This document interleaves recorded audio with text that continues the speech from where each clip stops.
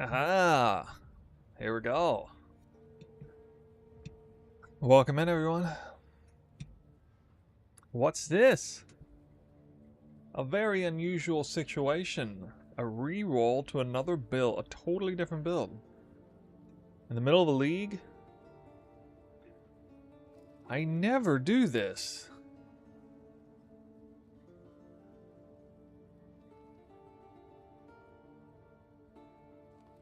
Yeah, melee. Yeah, melee. Yeah, we want to call it melee.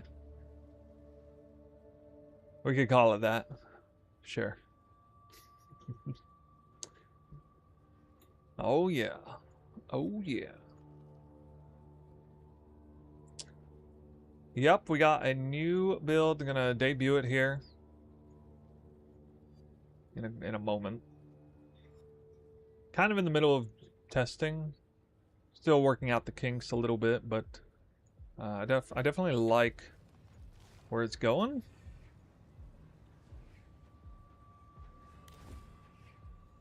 And I definitely don't have like it absolutely min-max, but it's pretty close to what you... It's pretty close to what you get in the path building.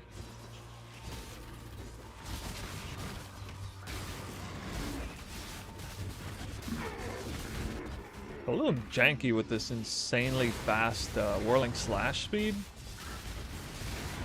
Still getting used to it a little bit, but I kind of have to actually like hold the button down, otherwise it doesn't really register.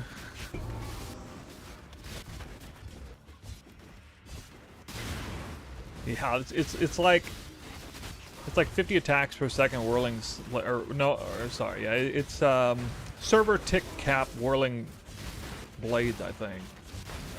Maybe, I don't know. I don't even know. The mobility, the way that I move is like the hardest thing to wrap my head around right now.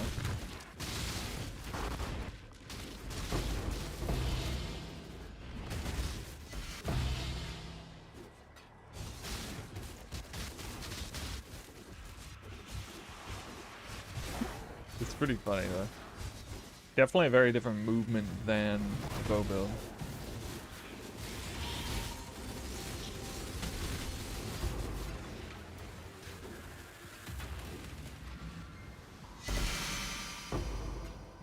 I'm missing like half my damage right now because I don't have any max frenzy on the precursors yet. They're like, I mean, max frenzy accuracy combo, just those two is like a mirror minimum, so once I get one, I'll have it on 2 rings.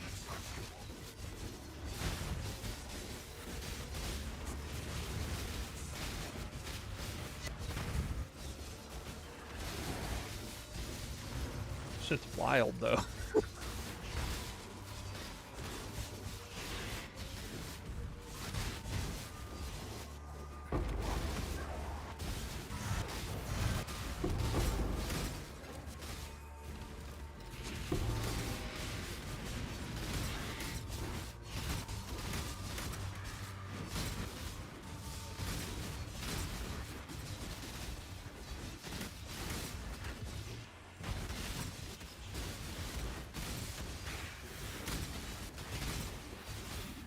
Like, literally just minutes before, I included a Doedre's mana flask. I didn't even, like, I don't know how I didn't catch this, but...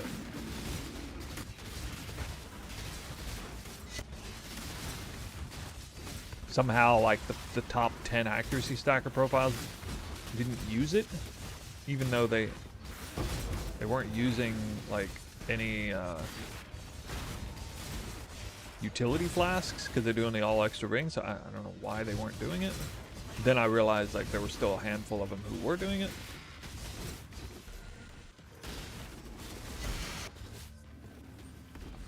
I'm just doing like the beyond the boss pack size farm. Here it is. Probably my favorite farm this league.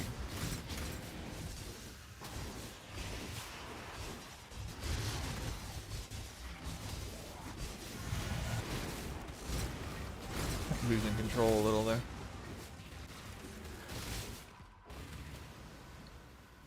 Its highlight is single target damage. I'm currently doing like probably 400 to 500 mil. Maybe more, I don't know. Even just getting one of those rings will give me like 70 or 80% more damage.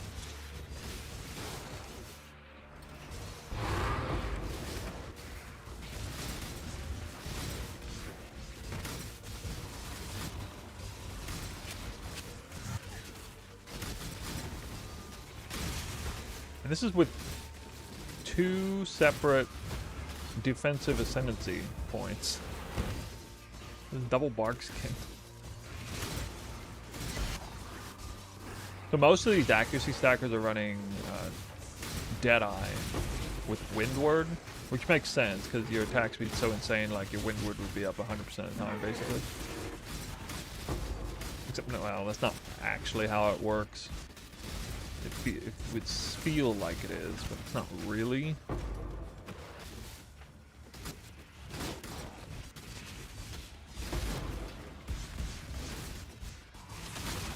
But this version with Barkskin would be more of a mitigation route rather than like, because that one uses like spell dodge and spell block and stuff. So I don't have to invest anything into block for this, which saves me a lot of passive points. And even going like spell dodge means you have to invest more into suppression than normal if you do that. So I'm actually saving a lot of passive points that I can put into other things. And you know me, what I put it in? Put it in damage. Damage.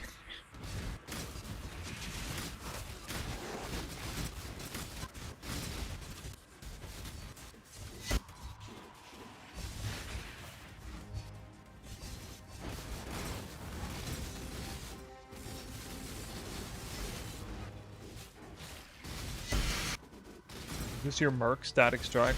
I would have to assume it's a little bit stronger than your Merc. You know, as a comparison. Check in with me when you have a moment. You bought triple frenzy ring for 1 mirror yesterday for this build? Triple frenzy? Does that even exist?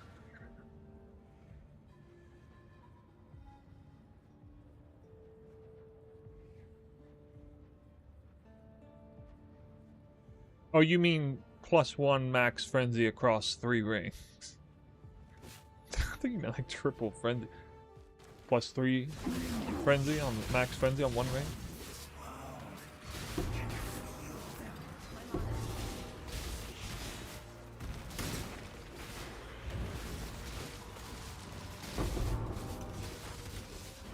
I have not gotten rid of my character now, but I'm not playing it. Oh yeah. Those are the big ones, right. Those are the ones I would probably buy. Maybe even that exact one. I don't know exactly which one I'm gonna get, but definitely max frenzy and accuracy. Well, the best in the slot is max frenzy and double accuracy, if I'm not mistaken. I don't, unless it can roll double max frenzy. I don't even know. But like max frenzy, double accuracy is like, or at least last I checked, was like 4 mirrors for one of those rings.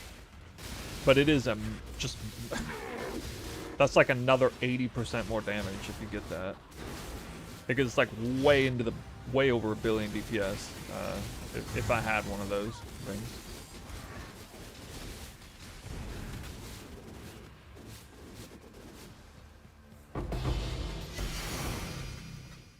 Right, that would be literal best in slot. Yeah, that would be over 2 billion DPS if you had that.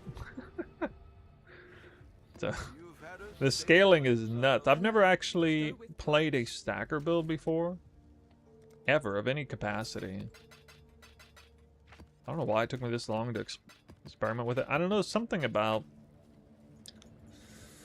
Usually anytime I looked at a stacker build, I was looking at attribute stackers. I played attribute stacker in PoE 1, PoE 2. Of course.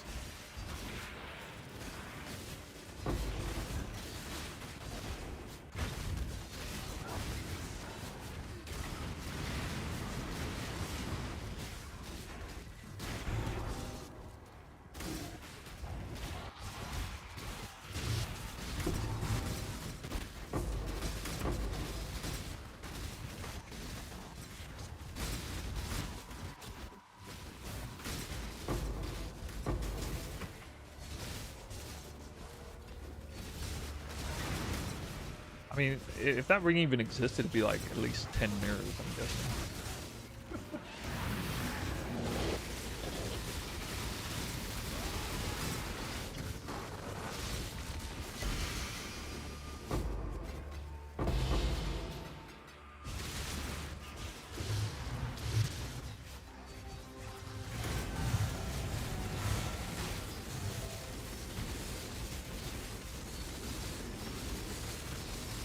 This guy's a tank. What the hell?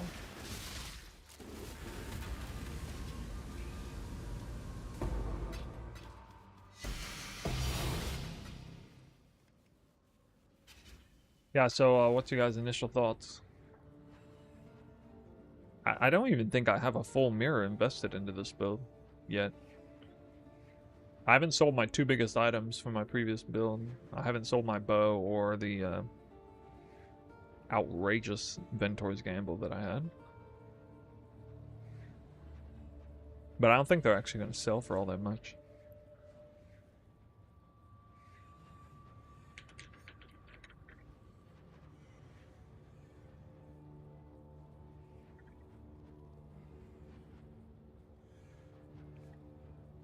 Just realized I actually forgot to look up unique life flasks.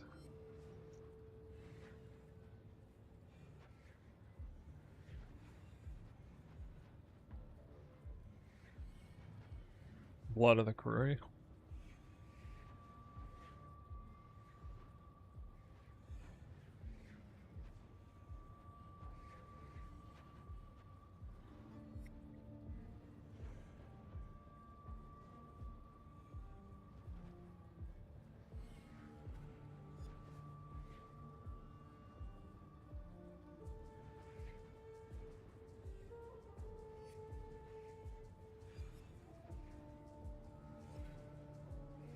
We should do Enduring Hallowed Hybrid Flask.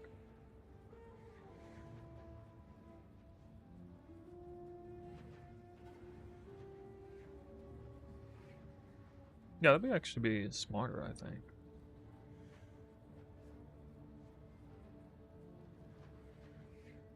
Enduring Hallowed Hybrid Flask. It could be up like 100% of the time.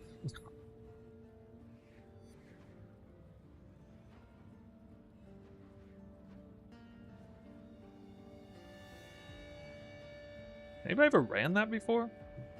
Because I think I can still put removing bleed or whatever on that. Oh, check in with me when you have a moment.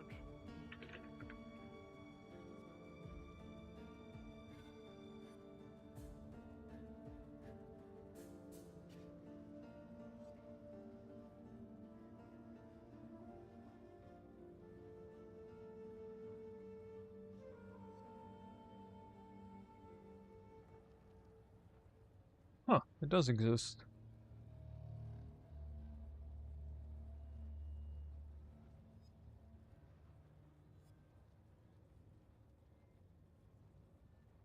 %, even.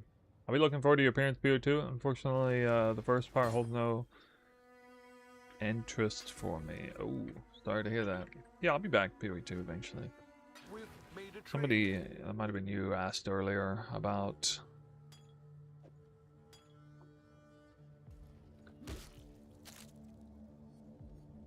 That seems to work. What was that about? Refreshing the page?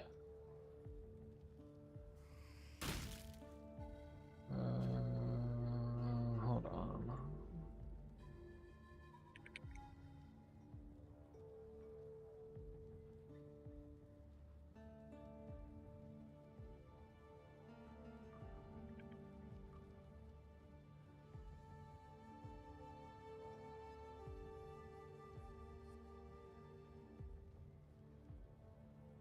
I don't even remember my profile link for that.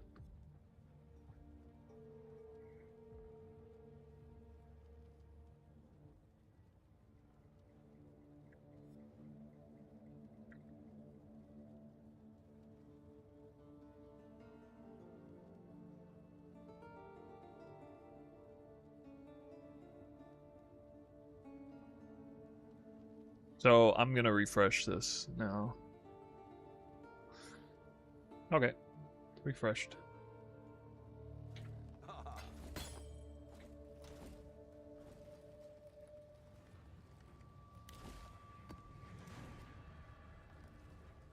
Ivy Sense, hey, what's up, man?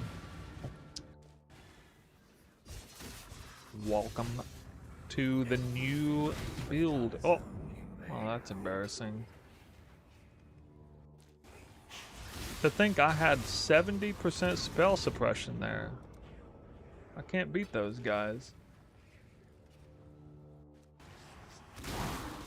What the hell? Oh, there we go.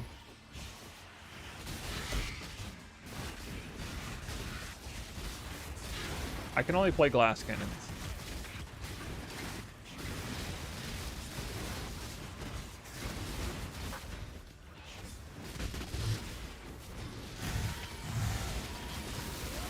There's always some weird content, like, can't stop dying from. Oh, man. I'm trying to see if I can get that, now 14 div belt to drop? I don't know the actual drop chance.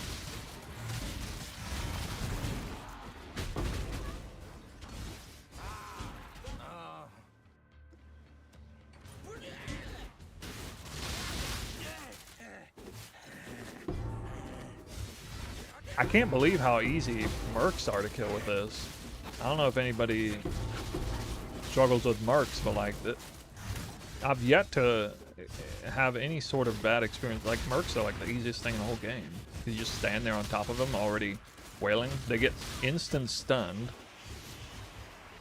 They're stunned instantly, and you know, they're stunned. Unique enemies can't be chain stunned, but the stun lasts the full duration before they die anyway, so like, they're just dead. So like instant stun, instant and dead like half a second later. How much have I spent on this build? I think I don't know. Maybe up to a mirror. Up to 1,000 divines, maybe.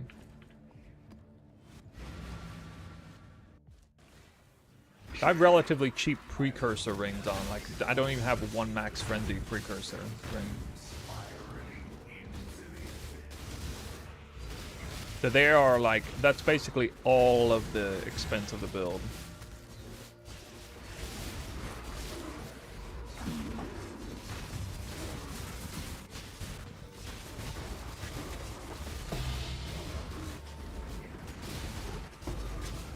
I guess if you had the path of building the way it was, it would be like a 3 mirror build.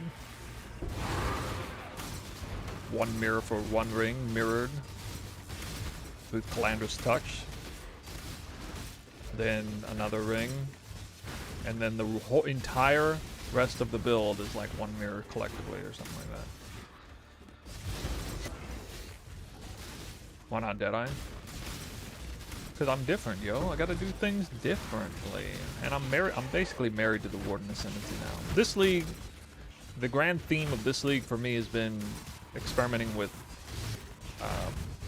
bark skin.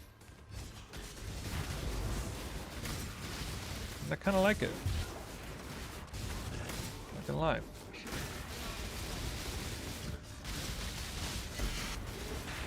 I did play this build with like, well, 65% block, attack block, spell block. But I lost a lot of damage doing that. Not like, I went from like 500 mil to 350 mil or something.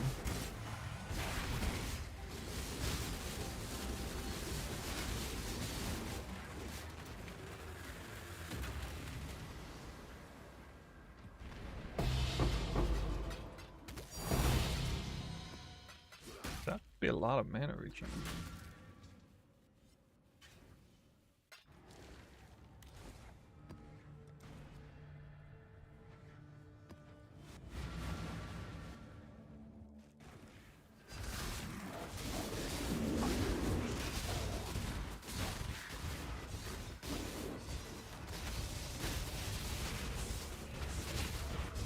Approach, Challenger.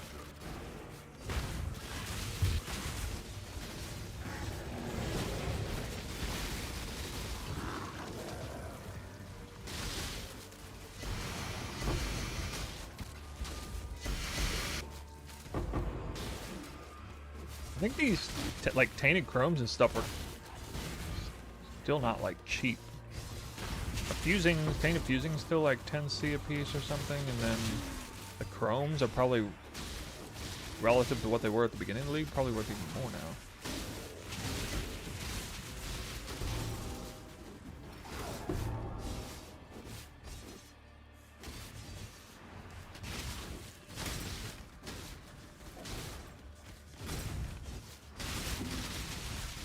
This type of build with Deadeye would be fine though. It would definitely be good.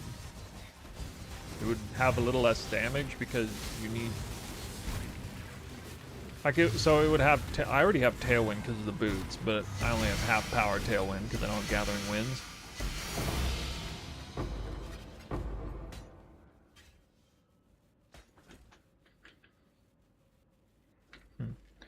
But, like, the nice thing about Windward is, since it has such an extreme attack speed in the way the build works, I mean, you're almost 100% protected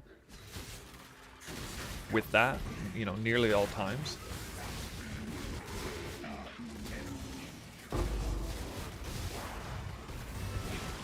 And the best thing about it is that it protects you from damage over time as well.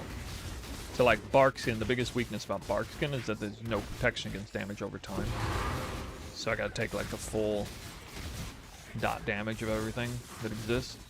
But the upside to this build as opposed to bow build is that I actually have like a lot of, you know, I got what, three separate flasks that give me, you know, life. 2 emergency flasks, and another one's just could be rolling, you know, full time basically if I wanted in maps. How much does build cost? It's about 1 mirror plus 1 mirror per max frenzy accuracy ring. But you don't, like, this is, I have about 1 mirror total invested in it. I don't have the Uber rings yet. If I had like 2 of those rings, I would basically be doing double damage.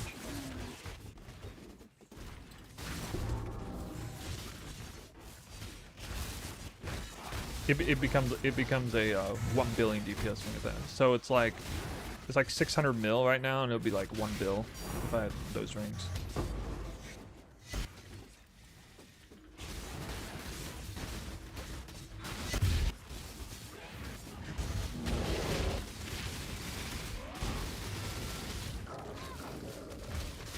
Yeah, like right there, I was taking some damage. I can just pop all my flasks and instantly have life. Get instant life back from Double Writhing Jar.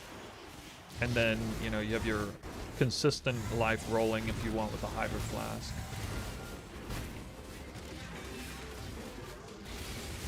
Wait, what the fuck? That was weird. I've seen that.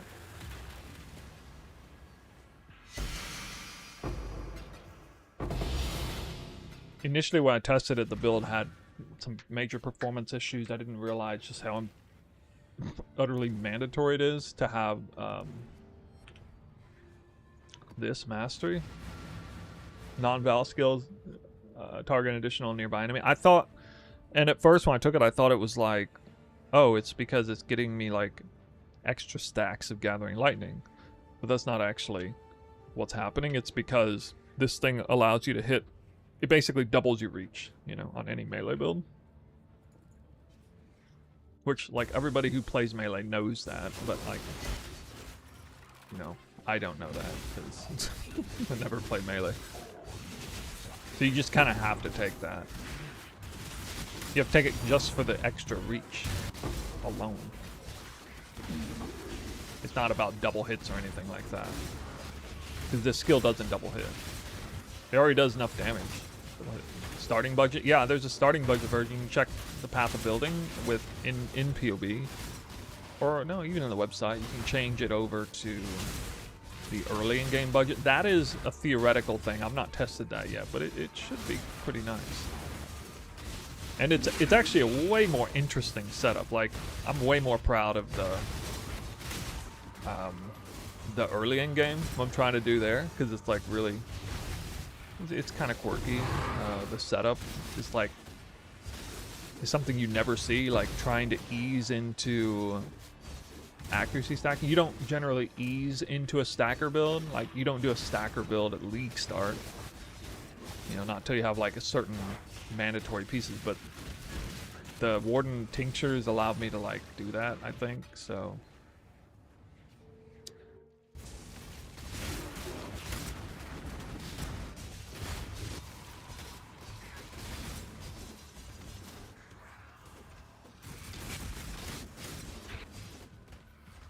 I never... Your third ring is how much damage? My third ring and my second, both of my rings are the same.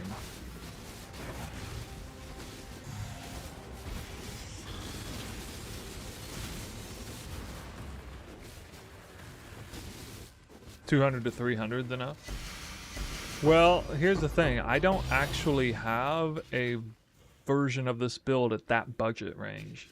I don't have one made up. That's still missing. So I can't tell you exactly what gear you would wear with that. You would probably be, with that amount of currency, you would be in the final version, but you would just have like...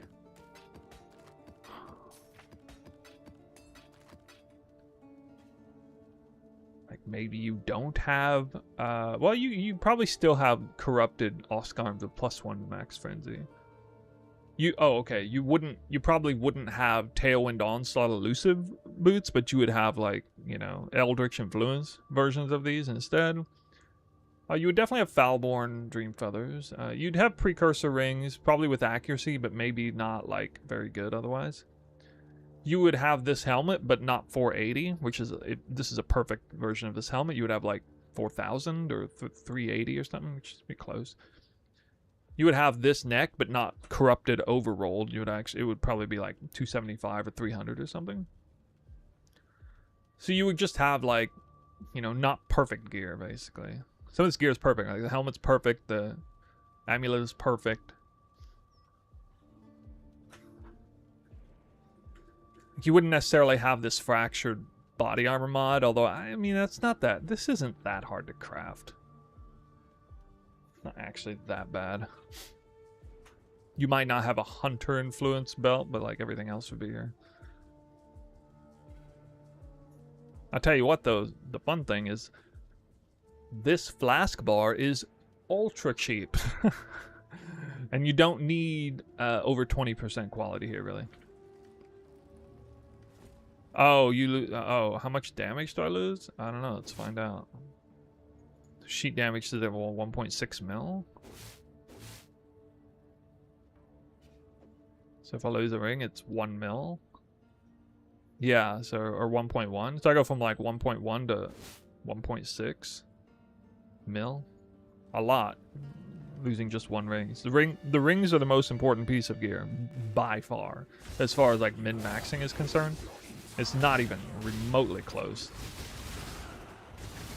Like I said, like 2/3 of the investment in the entire build is just in the rings. With the rings alone. This version is also a lot cheaper than Deadeye, because Deadeye steals Oath of Spring. Damn, died again. But Warden steals Avidity instead, and that's like, that didn't cost anything. It was actually like 3 chaos or something. For that Forbidden Flame Flesh Jewel. Like, literally nobody does that. What is this map? Oh, it's... okay. Yeah, I'm gonna stop... I gotta stop running double Reflect. I can run 1 Reflect. I'm actually changing it after... literally after this set of maps. I'm regexing off... Physical Reflect, I think. Yeah, I can run 1 Reflect. I can't run both at the same time. It's too rough.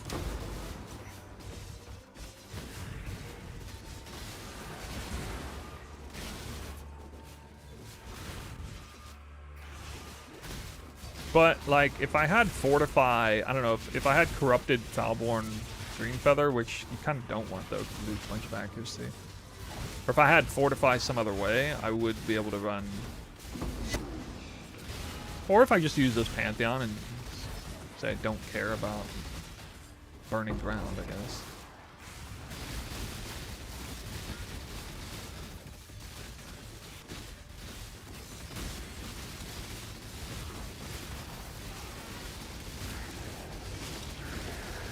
big.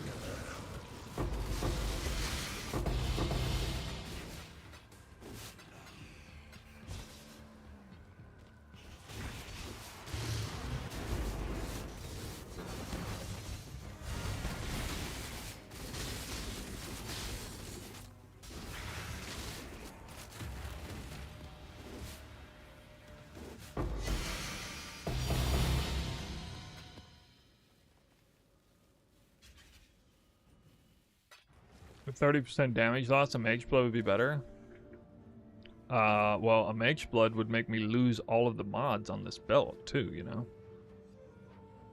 That'd be a bit of a problem.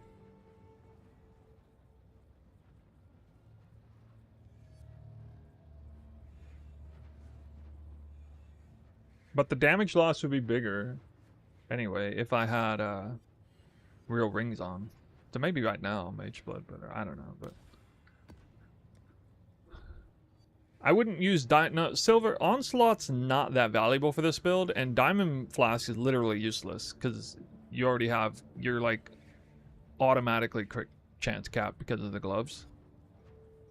And it's not like you wear different gloves either, because the 40% global accuracy rating is also huge, and the automatic mark is also huge, even just for the crit multi, because that saves you, you know, like otherwise you wouldn't even have a single curse, because yeah, although I will admit wearing rare gloves would be nice because it would allow you to get the Val and strike additional target would effectively save 4 passive points, kind of. And you could roll some other mods on it. So I didn't go like super deep into that, but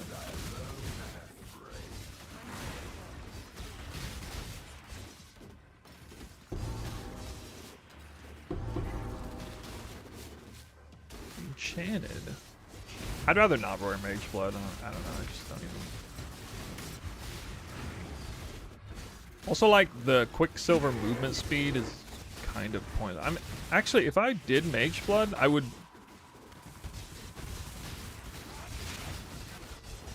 If I did, oh, that flat frenzy. No, it's kind of garbage. It's a small number compared to percent. It's not percent, right?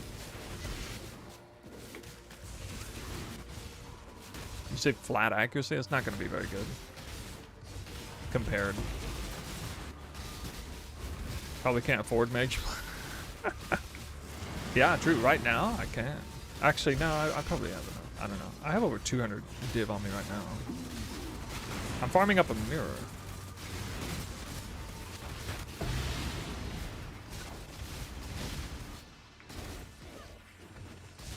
You don't think I can snap my fingers and get a Mage Blood? At this point in the league?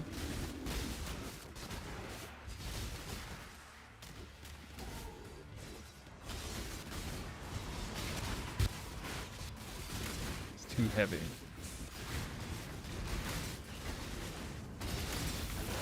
Back there, I'm taking a lot of damage over time. Tried to heal through it, but then I wasn't capped. Then I died.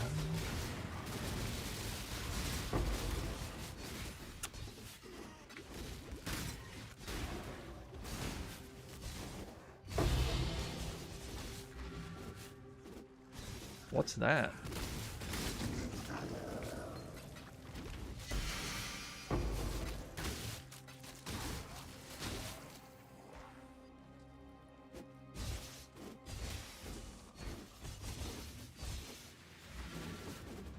You know what's funny though is this version of the build where you don't go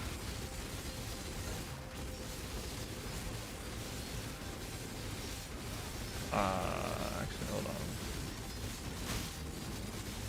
on. That's so weird. Why was that guy so freaking tanky? What? This says he had extra life. Good damage.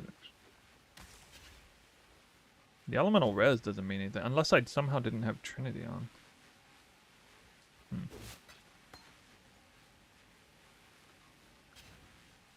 Maybe I should go with I can't afford Mage Blood, because that makes the build look even more impressive. I don't know, I got 188 div on me right now.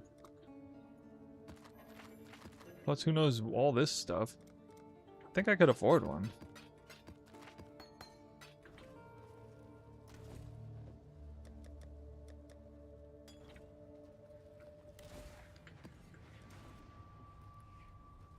How much even is Mage Blood right now?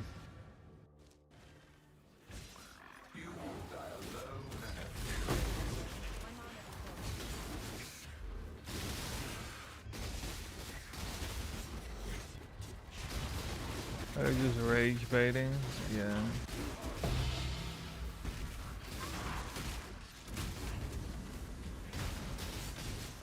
Bloodsaw Blades almost got me.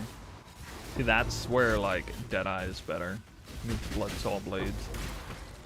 And Searing Runes and things like that.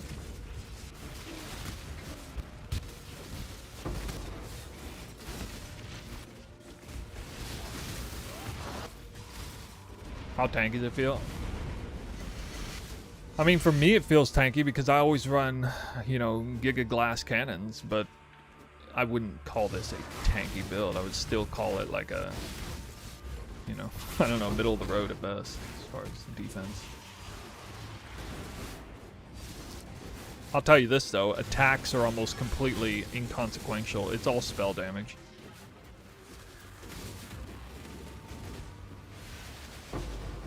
Spell damage or damage over time are the real threats.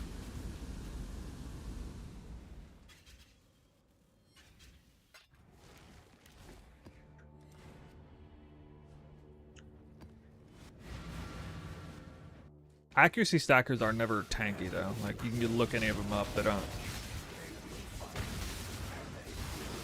Like, they aren't inherently tanky. There's no space for those kind of mods on it. Like, if you're actually trying to scale it really hot, like 100k plus accuracy, you're not gonna have a tanky build.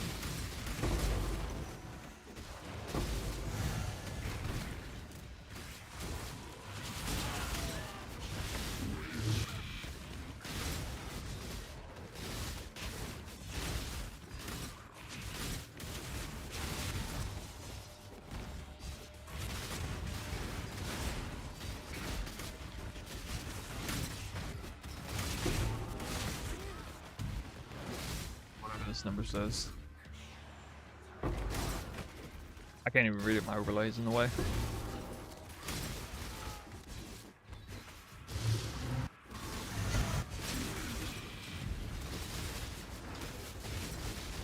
Jug accuracy stacker? Okay, I didn't look up jug accuracy stackers, to be fair. I was looking at primarily Deadeyes. Yeah, I'm not talking about attribute stacker either. That's a different brand.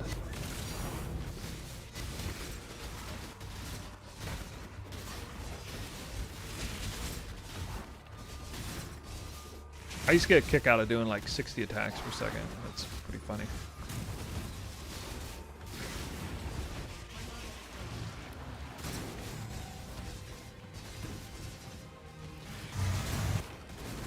At the end of the day, I'm always going to play a speed demon build.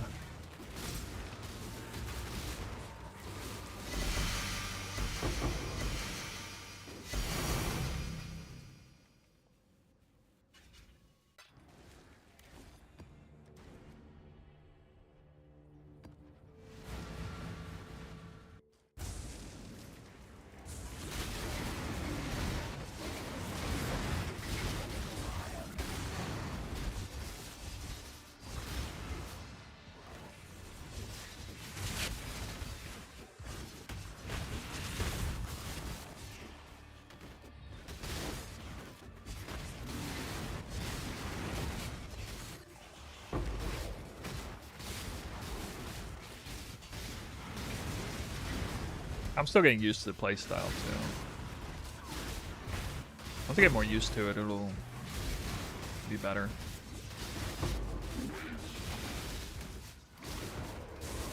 I'm kind of worried that like if you try to play this with the whirling blades thing on like a lower latency, it might actually, I don't know, it might be better or worse. I'm not really sure.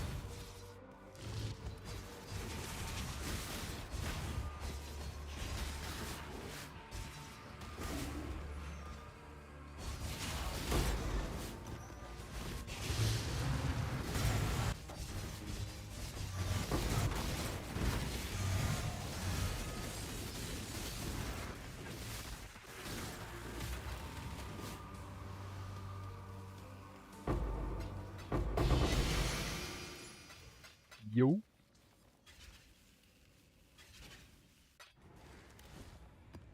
I was surprised to see, it looks like this prefix modifier is utterly worthless in trade.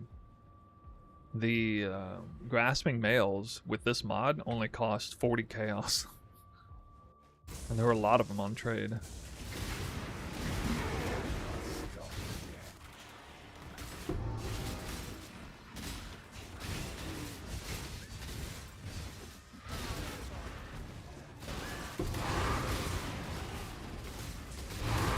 It's not build enabling because I already have one version of that, but it is, it's like, it makes it Trinity proof basically.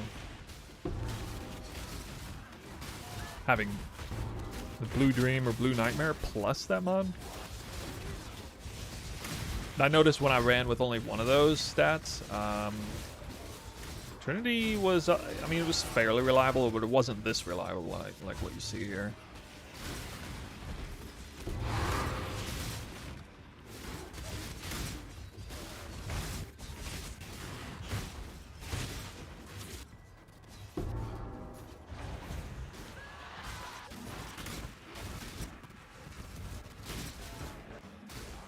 Why is this so hard to click after you already clicked it?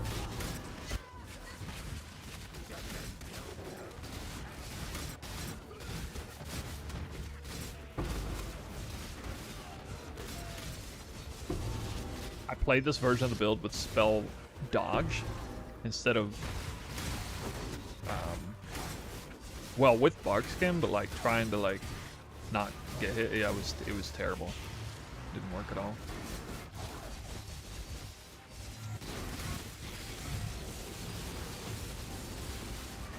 I thought there might be a way to do that. I really like the new aspect of Lunaris. It's actually pretty good.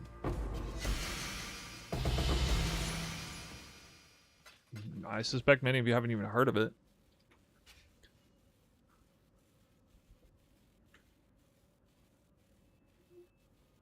I can't even like...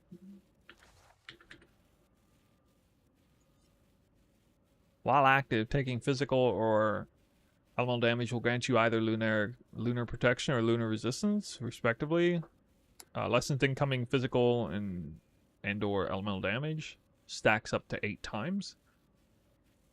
Actually pretty good, and it's like super synergetic with Barkskin, because normally, especially the rate and the way I'm doing that, I'm always, the goal is to actually have 0 Barkskin stacks, because while the flat damage rolls are nice, I'm not using any armor for one thing, and then it's not like a meaningful, like I think no Barkskin is slightly better than Barkskin for the sake of incoming spell damage, but only very slightly, if anything.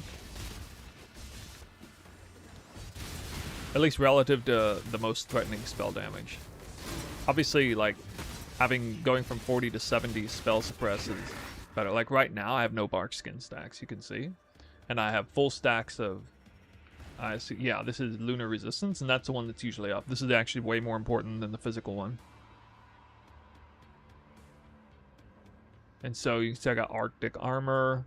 You know, between Arctic armor, this, you got the 3 endurance charges up full time, get fortify up all the time.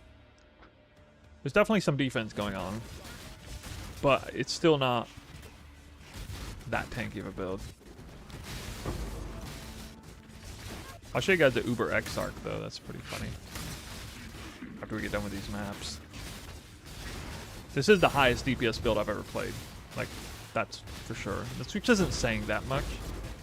But I have played some pretty insane, like, tornado shot builds in my day. But I could tell just, you know, one test run of Uber Exarch. And again, I'm missing like half my damage or something. Even missing half my damage, still doing way more single target damage than ever. And the clear is, you know, not bad. For sure. That support gem's still worth something for some reason.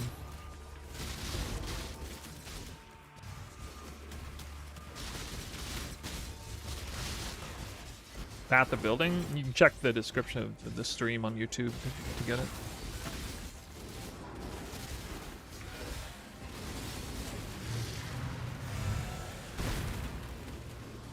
Don't forget the ting.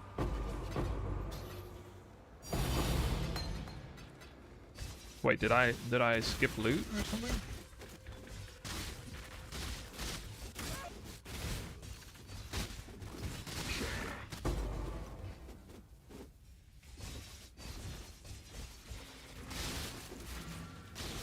See any loot skipped?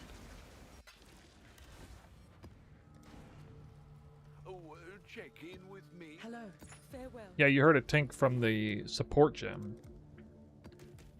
Greater Ancestral Call off of Gore, the Beyond boss.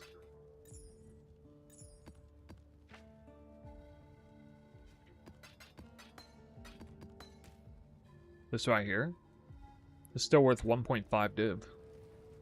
Which is crazy. It basically hasn't gone up or down all league. Oh man, I got double reflect again.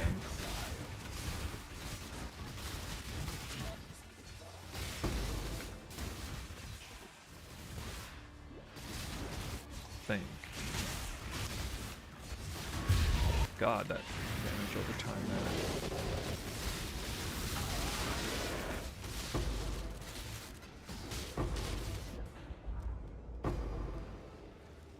I was even spamming flasks. Still couldn't handle that. Wow.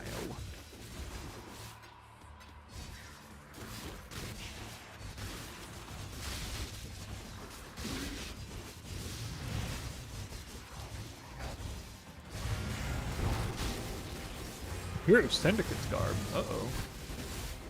And that's like a 29 plus. 28. Damn. God, if that had been 30, that would have been worth so much.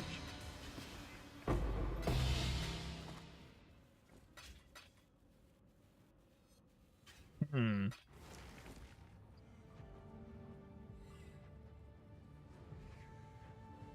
28% Syndicate garb.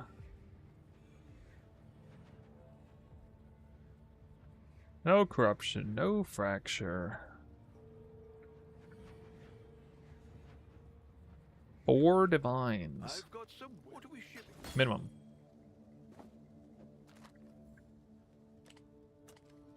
Hopefully they'll be impressed.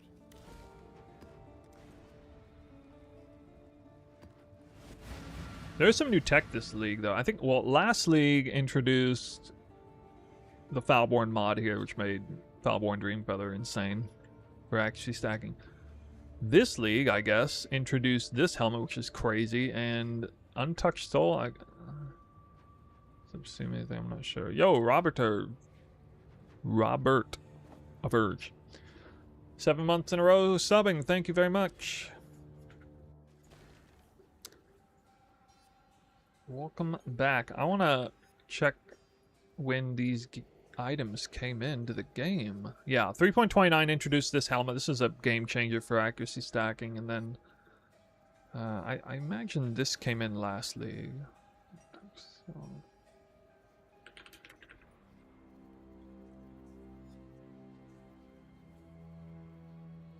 Oh, it came in Affliction League.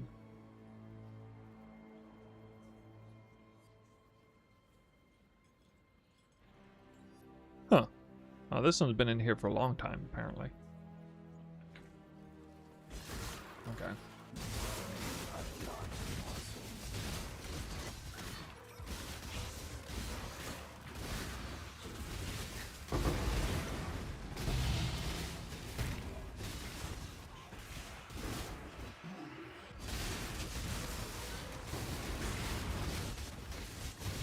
Upfront, challenger.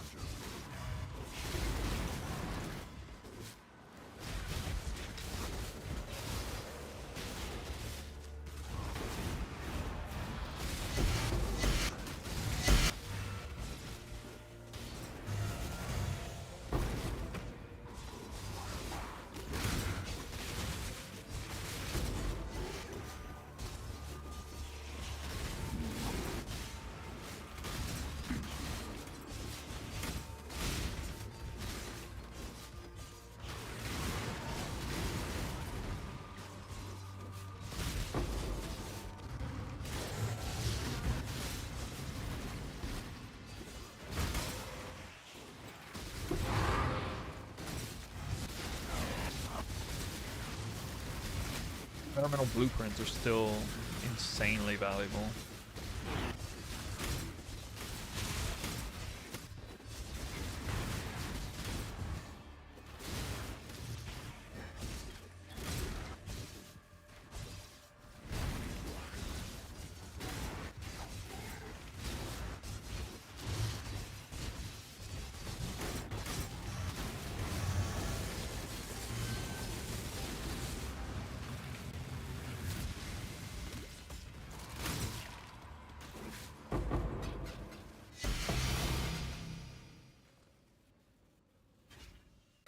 Sold something while you were gone.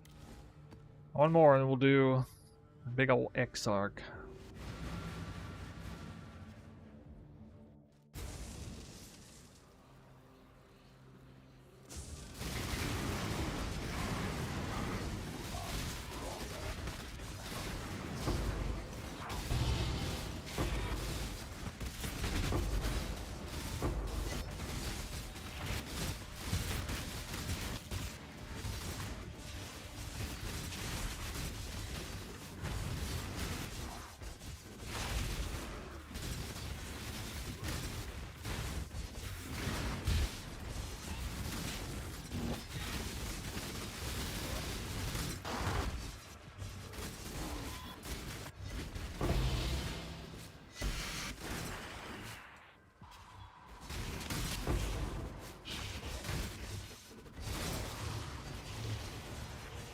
Definitely get around fast.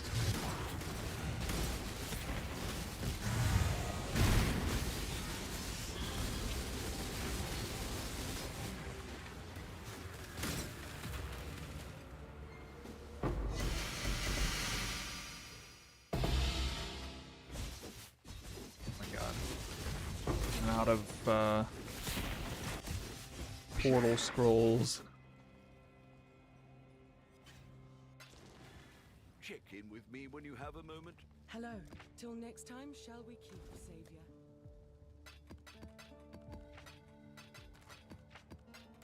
This is a 60 map test. A little over a minute per map. What do we hear?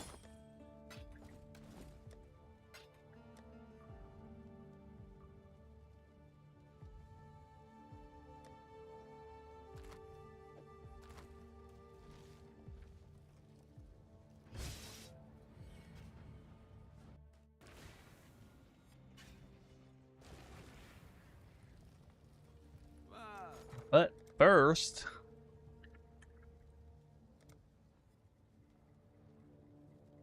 I'll put the word out. you try merc farming since you're boss rushing.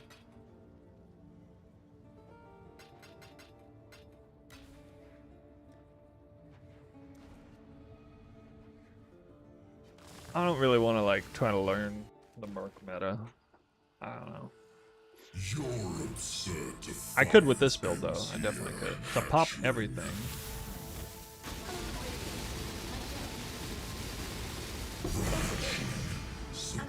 Nemesis. Yeah. That's Uber Exarch. Yeah, if this price check, I guess, but yeah, that's with scuffed items, by the way. That's, again, I'm missing like half my damage.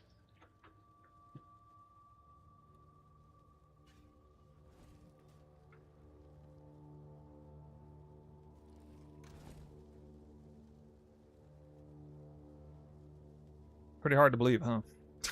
That's me missing half my damage.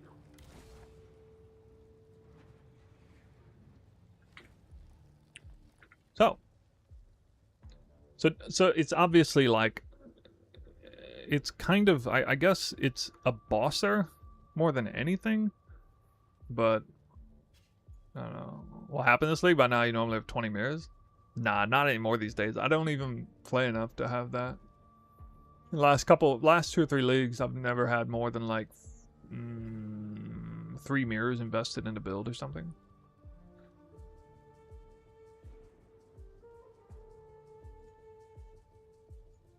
I really haven't done very much farming at all this league.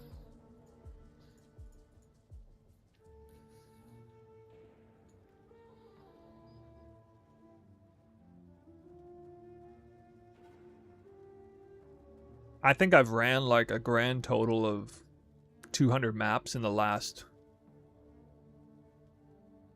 week. Like, of these kind of maps. And so, you know, I've only earned like, I don't know what, 200 divines, and not even 200. No, I've earned like less than 200 divines in a week or something. I just haven't played.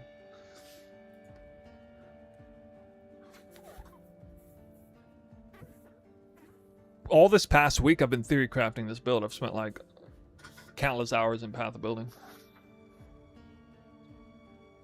Really good RNG on decaying fragments. Yeah, I mean, you know, we're not really finding a really exciting farm this league either, so there's that. Rate this league out of 10. I don't know. It's definitely worse than the average league.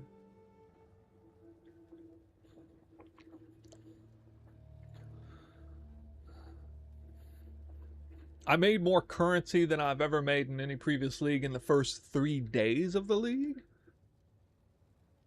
But then I just like basically hit the off switch after that. What do I think about Titanic Scarab? Yeah, this build could probably do that sort of thing. I really enjoy this farm though. It's like the only farm I actually enjoy. Well, the Rogue Exile one would be this build would absolutely stomp Rogue Exiles and Strand. I kind of want to do that, but I think I already rolled over. Didn't I already roll over the Atlas for that? That's kind of annoying. I could put it back, I guess. Maybe, yeah, maybe I will put it back, yeah. I'll check.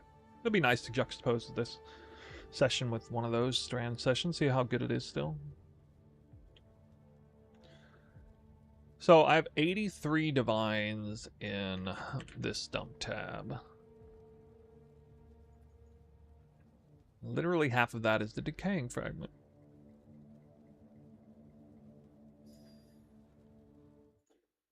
Here's what I'm looking at right now. This was a 60 map session. I don't know, it's like 1.2 minutes per map. Something like that. 72 minutes. That's if I'm, you know, flow state going.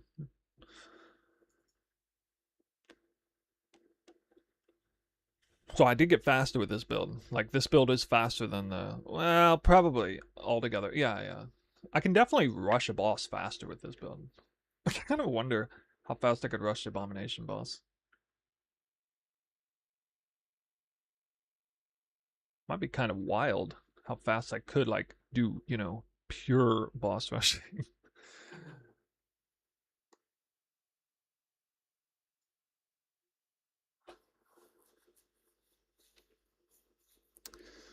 So, anyway.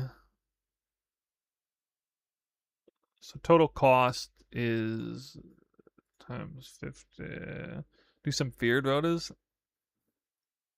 Yeah, but don't I have to like do the bosses standalone to do that? Oh my god, dude. I don't want to do that. I don't really like bossing. It's just kind of weird that I made this build.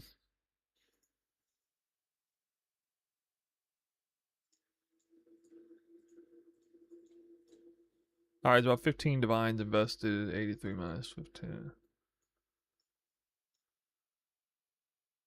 68. 60. What is it? 72 divided. 68 divided by 1.2.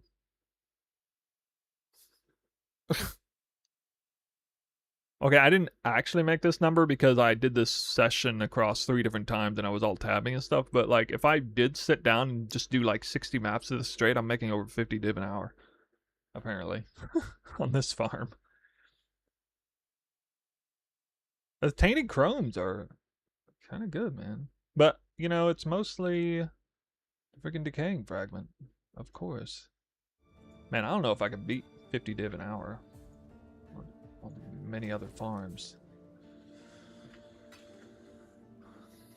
I did do a 20 map test of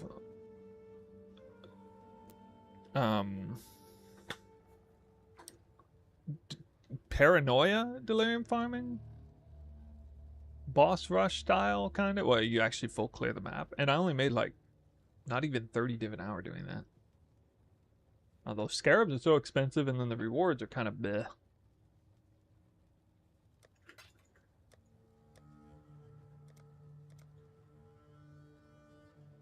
Yeah, I'll try that. Ziggurat? I don't know, man. Ziggurat is... I don't even know the mechanics of that. Well, I kind of do, but it's terrible. I can definitely do Abomination, though. Can you get eye level 84 clusters from Paranoias? No, not from that source. Ahoy there!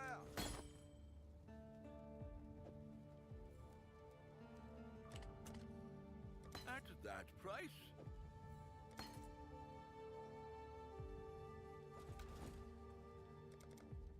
But that's without... This is without me dropping that belt, by the way. Like, I'm kind of liking this farm, especially because it actually does have a chase on it.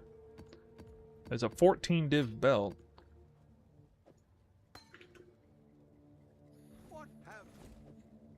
If you guys are interested in this build, you ought to check out the lesser version. The cheaper version of it. I kind of want to like show you... I'll just show you guys right now.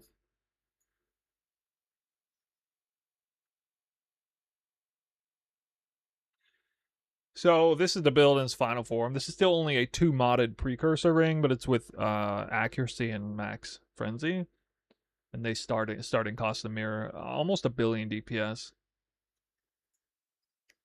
With me basically,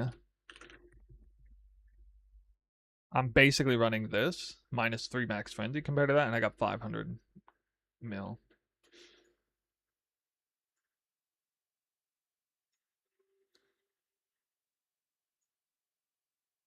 There's actually a lot of accuracy stackers that you can find, Deadeye especially like Flicker Strike, and you could change the skill. It doesn't have to be static shock of lightning, whatever. I like this skill. I like the concept of it especially. But like, you could change the body armor and I guess get some of the stats better. There's a Flicker Strike body armor that everybody uses. You can obviously switch to Deadeye and back and test things. I might do that at some point. I didn't see anybody get shock immunity. Everybody's just getting shocked the whole time, but they're using like the very large wheel here, not actually pathing to... You get some decent stats here. We're getting this. Actually have freeze, chill, and shock immunity. Not ignite immunity, but actually 60% less duration of ignite on me anyway. So yeah, I don't find this version of the build to be all that super interesting because I did so much copying. I did a lot of copying off of profiles, but the one that was to me way more fun and interesting to flesh out, because this is truly a unique build here. It's really unorthodox because was trying to figure out a way. The problem with accuracy stackers is or really any stacker, is you can't league start it, because the scalability of a stacker build is that it's like exponential scaling the more you get, and there's invariably some key items in a stacker build that are like extremely expensive somewhere in them. I could be wrong, but I mean, from what I can tell, you know, typically a stacker build has some very expensive items that really enhance it in a major way. The precursor rings are the big ones for accuracy stacker, but even like the helmet and the neck could be a little bit, but the accuracy stacker is a little cheaper than normal. So regular Dream Feather doesn't have the accuracy mod on it, rather than Foulborn, so it's like a lot worse, but it's still, I mean, you're still stacking some evasion, and you get a lot of accuracy, flat accuracy on there anyway. I did a little bit of looking outside of like trying to roll your own weapons. There wasn't that much else I could do with some of the items, so I quite like just trying to like half-ass stacking here, and this only has like 12,000 accuracy. A lot less. You would think this would be like non-viable. There's no frenzy charge stuff, there's no avidity, there's no borrowed ascendancy, forbidden flame flesh. There's no expensive items on here at all, except Impulsa is the most expensive item in the whole build at League Star here. By far. I mean, the second most expensive item would be Death Rush. Perfectly rolled. With one possible exception, I'm pulling some strings and going for one sort of exceptional gem, Coursing Current, which currently drops off of the boss for the main league mechanic. I assume it's going to stay in the game. This unlocked reverse chill tech.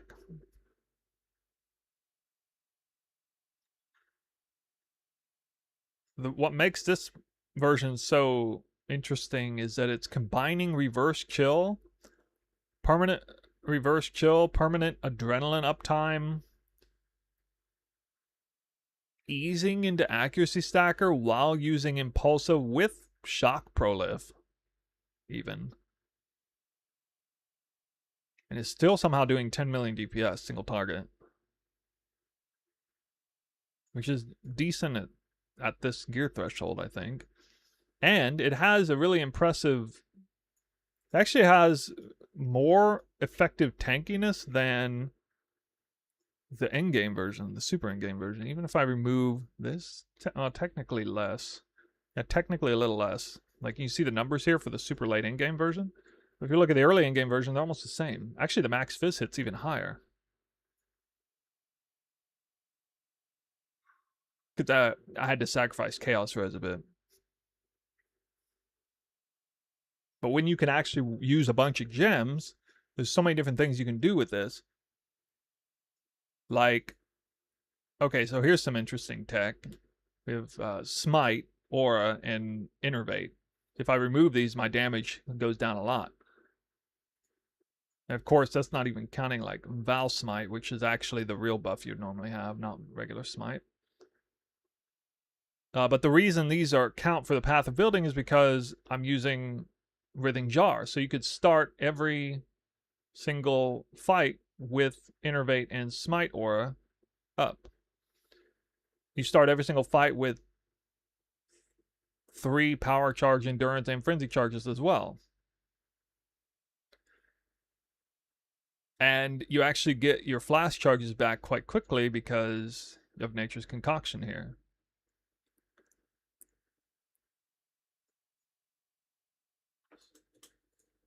So the flask uptime is very high. You would probably get to use a Writhing Jar 3 times single target before it would be like down. So you would have at least like 10 seconds of like just pure adrenaline stuff and all that stuff single target right off the bat.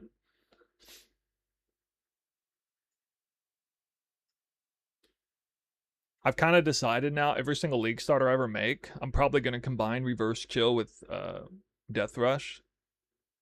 And then, especially if I go the +1 ring route, that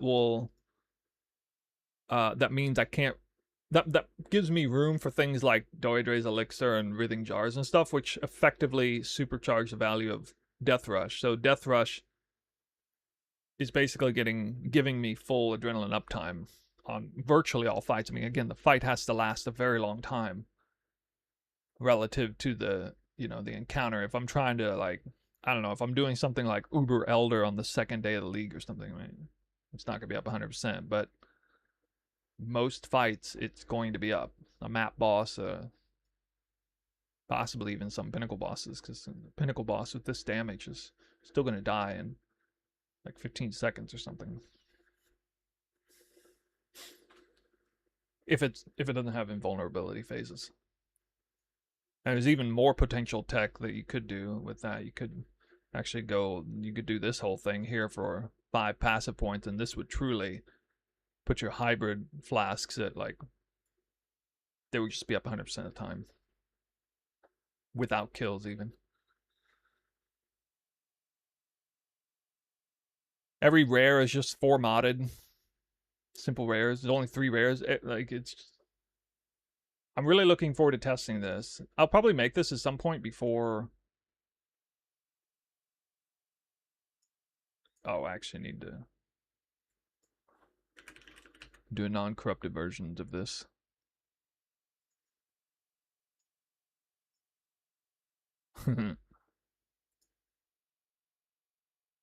There we go.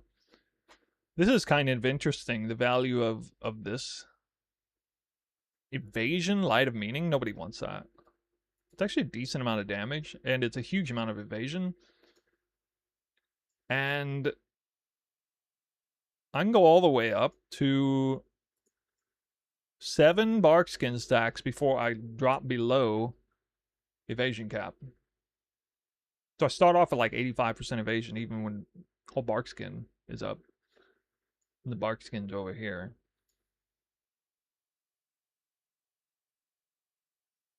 And this would be up most of the time. So this version of the build is still super protected against attacks, but it is a little weak against spells. However, you know, it's got Fortify. Actually, in this case, actually Fortify support inside the gem. These gems, I mean, it's basically only a 4.5 link, because Fortify is like half the power as a normal damage link, and then Coursing Current is 0. So some utility coming in there in the main link. Of course, if I drop Reverse Chill, then that's a lot of damage loss.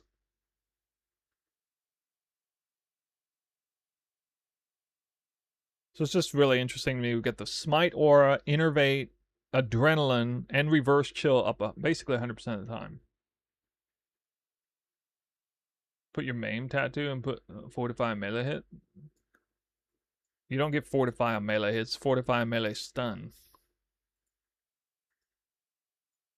It's not Fortify on hit. If melee hits which stun have 5% chance to fortify, you don't just automatically stun, especially against a boss. And you can't stun anyway, this build has cold damage. Winter Weave forces you to have cold damage. Try it, always procs. Well, I will try it then. Keep that in mind. Theoretically shouldn't, though. More crazy strong tech tinctures applied. You have 30% increased effect while affected by no flasks. That's just crazy strong. Look how much damage that is. 8.3. And so this build's a lot more impressive on Warden than it is on Deadeye, as opposed to the other one. Like, you could say, well, maybe Deadeye is better and you steal Oath of Spring versus Warden's better and go Barkskin and steal Avidity. I think that's, like, debatable. But this one, like, this whole build doesn't work on a Deadeye. It doesn't work because you don't have enough accuracy to justify Avidity going that route. And, you know, without, like, the power of tinctures, your damage would be scuffed. I mean, this isn't exactly a fair one-to-one comparison, but if I were to just switch it over to this build, look at what happens to my DPS.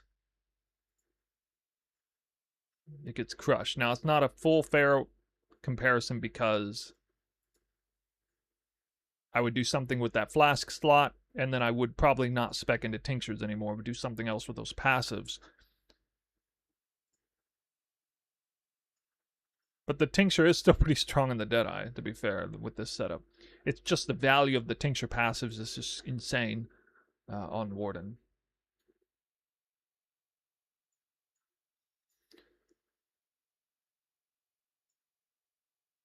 At first, I really wanted to go full Barkskin, this build setup here, but it's just too good. The +1 ring is just too good. At League start, especially, couldn't justify it.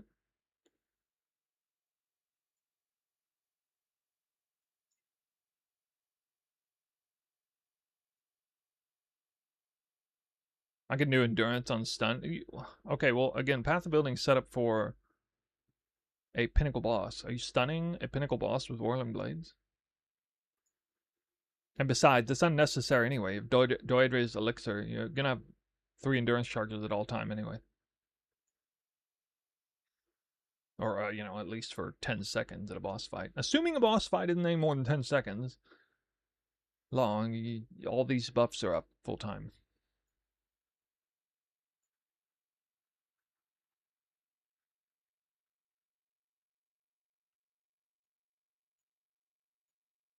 I'm especially looking forward to... I absolutely love this tech, though. The tech of reverse...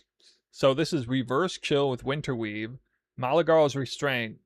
It's actually reverse shock build, transformed into reverse chill through coursing current support, which then obliges you to maybe wear Impulsa, and then Impulsa with the Prolift shock allows that to be the basically supercharges Impulse, because the explode can't shock, but like this is actually really awesome because of the way the gem works. The gem Static Strike of Gathering, it like randomly chains individual enemies, so it'll like in a giant pack of enemies, it's not just going to chain the enemies really close to you, it's going to chain enemies like way off in the distance and like around and gonna, you know, go all over. And it's especially good that it like randomly targets chaining enemies away from other chains, because that will proliferate all those shocks out there. So basically, one attack with this, the whole damn field is shocked, basically, because of the proliferation here. And then obviously one enemy dies, it's just boom, the entire screen explodes with Impulsa. And I have some experience with that with the Explosion Concoction on Pathfinder a long time ago, so I am aware of like I used to run what was it, Victor's Vinctor Shock Prolif version with Impulse. It was insane. It was insanely strong. So it's not quite that strong, this, but definitely up there.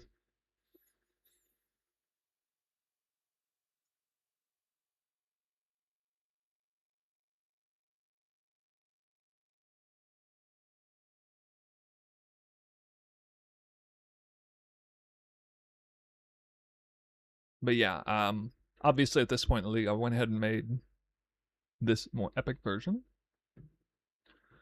I don't think I'll be going Jug, but I might switch over to Deadeye and just test it out there, because this is kind of interesting. Gathering Winds, Windward, and Avidity, and then stealing Oath of Spring. You can get Impulsa as a vestigial mod too. Wow, that's interesting. You obviously can't do it on a rare body armor. I'm getting a lot of value out of this body armor, as you can see, but even the evasion, the huge evasion, is quite valuable. Look how much damage I lose just dropping the body armor. All that is, that's the implicit, the crit multi, the lightning as extra chaos, and the evasion, all of them. The evasion through the 1% attack damage per 450 evasion. There was a version of this build where I had 100,000 evasion. Where I actually went Supreme not Supreme Austin. I went Supreme Ego here and had this whole setup in a different place.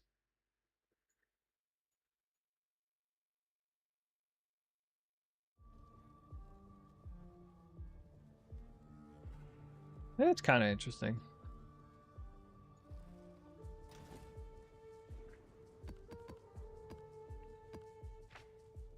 I'd say there is a there's a decent chance I might league start this next league. I mean, as much work as I put into it, I'm kind of obliged.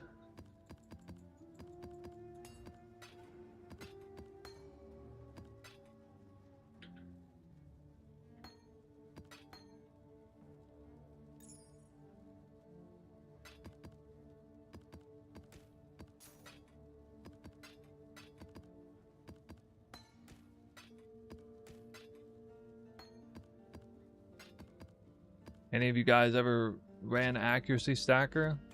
Or big stacker players?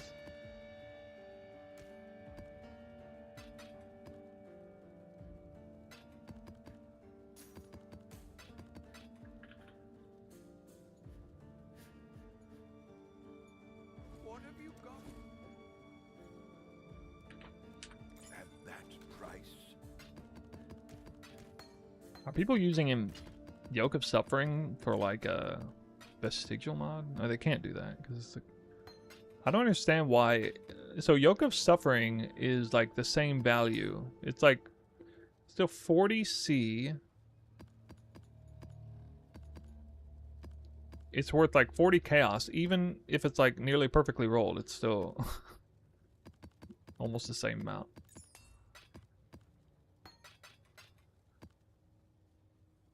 I'm switching to static now to see Ninja number 1 had 1 million EHP. Static? Static strike?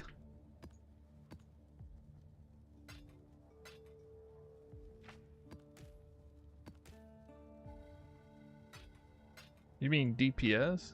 Or 1 million EHP? Wait, how'd they get a 1 million EHP? That's kind of wild.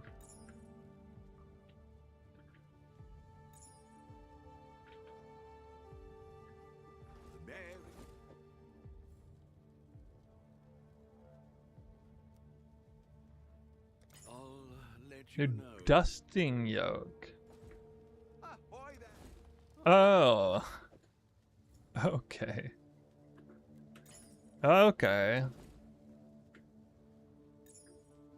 That feels bad, man. It's just for dust purposes. That's right. We dust the gloves off Abomination the same way. It's true.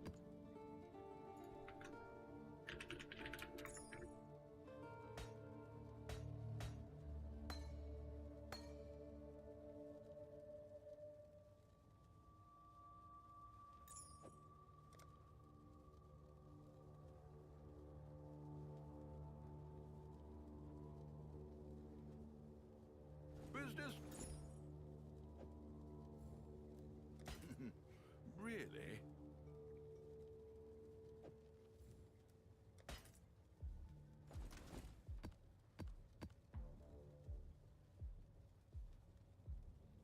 Thinking of running your variant of build with Luminary and just slapping Doriani's prototype on some random merc running 2 ores.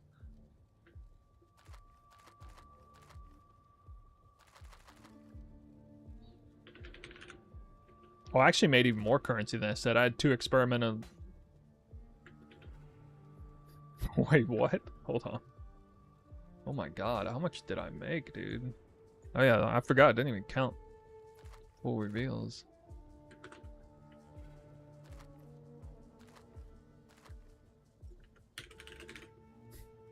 Wait a minute.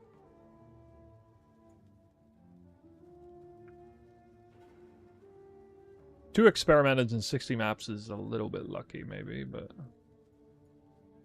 5 div each. Just like an extra 12 div or something. Plus 3 minus.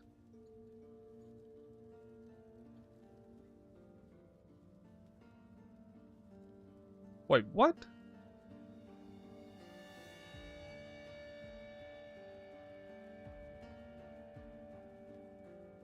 Minus 15, 83 minus.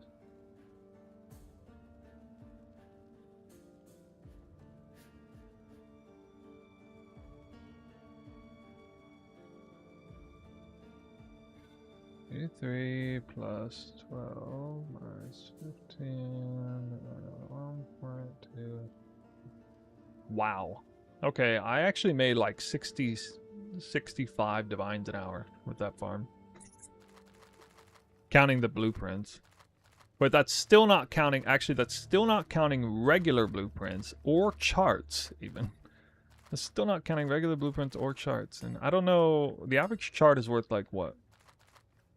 5C?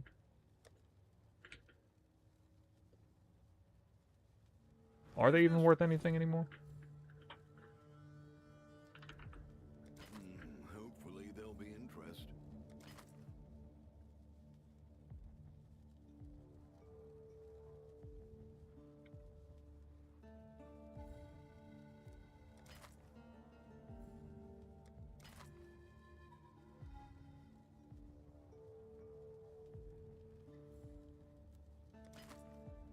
The fully revealed blueprints have crashed a bit.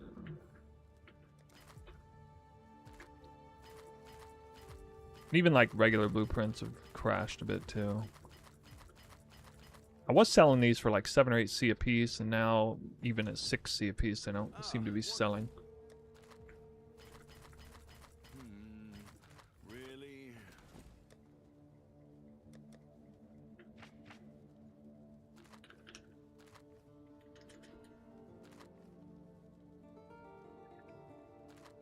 Uh-oh. Oh wait, never mind. I thought I got anchorage.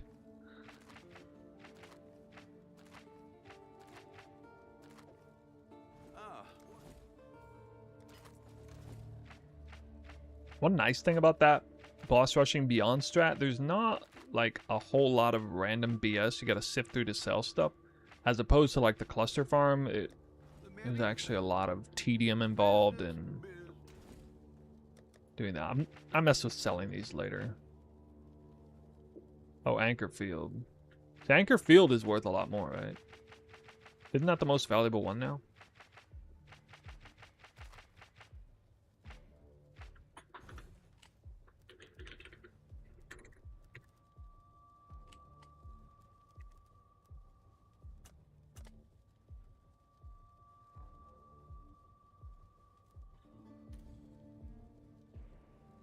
$185, see?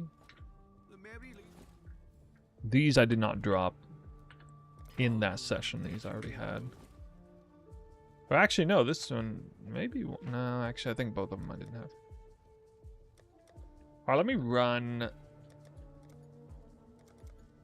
one of these maps as a Beyond or a Boss Rush strat on good old Abomination.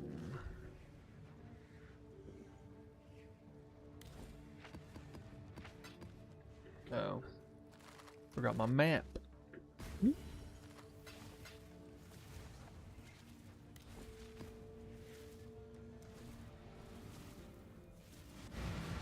might be underselling those blueprints too much.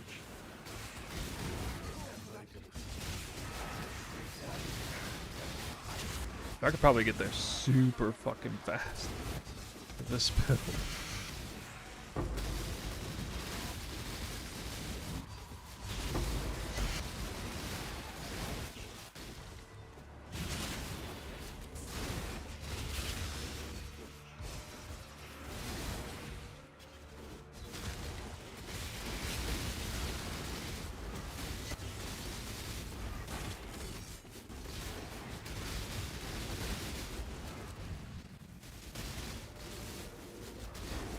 What was that, like 40 seconds?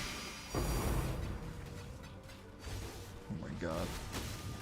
So it's easier to whirling blades through a map like this because there's less like curvatures and stuff, so I can like really fly through the map.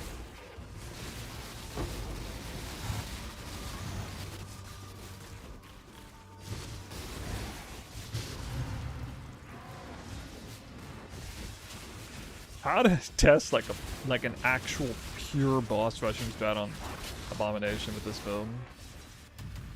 Because I could do the maps in less than a minute. Even counting hideout time, I could probably do under a minute per map. Holy. Like, I don't need to be doing this. The Beyond part of it. I'd just run like Quant fragments.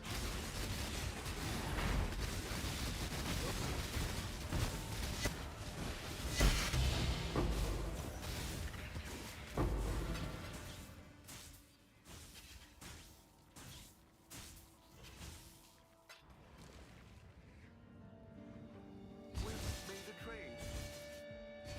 Yeah, the speed. If you actually like know where you're going.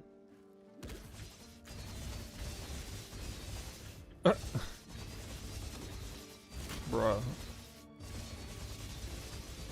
Look at NPC in my way. If you're phasing too, because you'd be phasing normally. So I'm normally phasing because of the Abyss Jewel. A little bit phasing on kill. Nice place for it.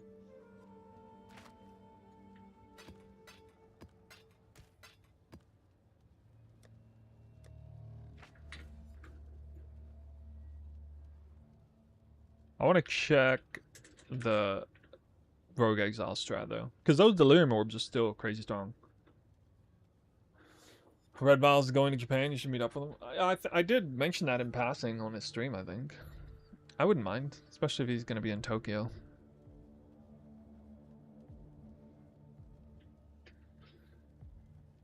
I've met 2 people from ExileCon last time we went. They're not like big time streamers. Then I've met Subtractim like 3 times since he's been here. Can make this Tokyo streamer meet central.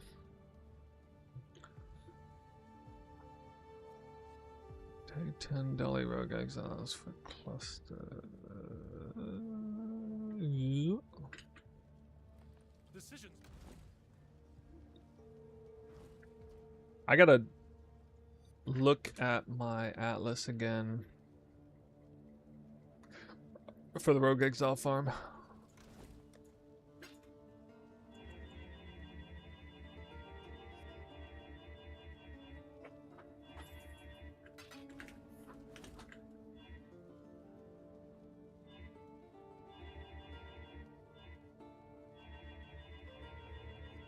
I want this function to be faster. It needs to be about like 2 or 3 times faster than this.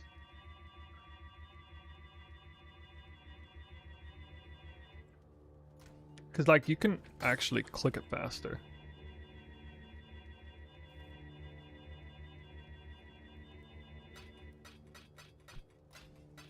Oh, the blueprints are selling for 5 C apiece. Hey. Hey. What have you got? Nice. Ah, the merry.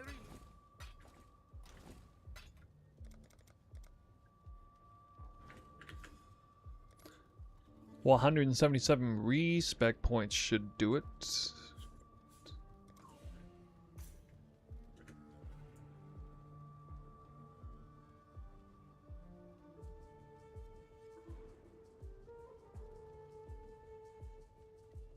Wait, what am I doing?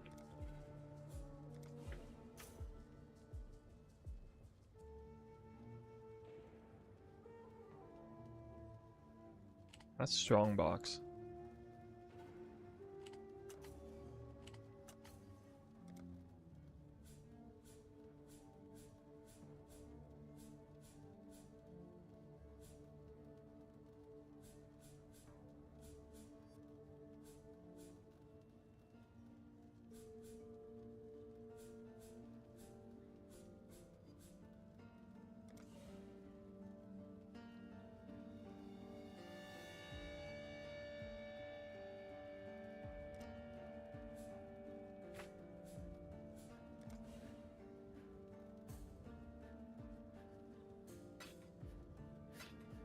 Wait, I'm leaving that in. Absolutely can't run green altars at this speed. Alright, that's there. That's all spec. Boop.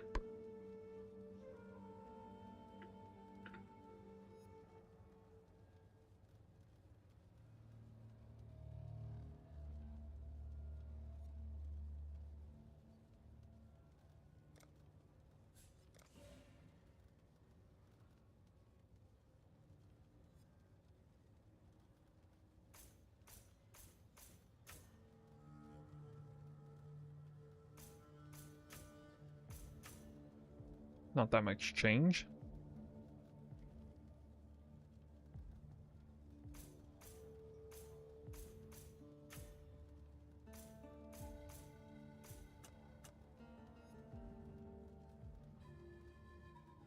Hmm?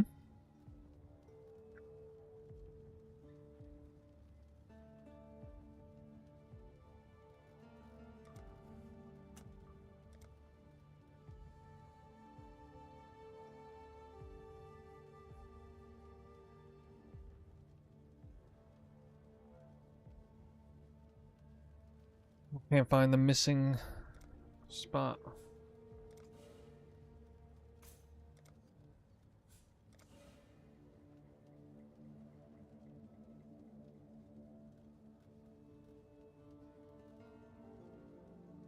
Why are you looking at me like that? Oh, it's this. Aha.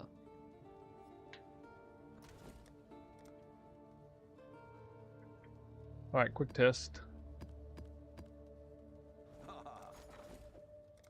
Oh no, I hope these scarabs aren't so expensive. All in order. I'll let you know. Freakishly cheap. I He should thinks you're raise handsome. my fees. I'll Alright. put the word out. I'll take what I can get.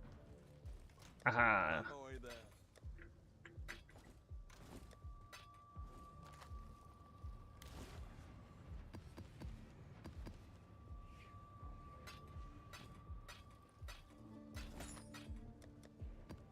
Dude, I have to buy more maps.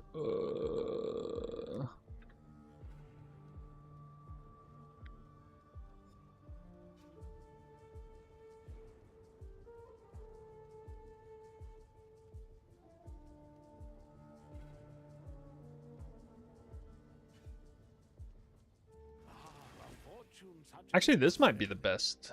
This would be the best strat for this, probably. Pure boss rush. We've made a It's not like it adds hardly any cost to the map. Although, I don't know, with the occasional extra delirium orb make up for the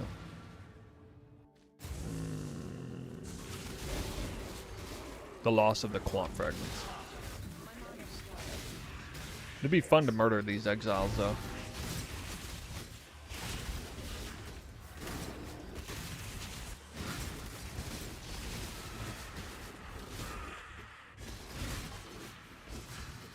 I don't even care about killing rares anymore.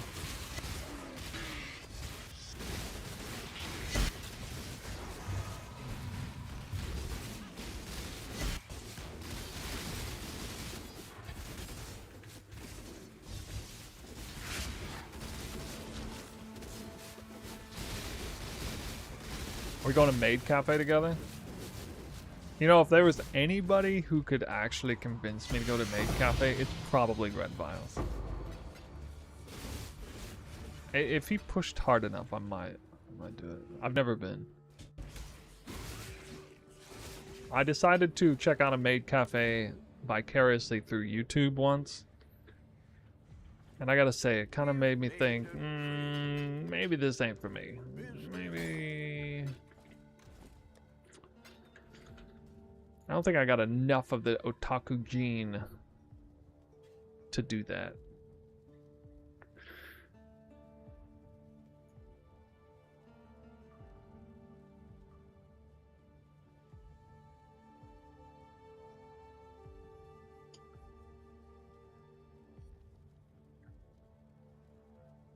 Let's see, I can do Fizz, what? Is it Fizz Thorns? Fizz Thorn. Boop.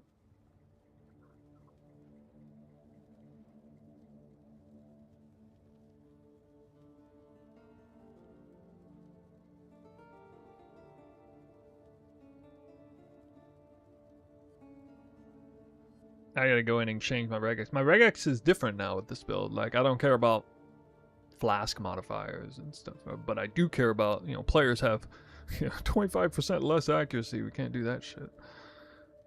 I definitely don't want to.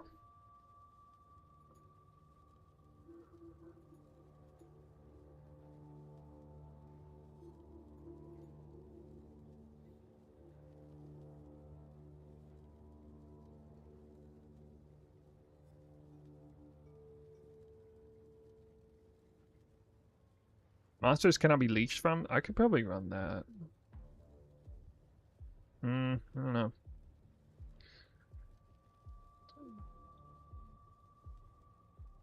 This effect of curses.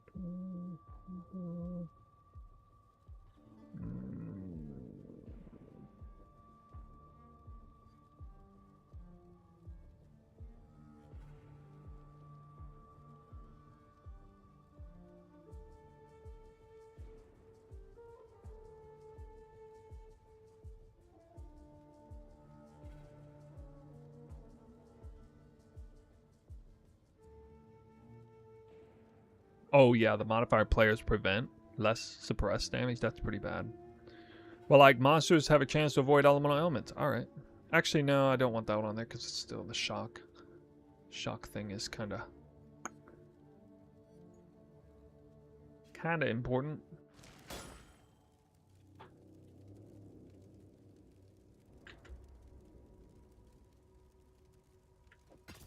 Not bad.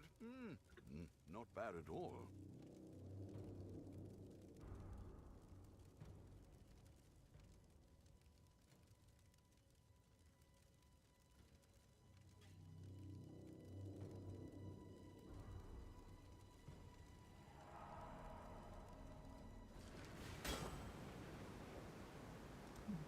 What? Oh. Fuck, wrong map.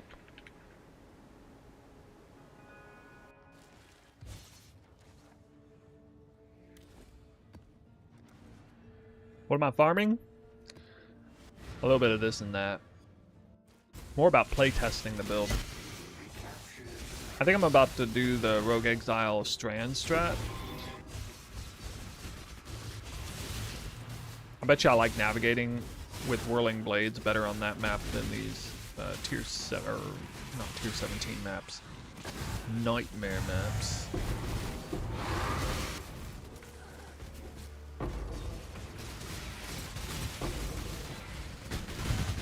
Too chromatic. What?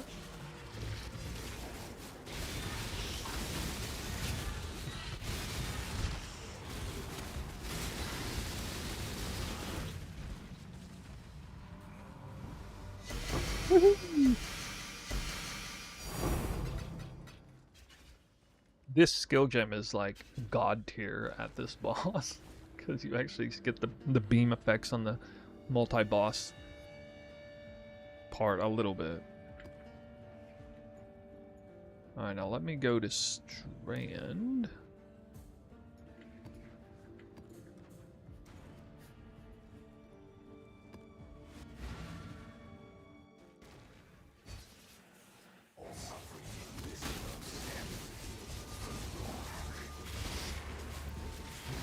I have trouble outrunning the mirror.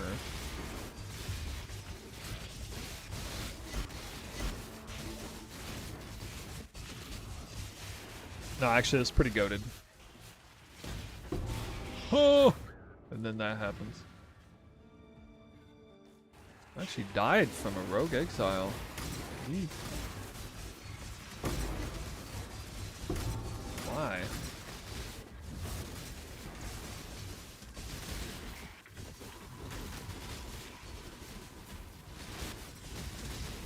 Oh, you know what's kind of bad about this? When you Whirling Blades this fast into combat, the Rogue Exiles get at least like one legit attack off before they go into their Delirium animation. But normally when I do this on a bow build, I'm just jogging. And so the monster, like, even like the nastiest Rogue Exiles still kind of like can't do anything because they're stuck in the deli animation. But I guess here they'll get like one attack off. I should be fine most of the time. I mean, that's definitely faster than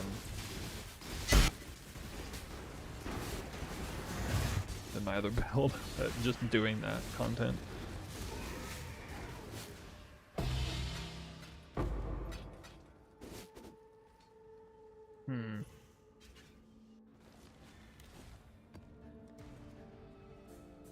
Is it more lucrative though?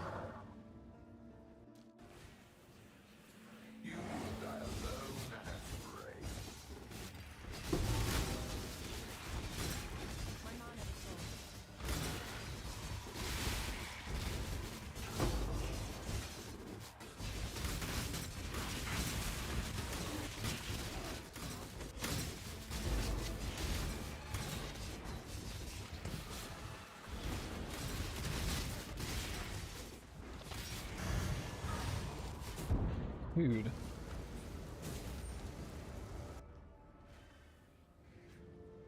Chain stunned.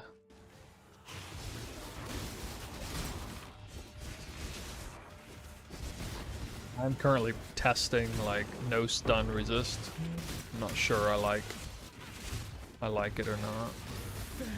I could sacrifice some accuracy points and get stun immunity if I want, but that would be like 5 or 6. I would be losing, I think, 35% increased accuracy doing that.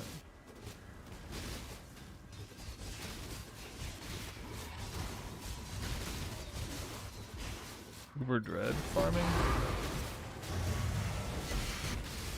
Is that the one with the... in like the amphitheater or whatever? Because I utterly hate that boss.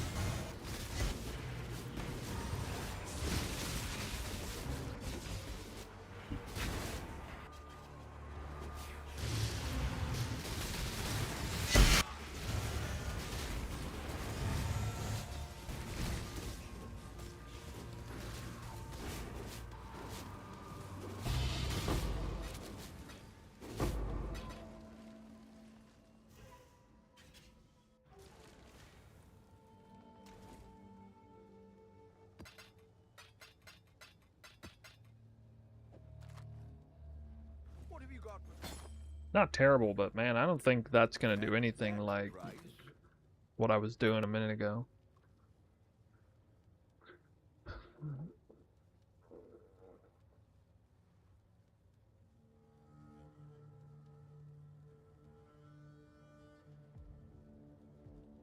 I think I'll do this strat on Abomination right now. I'd consider that a win. Do 60 map test. I'm not going to make anywhere near as much currency doing that on Strand. Not now.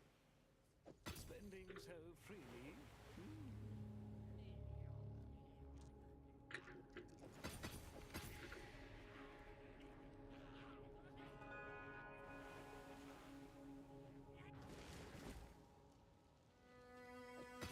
I'd consider that a win.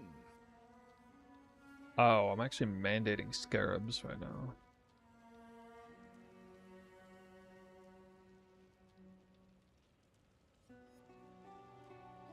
I don't need to do that. So I was beginning to think maybe the strat that with the Beyond boss one, because of the barrels especially, I could do the same strat except mandate at least 1% more scarab roll. Worse exile. Because I noticed that this league, more than any other league in the past, scarabs are worth more currency. Because there just literally is no... There is no S tier, or maybe even no A tier scarab farm in the league. Like the best one is operative boxes in the league mechanic, right? So, I mean, there's a lot of scarabs that are worth a lot of currency right now. Not bad. Not bad at all. And when you even, like, when you just rush through a fortress map, kind of like what I was doing earlier, you're just going to be... You do get a lot of random scarabs. All Flame Farm is the best. But that's like Betrayal, right? I'd consider that a win. Or you mean, you mean like farming up the All Flames, or...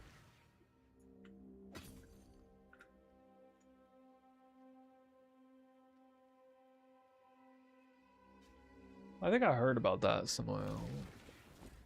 It's like a Nemesis farm, right?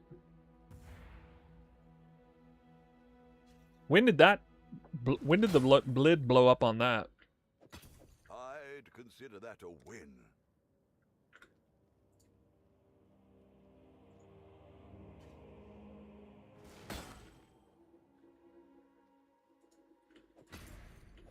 Oh, Scarab farm. Oh yeah. No, right. I think I saw a Reddit post or something. Somebody was talking about it. Could do worse, Exile.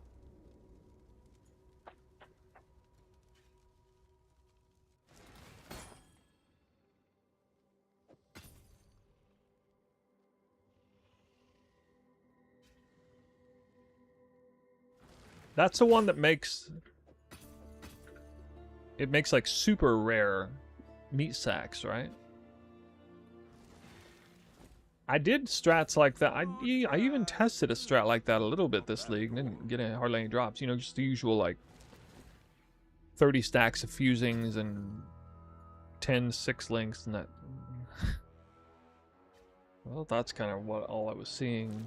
A few scarabs here and there. I was mainly doing it for currency though. I wasn't actually like rolling % more scarabs rolls. I mean, some of the maps I tested on probably had it. I'd consider that a win.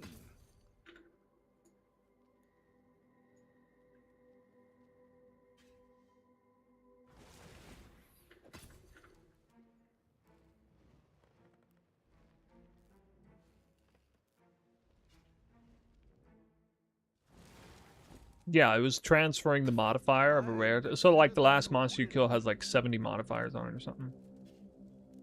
It was that kind of farm.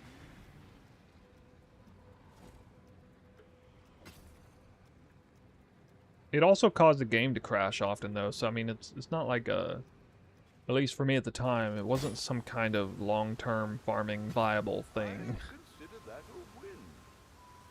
Now they did have some interesting patches lately, you know, even Jonathan made a video. That was a different kind of crash, I think.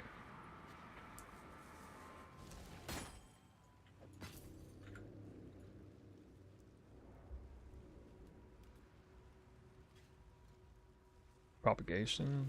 I can't even remember the names of these. Not bad at all. Sanctum is surprisingly good now that everything else is shit. Yeah. Yeah, this build would not be fun with Sanctum though. You need like an actual running build.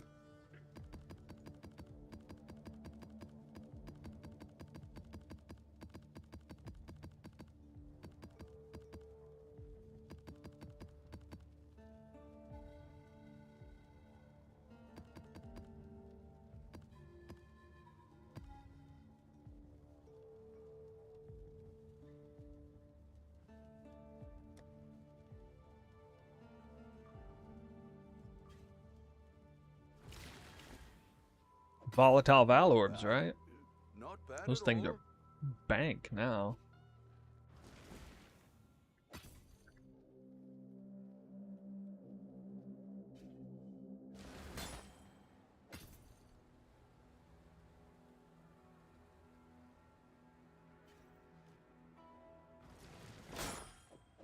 Could do worse, Exile.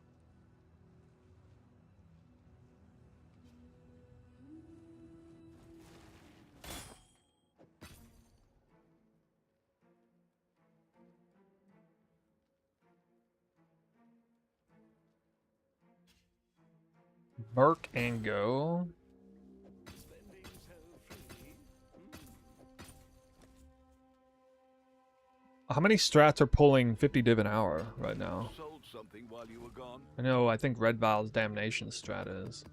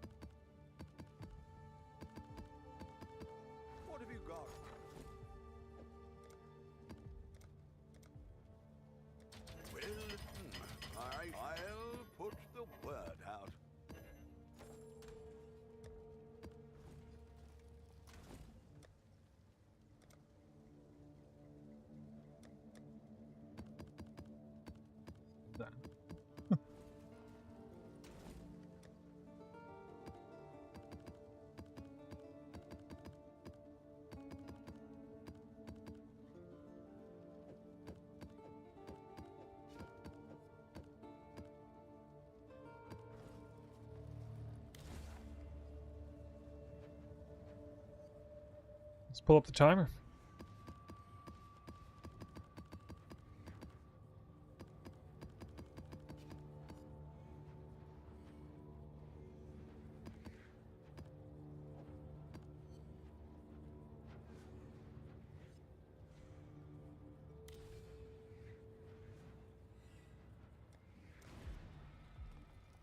This will be the first batch of maps I did that actually has, I think, a fairly nice regex that doesn't have, you know, too many modifiers that are aids.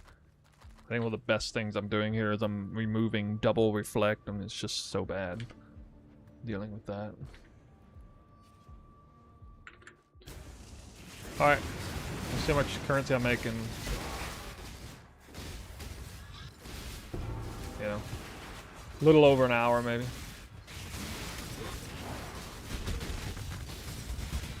Let's get Ruckus map right away.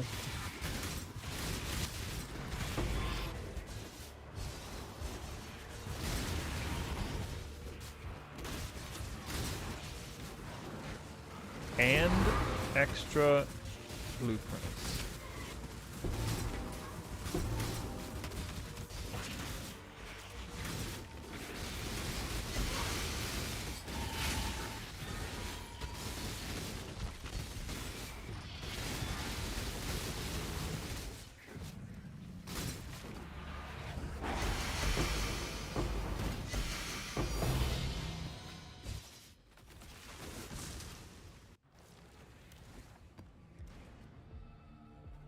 It's faster than my bow character.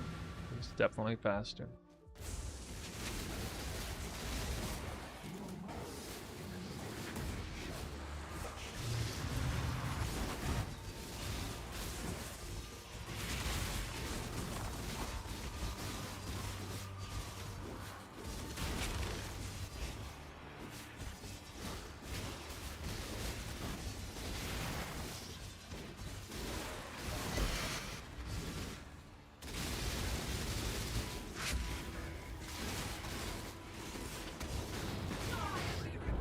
Okay.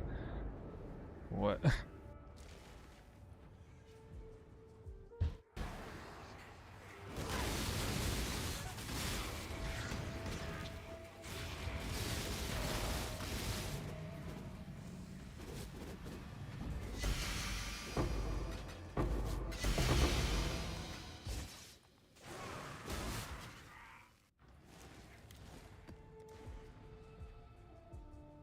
Where's my reality fragment?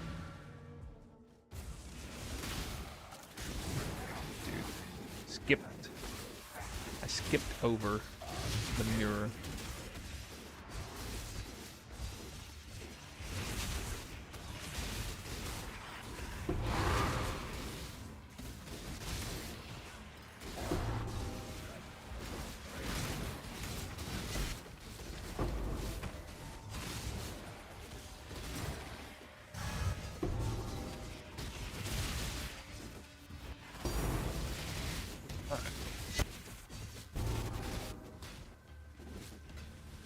Ethical Divine Orb.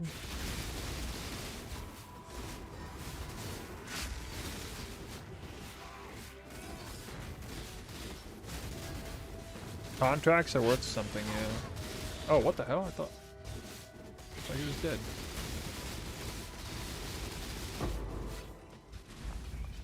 I mean, it's basically now, it's almost all in experimental contracts. Experimental influence contract is worth 5 divines. Like, not even fully revealed.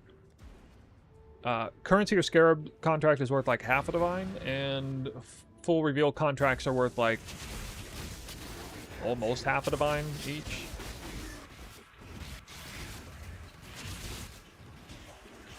And then like most other contracts are worth 5 or 6 chaos each. Which, I mean, I would still pick up 5 or 6 chaos stack, you know. It's not like I'm not gonna pick that up.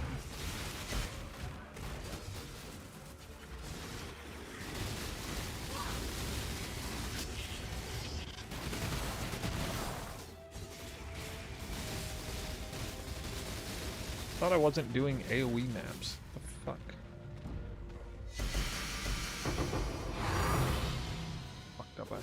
probably shouldn't be doing AoE maps on this fight. But I mean, I don't know if I can kill the bosses that fast. Probably doesn't matter.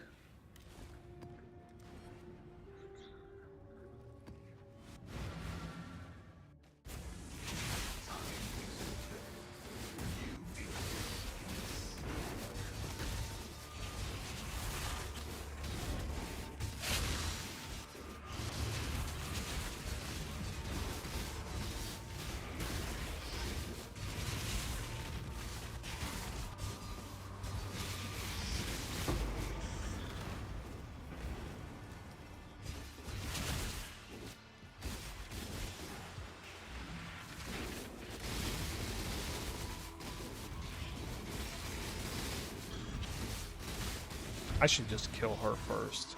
I should actually kill Malagar or whatever her name, or the northern one. I should kill that one first with this build. She never has a chance to fly up. Another ethical divine. What? Off the currency reward.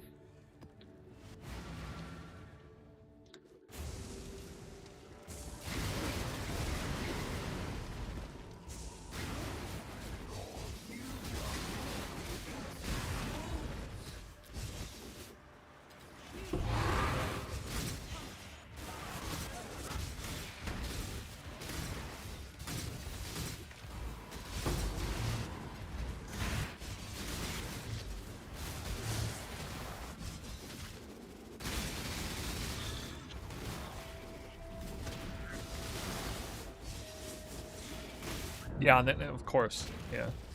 Of course.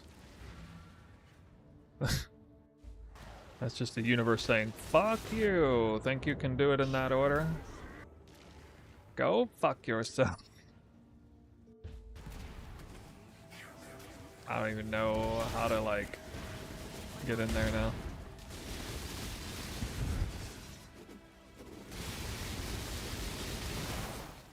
So the problem with doing that is Doedre will, like, if I try to go back down there, she'll teleport to me, maybe. If I try to kill Malagaro second, I don't know. Well, I'll keep doing that a couple times, see how it goes.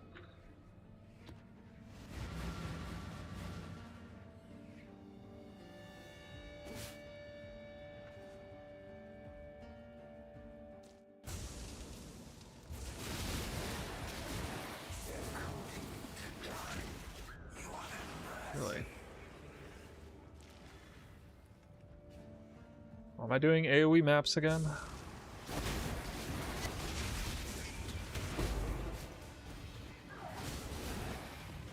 In this case, extra projectile maps.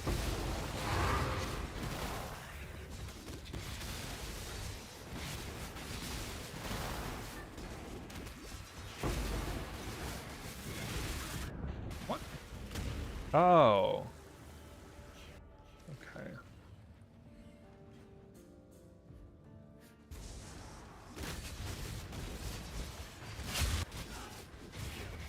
I kind of gotta do this map a little more.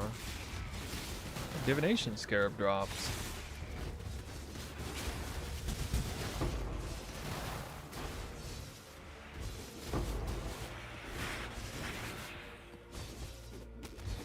Future Hendrix, hey dude, what's up? Got a gnarly map, that's what's up.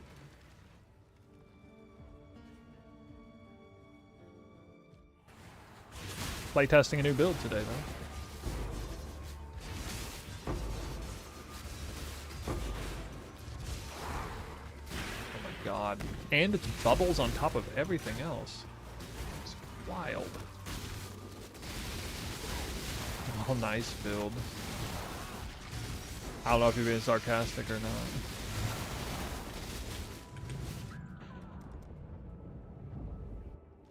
God, that map is... With AoE again, right? Faster monster damage. Oh, Elemental Weakness is bad for me too right now. It actually puts me under cap. Yeah, it's a... That map did a really good job bypassing my regex in like the worst way possible. And then rolling like the hardest mob types on there too. I had the freaking tunnelers. Tunnelers with bubbles. Oh my god. That's a really bad map. Probably, was probably the hardest map in the whole 60 bunch, I would guess. Hopefully.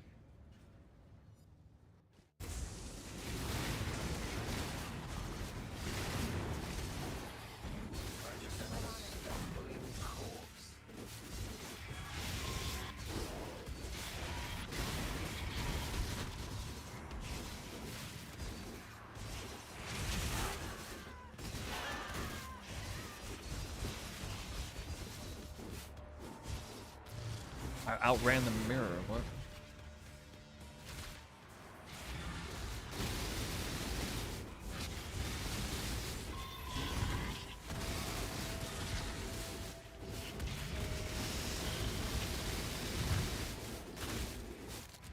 Can you make like 10 videos hyping this build? I want to profit craft this Sume. Okay, dude. Question for Twister. Can you give me a quick TLDR on Sacred Flame vs Palm of the Dreamer? Well, I didn't run Sacred Flame or Palm of the Dreamer. I ran the other one. Palm of the Dreamer is just bad because when you weapon swap, it doesn't keep its effect. So it's just like its special effect, and then you're not scaling chaos damage anyway.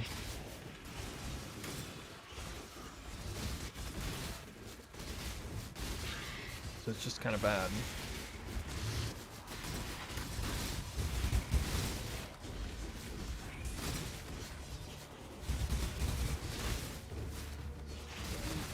Am I going a long run?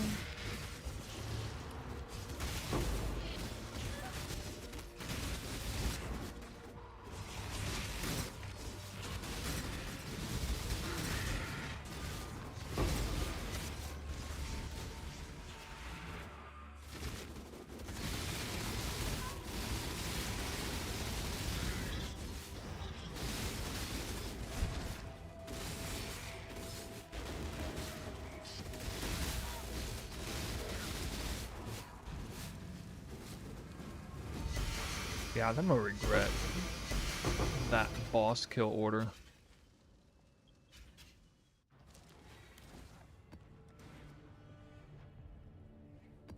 Sacred Flame or a fire, gain his extra fire scepter gives you Trinity. Better Trinity uptime. It's actually kind of necessary to have that, at least with the setup that I had. Not Sacred Flame, but the other one. It's like the lower tier fire one, which also gave... Dude, I'm forgetting the build at this point. It gave an attribute I needed, and there's like 3 things about it. Oh yeah, and it doesn't... And there's no anti-synergy with Rakiatis Flow. I haven't touched the build in a long time. I'm kind of forgetting all the tech involved. You do not belong here. It's always right boss first when rushing with ZHP.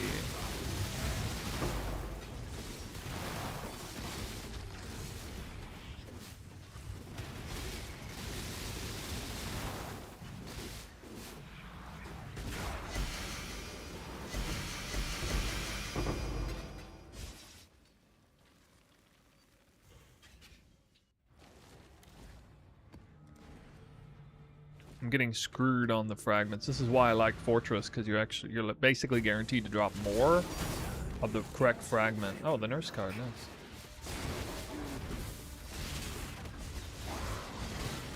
The decaying fragment is a higher drop rate than synth fragment, but here awakening and reality are the identical weights.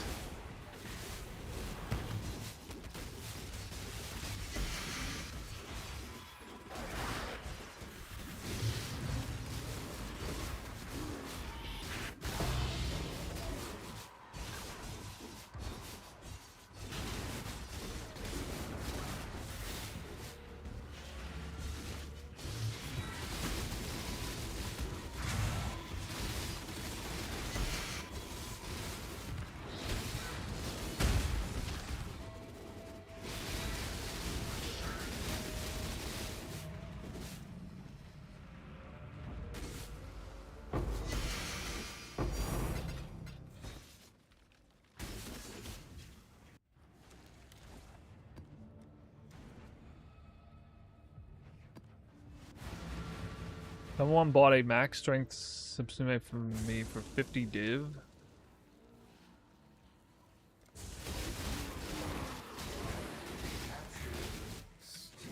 And now you crafted 100 of them. Why would you craft 100, dude? The market can't support that, right?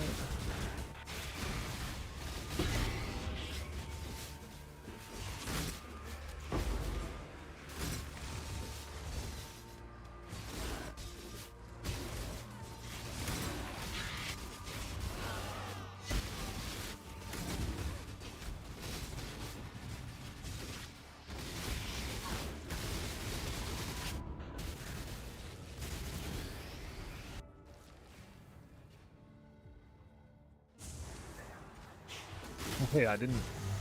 Really? I always drop the portal. Oh my god. Bad habits, man.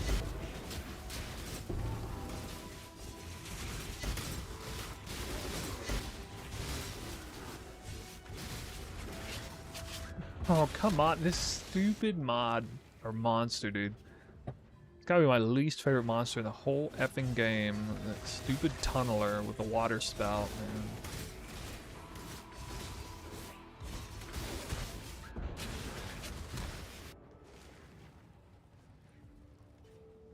All because we didn't put a portal down earlier. I don't even think I can go this way. Like, I can't even get through that shit.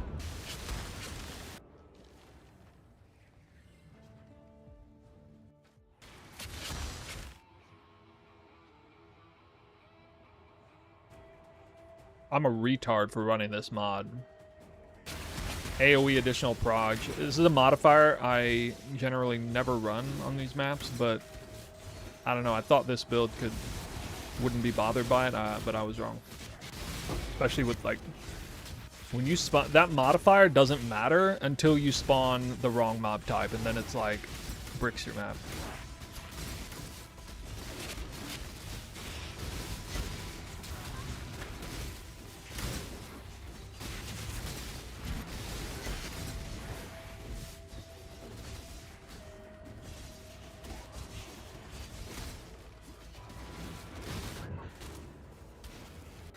Even that death there doesn't happen without that mod on there.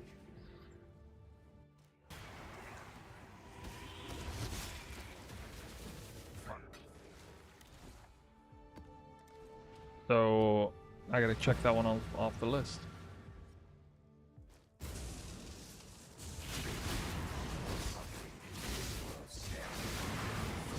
It's not the AoE that's the big problem, it's the additional projectiles and certain monster types.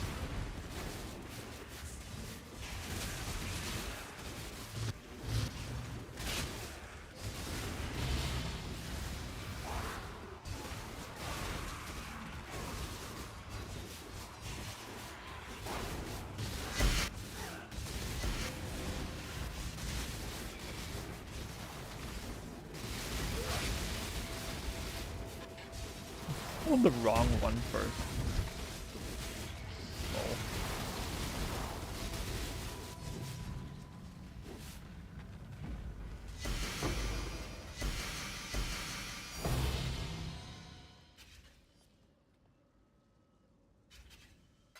When she yeah, I'm definitely not gonna do a cast on death portal because I would lose a huge amount of damage just for sacrificing 2 gem slug.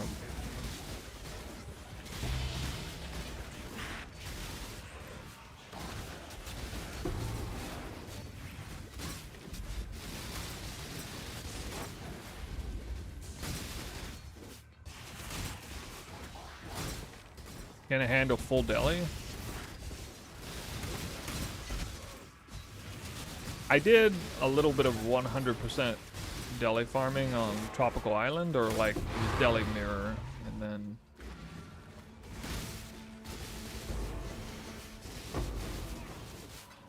I did it again. Another one of these multi-projectile maps. Yeah, probably like the vast majority of these maps are additional projectiles, actually, because they're the ones nobody else wants to run.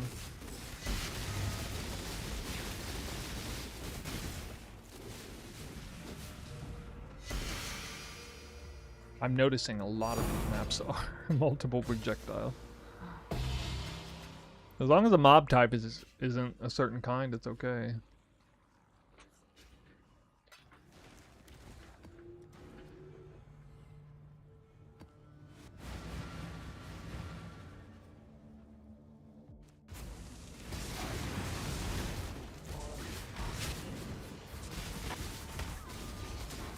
This is another AoE map. Yeah, here it is again, another fucking multi-projectile map. Eager decision.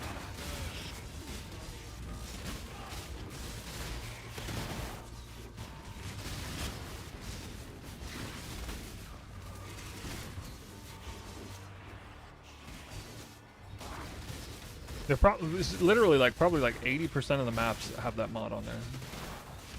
Me and all my wisdom thought that it would be okay.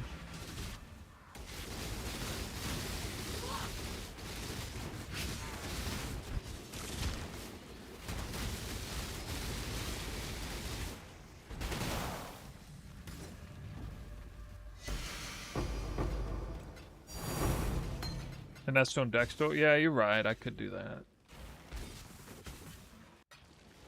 I feel fine about it, honestly. Again, as long as the monster type isn't... I mean, I've ran a few of these just now, and it wasn't a big deal. Oh, here we go. We got the shit mob, but this one I don't think is actually AOE multiple projectiles, so it's okay.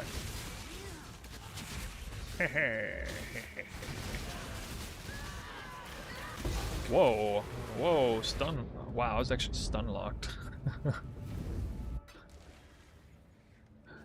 I really don't want to have to get stun immunity if possible. Would be great.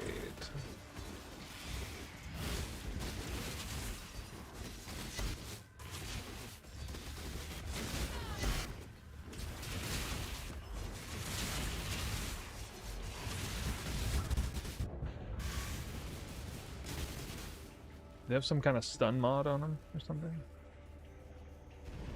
No? Wait, it is a mod. What the fuck? That mod's on there again.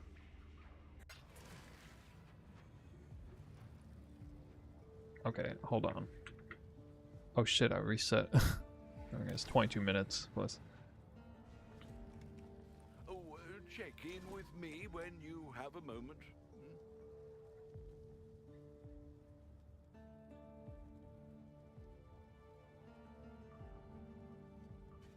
Well, it's not that many maps.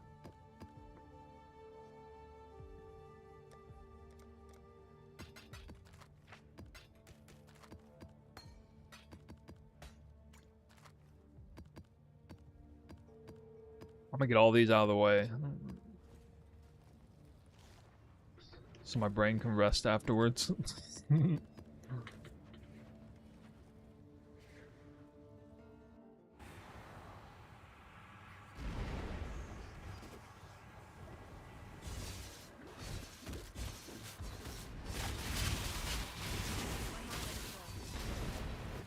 Okay, yeah. We have to wait that out.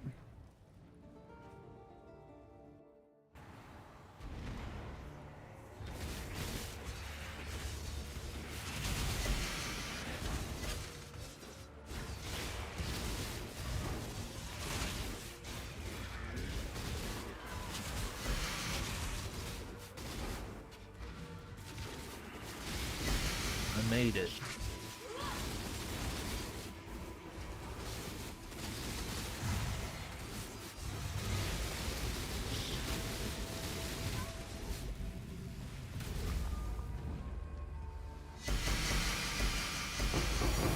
Funny how the boss is easier than the map.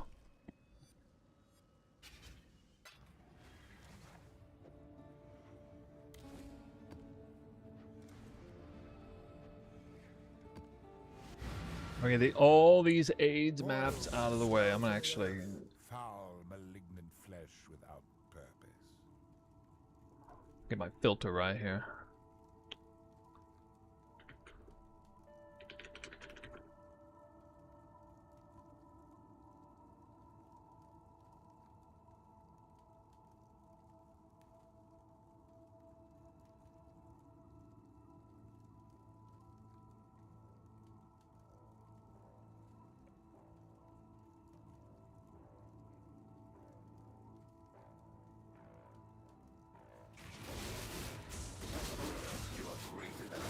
Okay.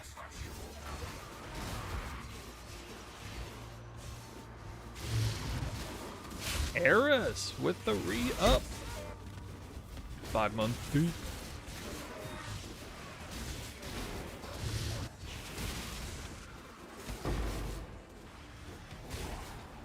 Did you do the build setup on stream? It's my favorite content, trying to make the build work in-game.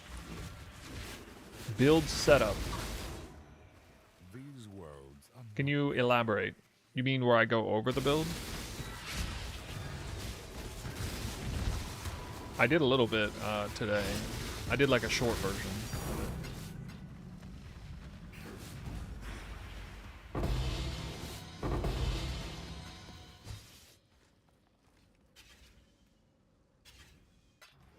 When you buy all the gear and try it? I've never just bought all the gear and tried it. Like that took place over a long period of time.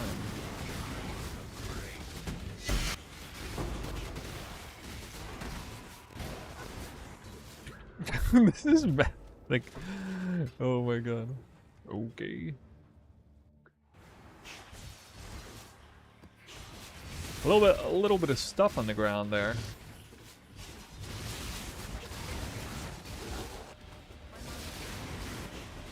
Now somehow mass porcupine, no problem.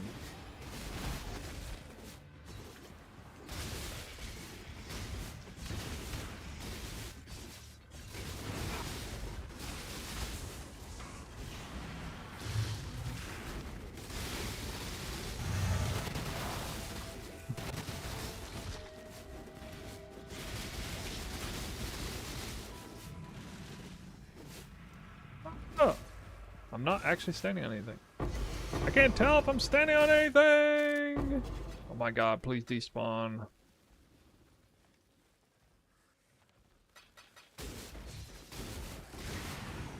I gotta say, the most impressive thing about the build is the movement speed with Blade Dash. Yeah.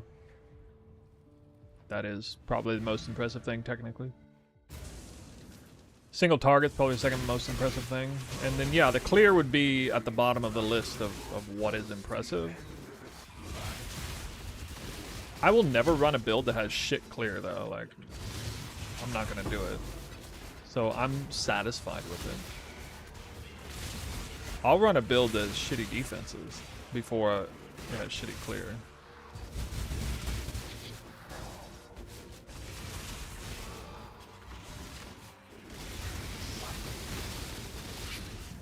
How did I kill the wrong guy first again? What always happened? I just got stunned. I have to bite the bullet on the stunned. I'll either have to get like stun recovery or stun immunity. I'm not sure what.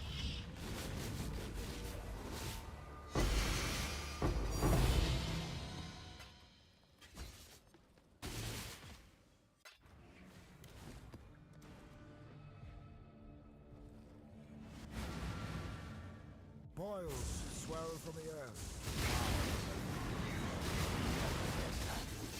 It's weird playing a build that's like neither Mage Blood nor I have neither Mage Blood power nor Headhunter Stolen buff power.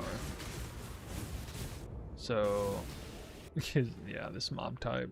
Oh my god. Katava Herald mobs on this modifiers. It's not as bad as the Tunnelers though, to be fair. So.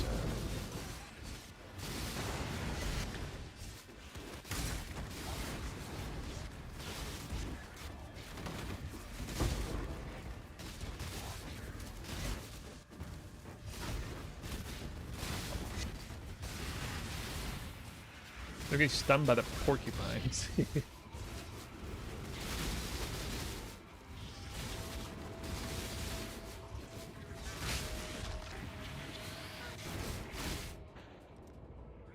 Nowhere to stand.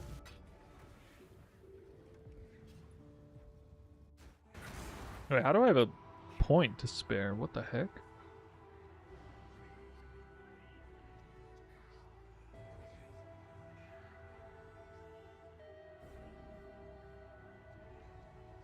I'm missing something.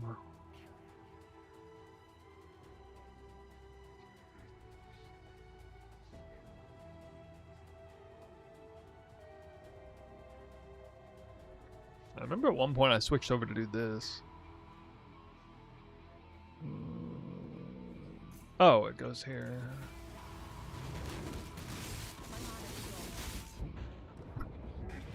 Okay.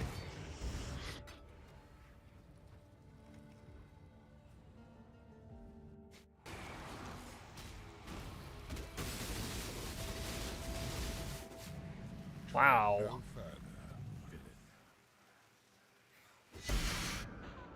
Nice.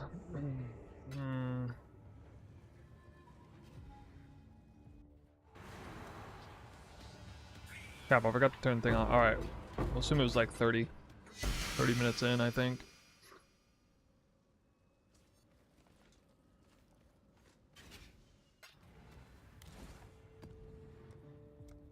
We still got like 10 of these maps to do. Exile.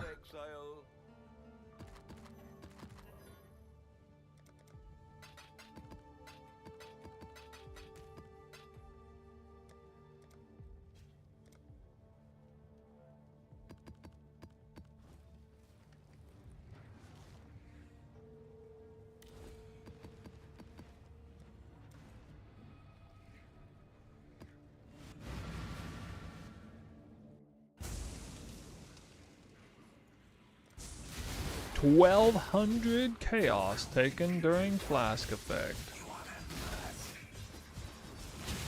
Not bad.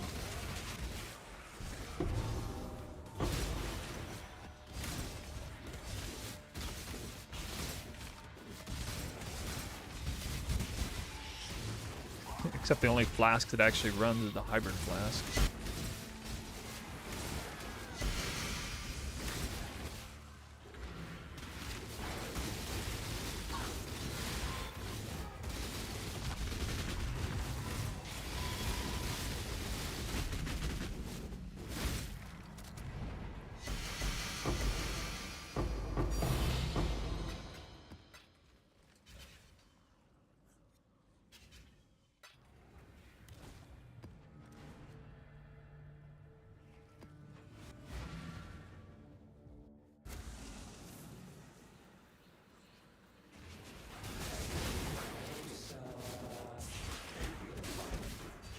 If this build was somehow tanky, it would be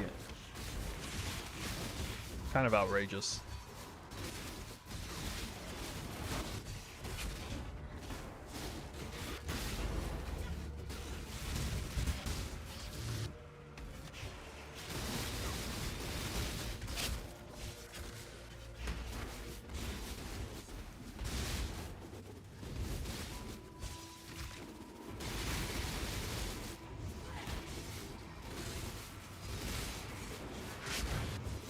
What? Okay, where is she? Really? Oh, okay. I thought it was still alive. I was like, what?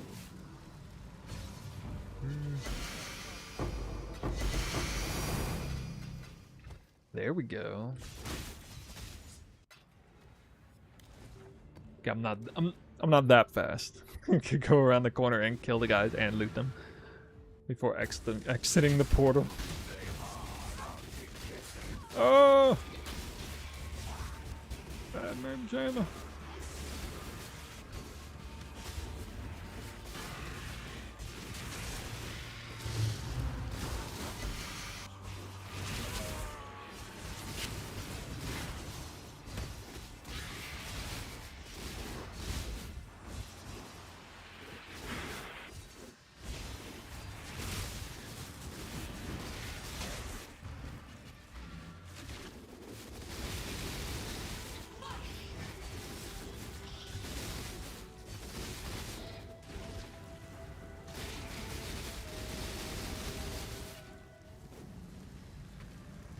I don't know, man. I'm already doing. I mean, shit. What do you want me to do? I'm doing fortify.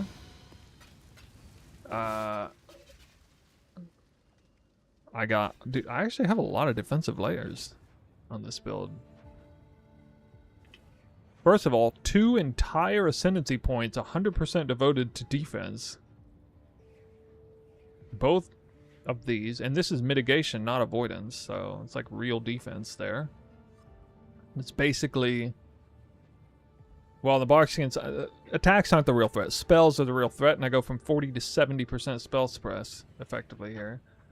I could get an extra 3, or I got 73 because of this, and I could have an extra 3 by taking a mastery here, so I could get a little bit more defense spell-wise here if I wanted. I've thought about taking it.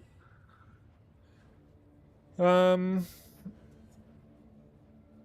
I need to actually pull up the POB to remember. There's too many things.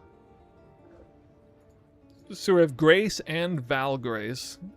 Arctic Armor. Which, you know, if I'm attacking, I'm getting the power of that. While stationary. Now, Arctic Armor is like 21% less physical damage taken and less fire damage taken. While attacking, basically.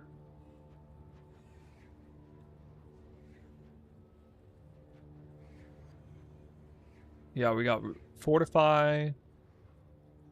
Low life pool though. 3,300 life is all I have there. It's not easy to scale life on this build. Too many uniques.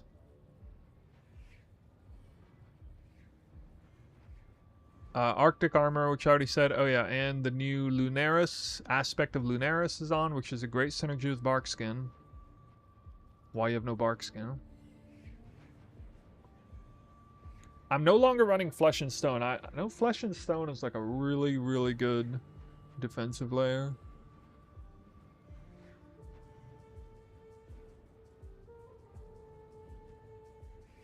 It wouldn't be easy to get...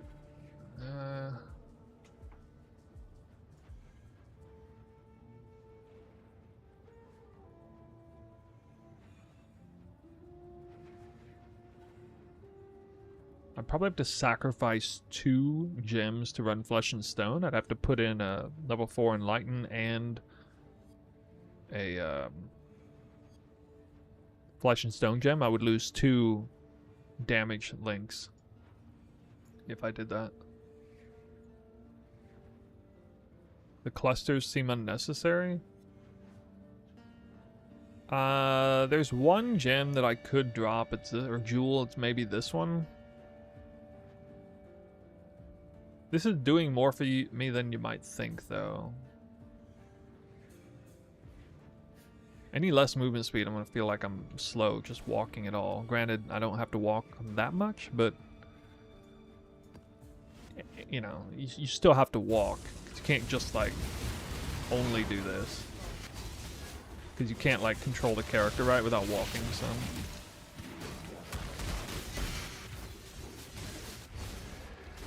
You also get hit way more often if you literally never walk. But I definitely think Flesh and Stone would add some defense. Also, I don't have a guard skill. But, like, I don't think that would help a huge amount.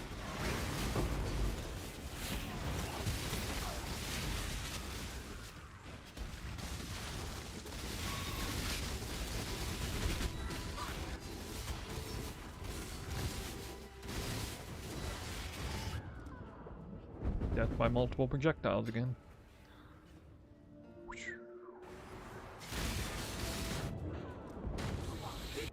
And again.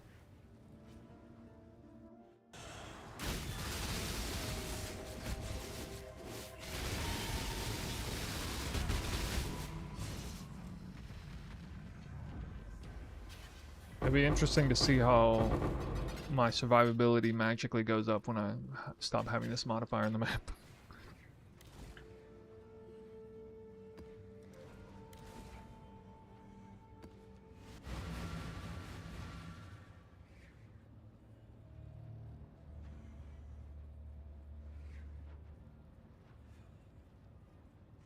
Just 2 more maps.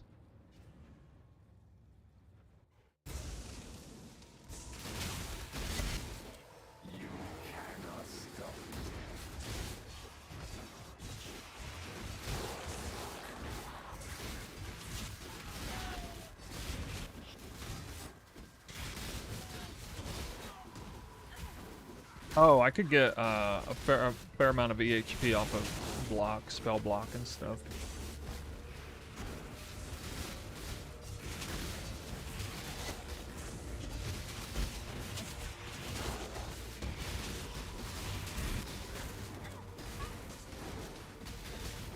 I might go back to the version. I don't know. We'll see.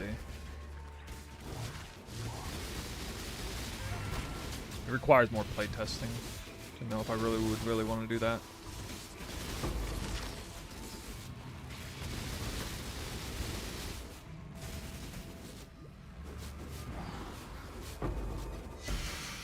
What the fucking fuck?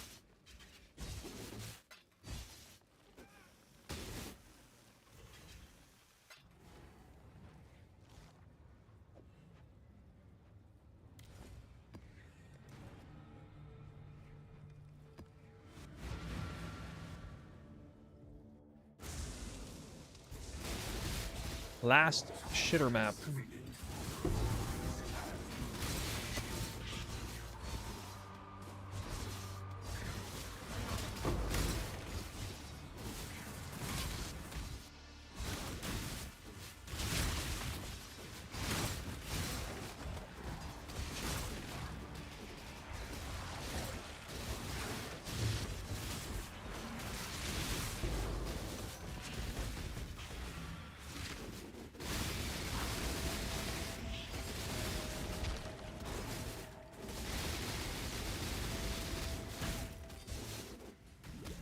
I was silenced? I wasn't. Wait, what? I wasn't allowed to use my flask.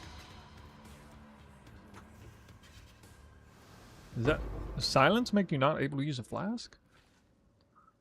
Huh. Something. I don't know what happened there. Alright.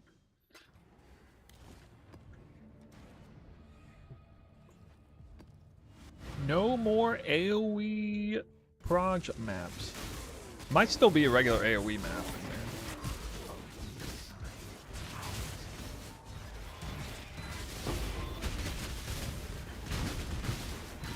Just stunned.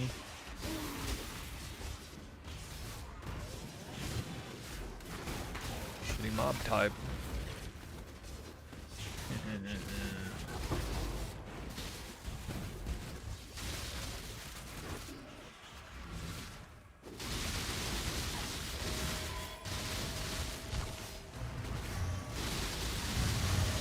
Dude, the top totem died. I never even attacked it, I guess, because of the chaining.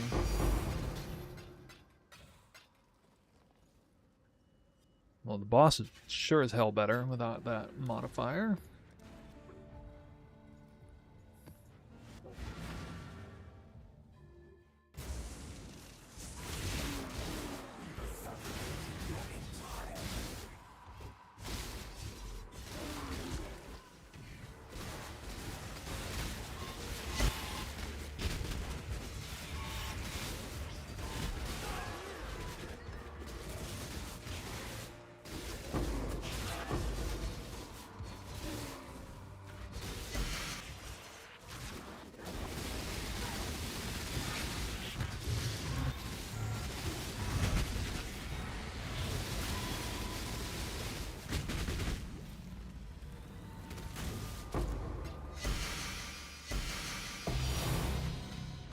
I really, really like these gloves in that they are a cooldown less, don't even rely on cast on crit, like instant assassin's mark.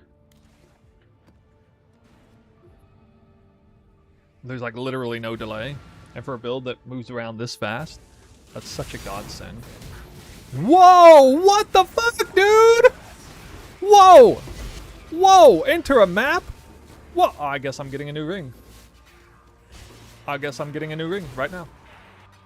We're done. Okay, alright. Hold on. I gotta full clear this map. I'm morally obligated to full clear this map. Alright, we are full clearing this map. Just walk in. Yeah, that's gonna be the best clip ever. Just walk in, kill like the first pack of map. How much currency? How much percent more currency, guys? Check out that huge percent more currency roll. Oh, wait.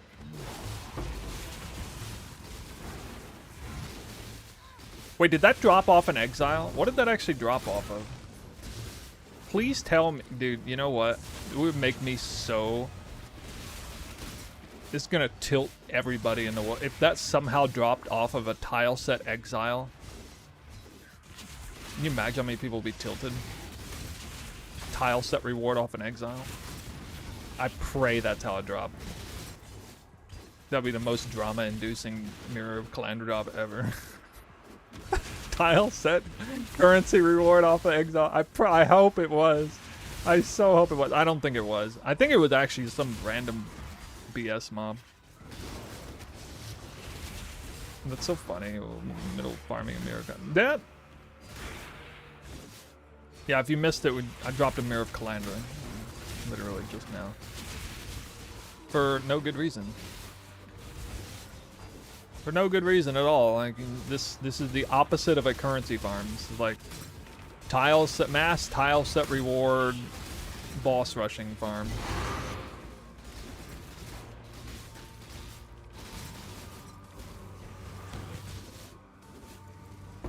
Like this is, you almost couldn't design a strategy that was further removed from a mirror target farm strat. I might as well have just been Alkin going for that sake.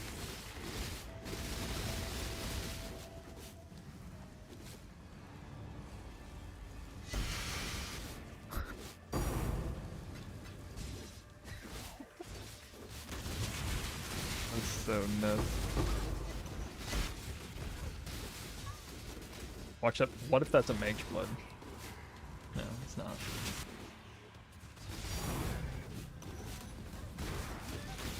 The Delhi map with distance from the mirror. Yeah, and I think it dropped on top of the mirror, though.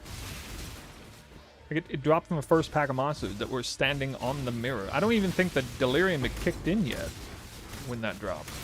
I don't even think it was Delirious monster that dropped it. Alright, that's it. What the heck, dude? How many followers do I need to apply for the streamer client? That does feel like streamer client drop. Bro, what? What is that doing? Why is that there? How did that drop?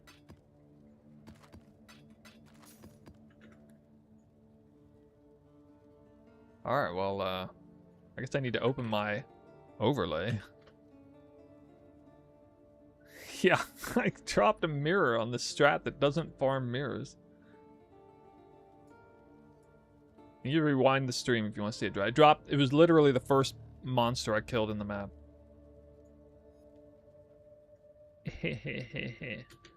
Mirror of Calandra 1.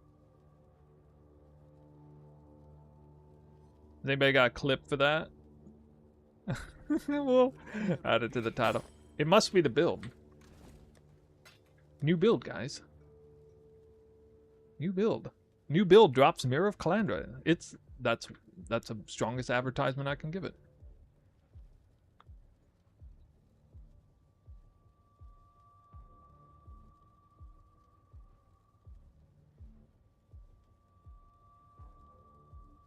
Can't do it much harder than that.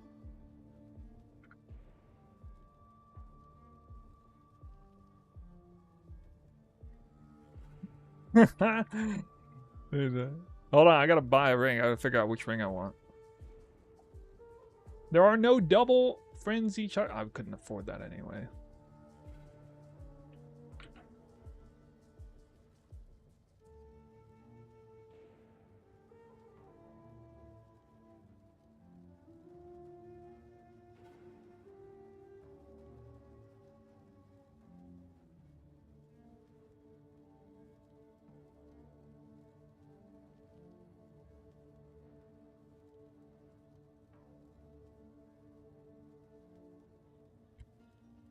Well, let's see. Third mod. I don't know. Let me just look at them all, I guess. Okay, we got max frenzy plus accuracy in addition to frenzy charge duration. Nope. Endurance charge duration. Nope. Movement speed. Maybe. Because that would be 11% increased movement speed. Probably not that great, though. A lot of the movement speed ones. Critical strike chance per frenzy charge is 6. That's Ah, that's garbage. Crap, capped anyway. Movement speed again. Movement speed. Oh, movement speed's popular. Life regen per frenzy charge. 3%. 3.3%.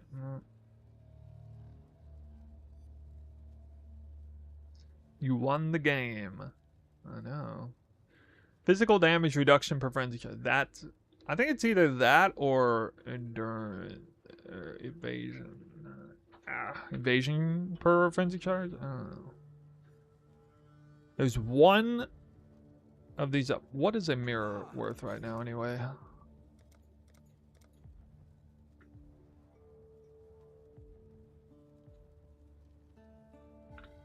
$840. Life regen. Can see +1 max endurance charge. Ooh, that might. 1% chance to suppress spell damage for frenzy charge. Hold up, that. I didn't even think about that one. I'll look into that.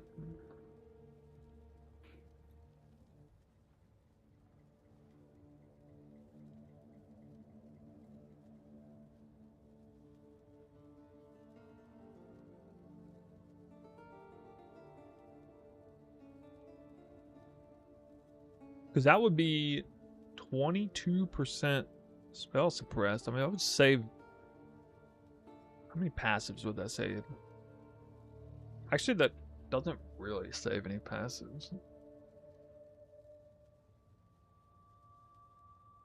It would make it so I no longer need to roll suppress on the body armor. But I'm not that high strung for a modifier there. Like if I'm kind of down bad for resistances all res, but so I could put like I could do like fire and cold res, and then use 2 tattoos for lightning res. I don't think it's good enough.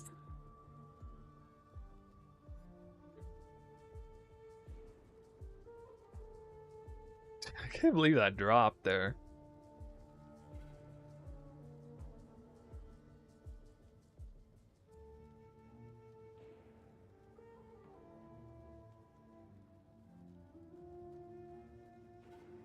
How does that happen?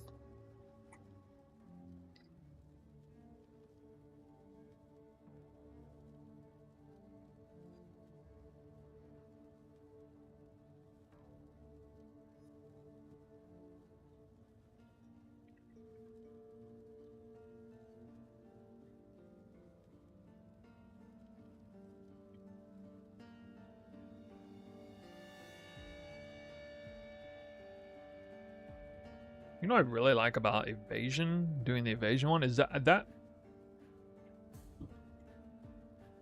I think, yeah, I'm basically evasion cap, except on 10, like, you'd have to go all the way to 10 bark skin stacks to no longer be evasion capped.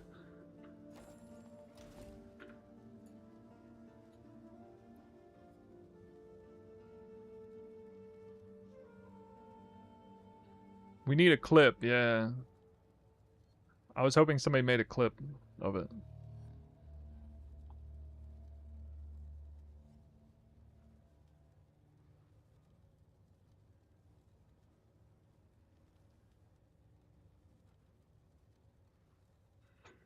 Ahoy! All in order. Looks like most people are thinking the same thing I am. As the most expensive available option, we have max frenzy, accuracy, and evasion per frenzy charge. My first mirror of the league, yeah. I didn't expect to drop a mirror this league, actually. Wasn't really farming for one.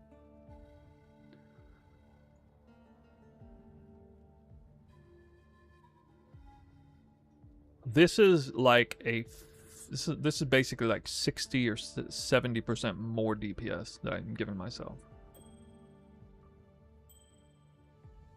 while losing 18% physical damage reduction. Damn. I just got more glassy, guys. I'm going in the wrong direction. No. No.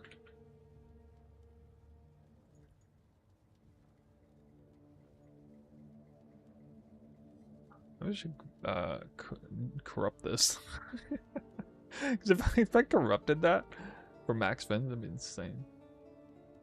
Yeah, I spent it. I wanted this. I was farming up a mirror for this. I wasn't sure if I get this version, but there are literally no double accuracy ones,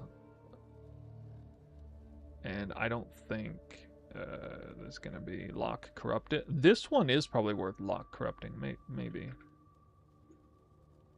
But I should get another one first. I hadn't checked this in a while, but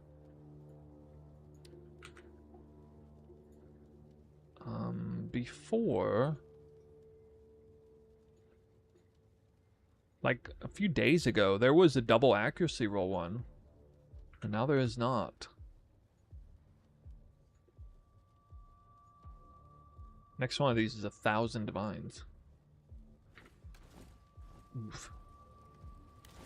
Oof. Alright, let's run one map, and then we'll get the clip.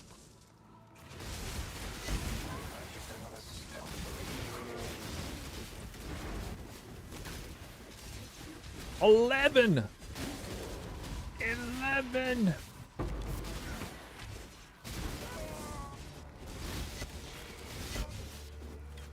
11 frenzy charges. Oh my god. Now instead of killing these rogue exiles in 200 milliseconds, I'm killing them in 100 milliseconds. Oh, I gotta do a Uber Exarch again. I gotta do Uber Exarch again. This is pretty funny. See the difference.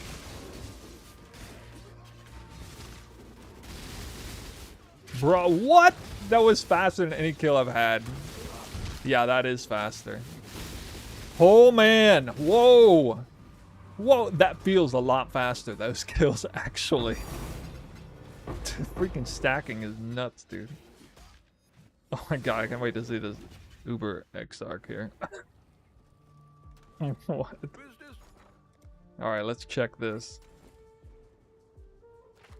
Dude, it got destroyed. We just saw this earlier. The DPS, yeah, the DPS is good enough now, guys. This should be great. Oh my god. I get frenzy charges while walking, and then I get 3 more when I pop this thing. It's gonna be perfectly timed. Here it is.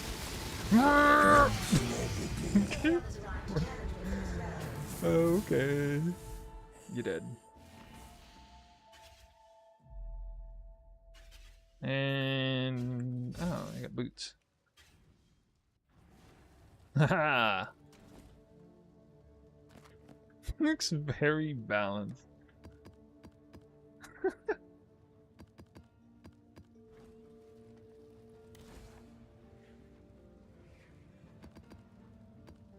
Attacking with razor blade. Excuse me, sir. Attacking with electrified laser blades. Actually, it's actually electrified chaotic laser blade, right? Laser braids. Laser braids. I don't quite have the power behind it.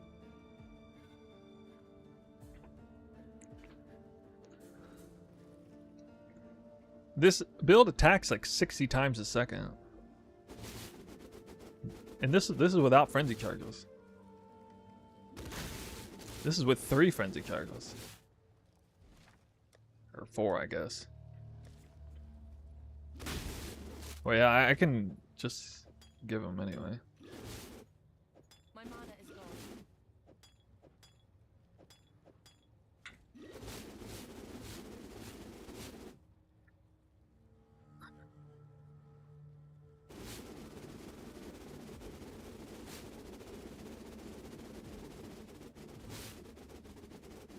Well, you can almost tell what's happening when all the frenzy charges drop off.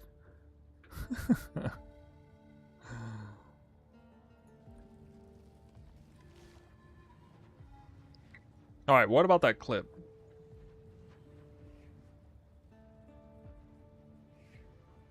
Thank you for linking the clip.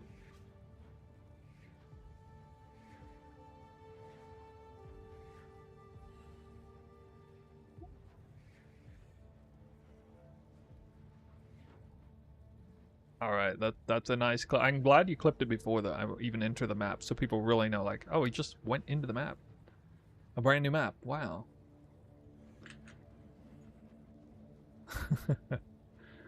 Alright, so let's see. We'll make this...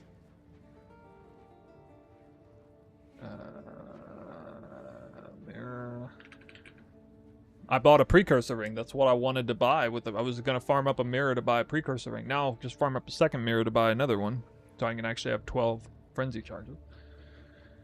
And then if I want to keep moving forward beyond that, it will be basically Hinakora Lock Valor checking for +1 max frenzy corrupts on it. Or wait for... probably the smarter thing would be to wait for a double accuracy max frenzy charge one to show up clean. But that will show up again, I think. And they were like 3 or 4 mirrors each. If I keep going. I don't know if I play that much longer to farm up that much currency, but... I think I definitely want to at least go all the way up to 12 frenzy charges. This one was huge though, because it mirrors off the Calandra ring, so this is +2 max frenzy charges that I got from this. Next one will just be +1 max. That's a 3rd ring slot.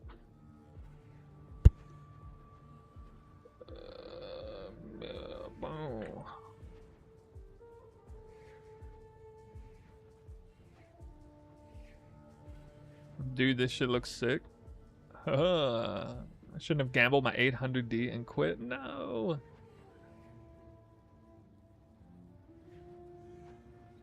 That sucks, dude. Alright.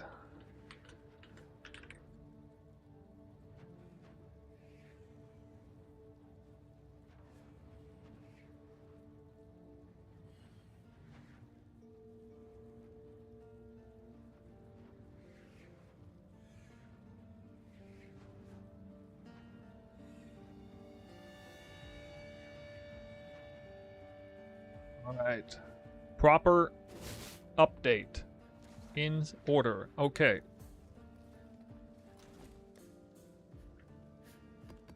I don't think I can update the YouTube stream.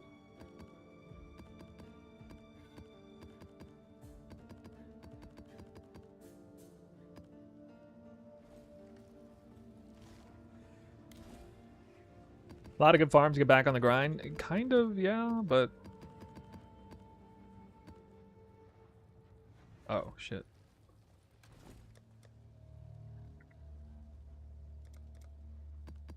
Not a lot of good raw loot farms, shall we say. That's okay, I'm not terribly picky.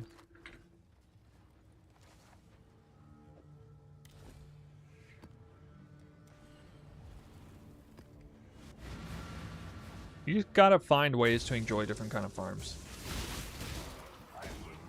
I wonder if my effective survivability goes up or down on account of having like 50% more damage, but even less physical damage reduction. I bet you my practical survivability improves though. But that's mainly because of the way I play. Kill or be curled. Oh my god, it's so good. That's crazy when you get one upgrade and you feel that much damage off of it at this point in the... It's not as powerful as like your mirror tier, your synth mirror tier bow upgrade, which was like 80 or 90% more damage usually for a bow build. Back when synth modifiers were a thing.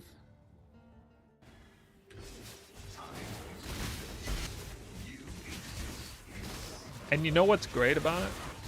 Now my whirling blades is even faster. I'm even faster on whirling blades.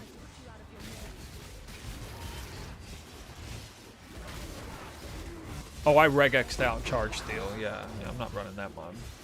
Fuck that. No. Oh, that guy lived a while.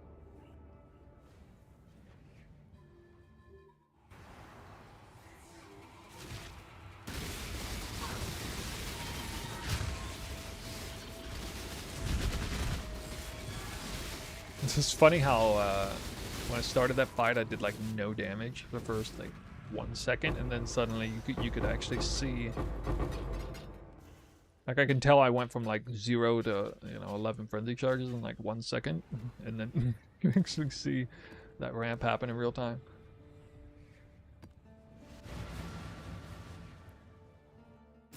I think I'm gonna have to do something about the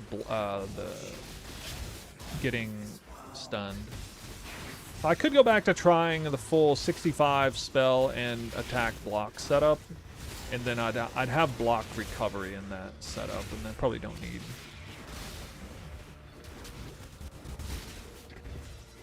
anything else as far as that. Pantheon. I'm doing Lunaris. I think Lunaris is probably the best Pantheon for me here. It's the single target one.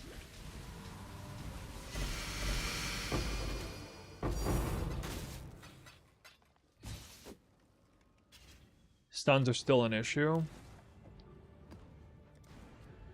Is it stun and block recovery? I don't remember. No, it's just block. Yeah, that's the problem with this mod. It's just block recovery. That's shit. Try Brine King. Yeah, I know. Well, okay. So the funny thing is, actually, you know what? Actually, I might do. I could do Brine King and then drop Arctic Armor for Flesh and Stone. Could try that. Might not feel too bad. That'd be a 1-for-1 swap. I wouldn't even lose any damage doing that.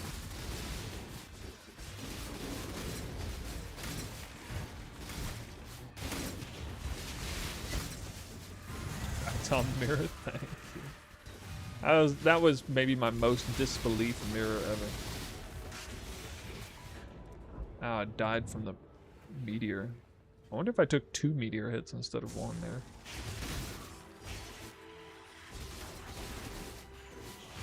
Forgot the portal again.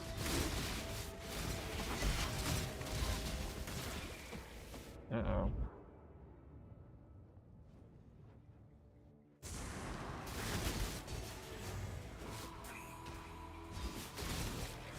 I could get a mod on Abyss Jewel, yeah.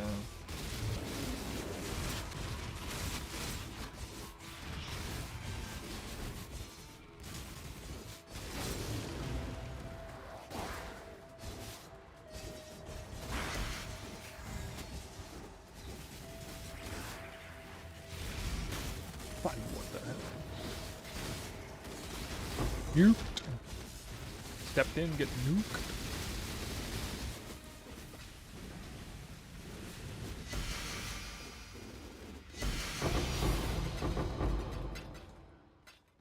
Well, you guys would probably be interested in seeing a spell block version, and maybe it'll feel worth it.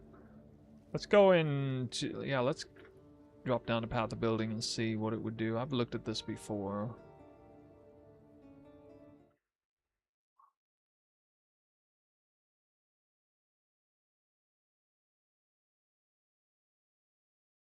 All right, this is the build if I have triple the exact one that I have.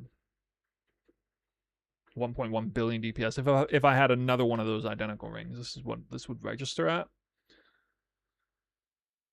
So that's the DPS starting point. This is the max for the 58. Yeah, I know my effective health actually practically doubles off of this. Now, I had done this before, but I can't remember exactly what I do. So I know that I'm gonna be dropping this, and then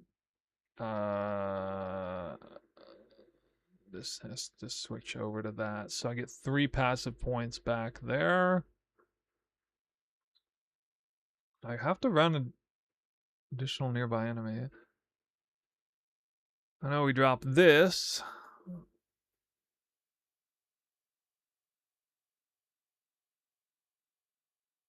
I think I have to drop that too.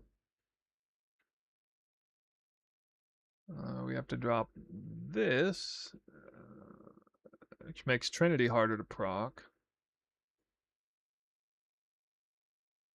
This gets...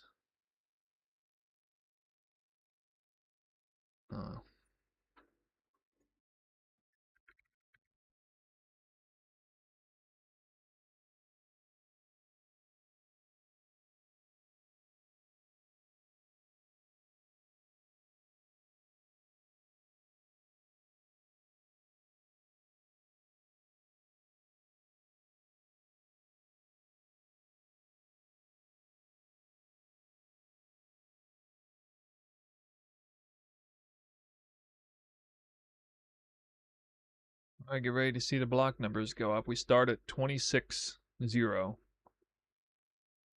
Oh yeah, I would take that. We should take that.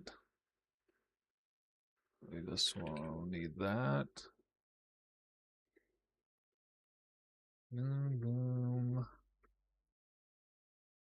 I actually need this point. I don't even need that.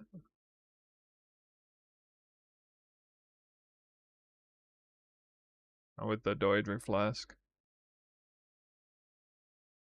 This feels so dumb though, because it's like three passive points. That whole damn thing for 3 passive points. But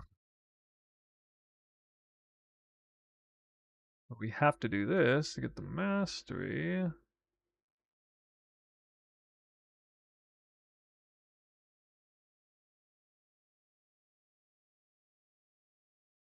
Do that, and then we're gonna lose this, which isn't terrible. 29% spell block. God, I'm forgetting where all the rest of. Oh right. Oh shit. Yeah. All right. This reckless defense. Yeah, this is where it starts to hurt a little bit.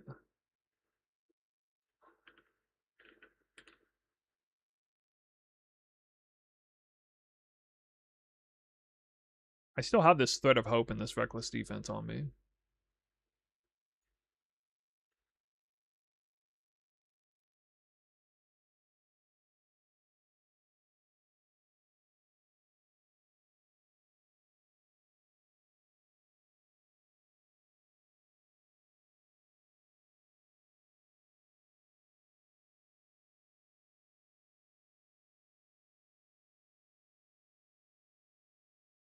This is really nice to get this here. Probably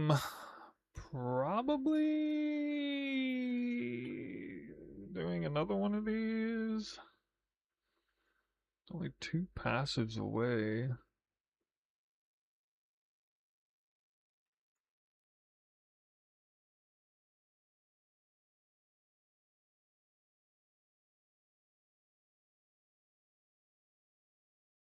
Now, there's the option of getting it up here on the Elegant Hubris, but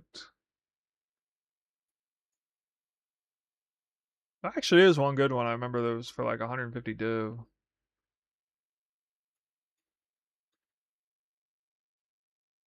I also have an Anoint available. There's this point here, which potentially I think the only way for me to do it conveniently is to actually get 112% roll on the Elegant Hubris.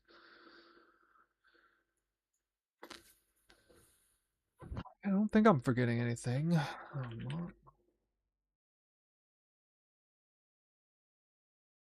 Oh, I didn't realize that point's inside too. Interesting.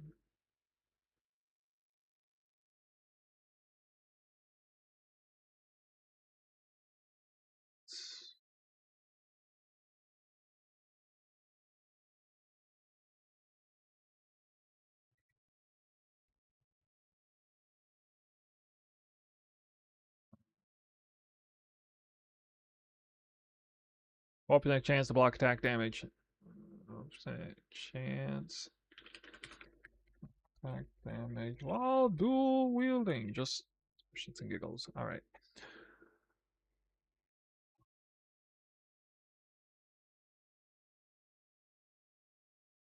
Still get one shot by mirrors, or mirrors. Still get one shot by meteors.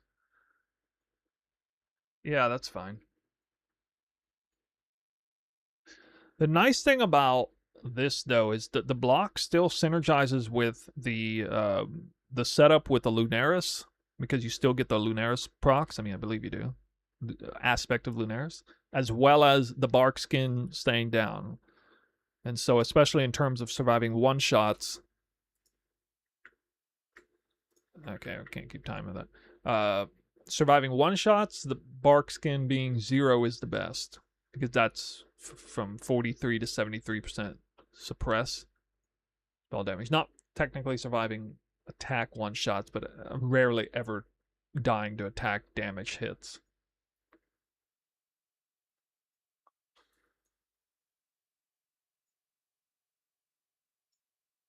So I lose so much movement speed though, dude. Like, oh my god, my movement speed got wrecked. So I kind of wish I'd maybe got a movement speed one instead. Not really, but I have to take this. Well, I have to get this mastery somewhere. So that's not going anywhere. Do I have one passive point to spare?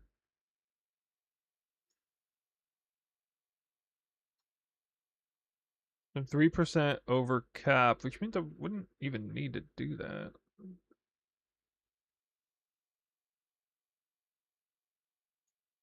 Oh, wait a minute. Hold on. Hold on. I could maybe just settle right here and do this. That would not be capped though. 55. Okay, wait. Actually, that's gonna cost too many passives.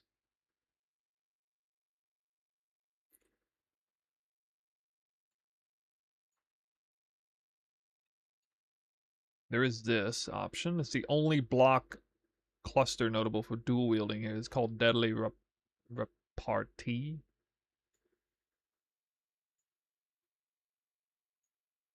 And that requires this. How much more damage is that technically?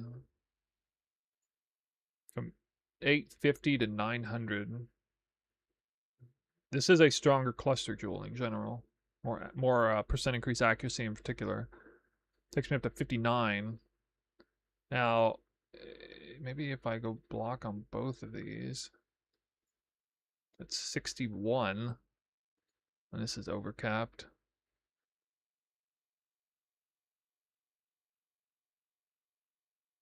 It's not very good for 2 points. Probably better off going with the...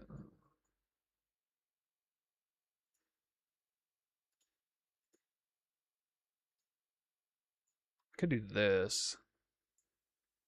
So this is double up clusters, 2 passive points for 1 melee rage on hit. I mean, 2 rage on hit is better than 1. Actually, hold on a second here. I do get another one of these.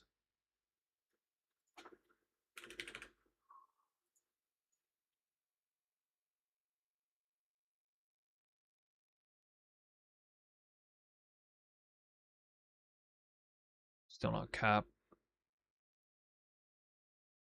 That's friggin' annoying.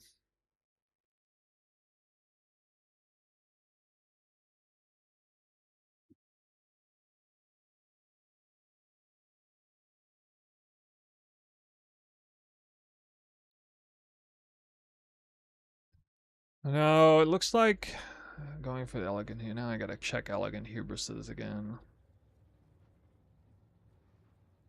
Oh my god, if you guys knew the amount of time I spent doing this the last few days.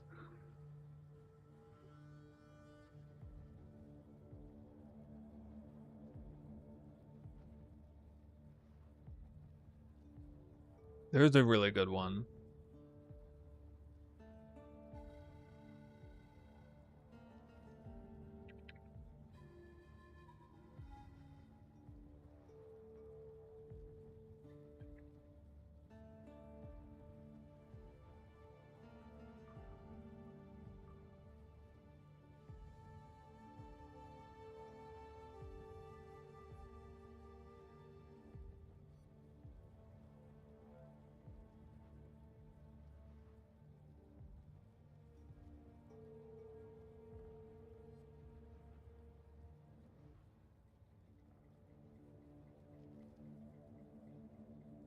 With this one.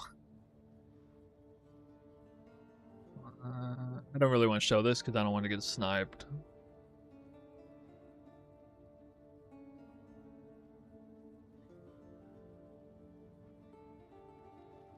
There's a chance I might be like looking at, oh, there's the perfect elegant hubris, and then there's like one on trade.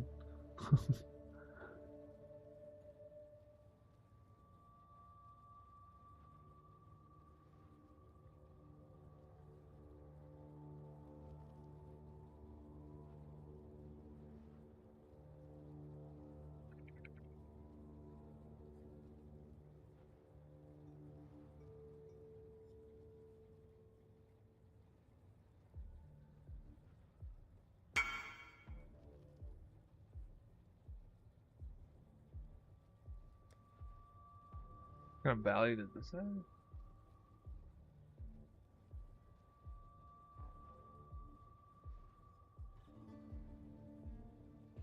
How does it have max power charge?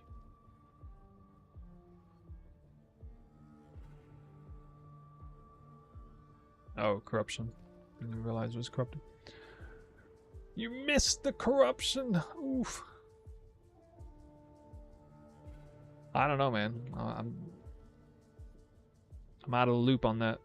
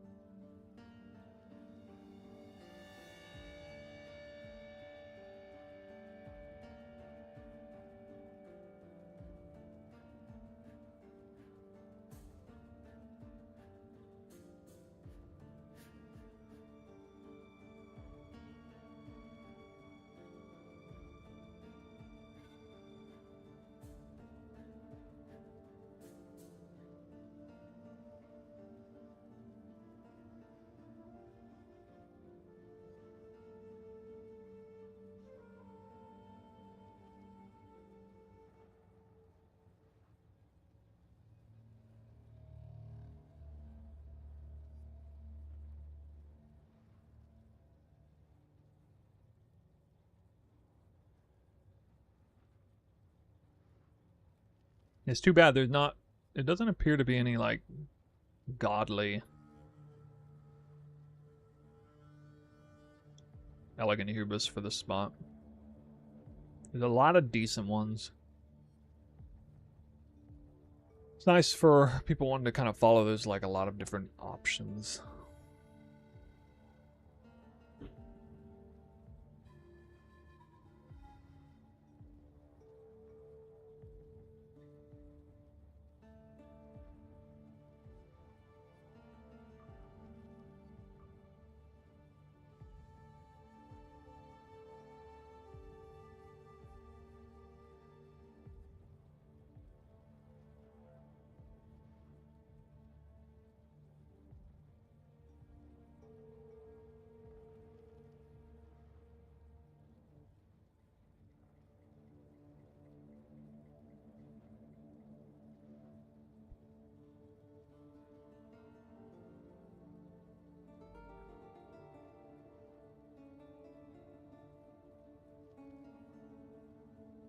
Kind of crazy to me how Crypt Multi is so much stronger.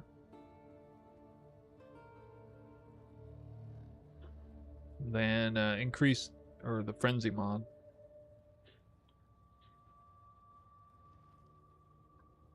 Or sorry, I said that wrong. Crit multi is weaker than... So the best Elegant Hubris mod damage-wise is 10% increased damage per frenzy charge. At least if you have 12. If you have 11, it's still the best, but only by a small amount, I think.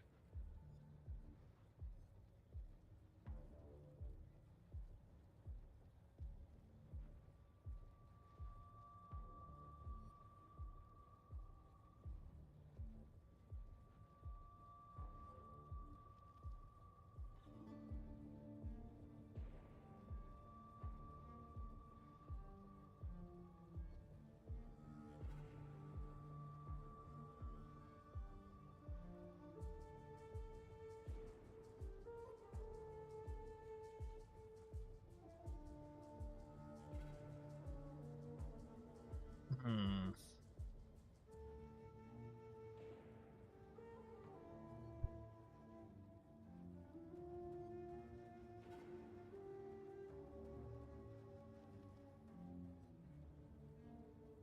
You know, the crazy thing is that what I had before, I don't even think I was crit capped necessarily.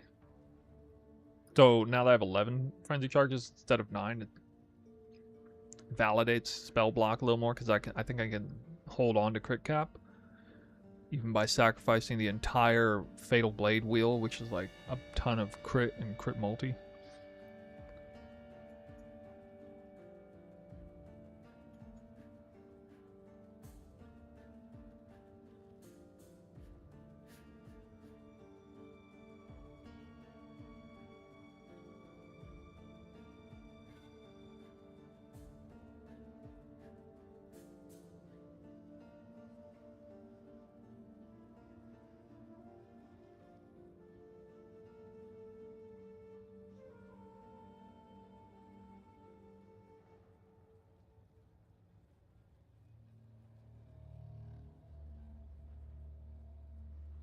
This is... Alright, let me see how expensive this cluster is.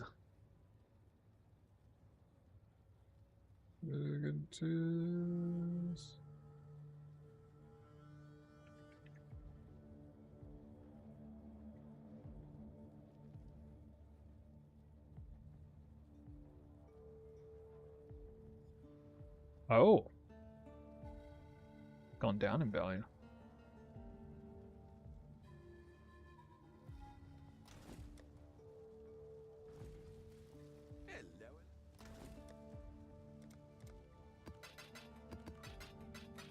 I kind of wanted this one anyway. I think maybe with or without. Yeah, I think even with or without block, this is probably the best one.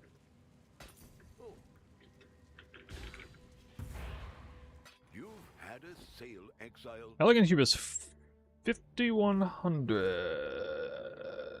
I don't think this is 100% the best one. Kind of depends on what you're doing, but just take a glance at it.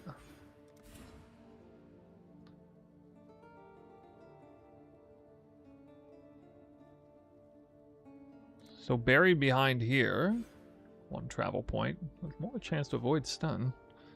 12% block chance. Which, I mean, this is kind of a net neutral to have to pay for this point. It's not bad or good, really. Then we have 10% increased damage by frenzy, 40% crit multi, we got 25% increased accuracy, another 25% increased accuracy, and then over here, as a probably optimal anoint, would be another 10% damage per frenzy charge. I mean, they'll be dropping the Eagle Eye anoint for this. I'll double check in Path of Building that's optimal to do. But this does require a lot of passive points devoted to this area. The problem is 25% increased accuracy is like, it's kind of weird. It's only about half as strong as 10% increased damage per frenzy charge, but it's about a third of the power of 40% crit multi. This assumes that you're already crit capped through Oscar gloves. If you weren't crit capped them, then it elevates it even further.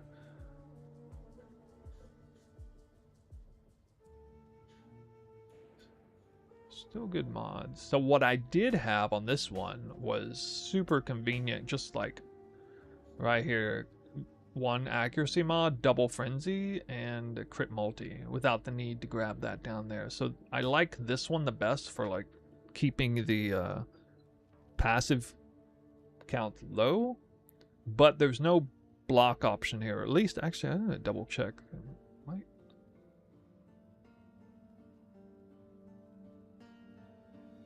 Yeah, there's no block option anywhere.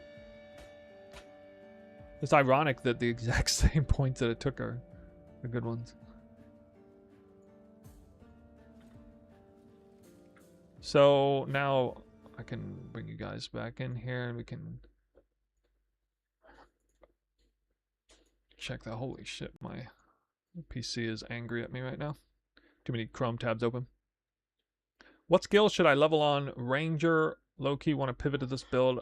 I've only leveled with RF LML. Man, I'm a bow Andy, so I would just say level at, well, like you could level with like okay, so there's many options actually. You could level Poisonous Concoction on Pathfinder. You could look up Peacock of Bouncing build and be very comfortable leveling. You could level Lightning Arrow on Deadeye and or Warden. Elemental His Spectrum, especially on Warden, I think. Those would be like 3 really big ones. What is that helmet? A new helmet this league.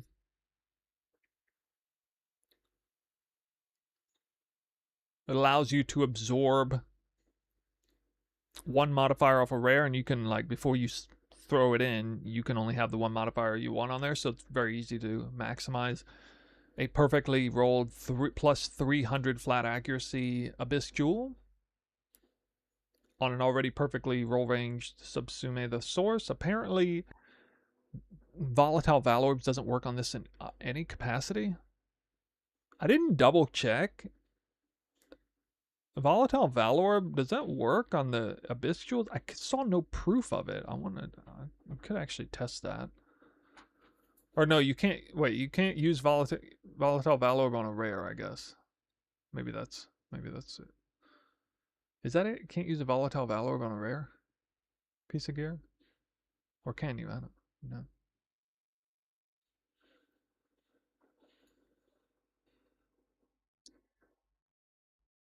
So again, the starting point was 1.1 billion DPS. I need to go in and change the Elegant Hubris.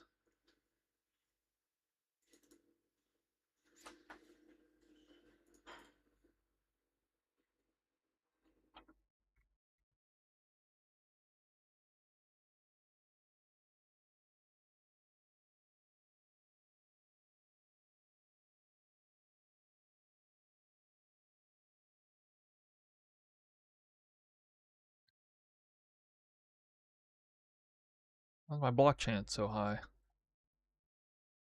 That's with it etched out of there. What? Oh.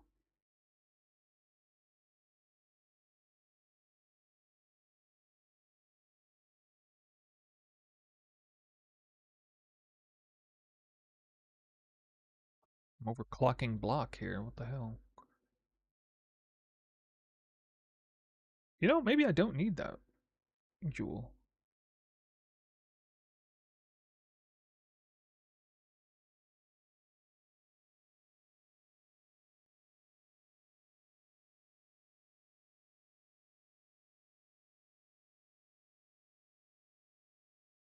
Yeah, I don't think I actually need the jewel.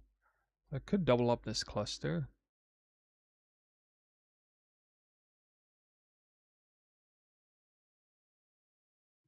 Two extra passive points.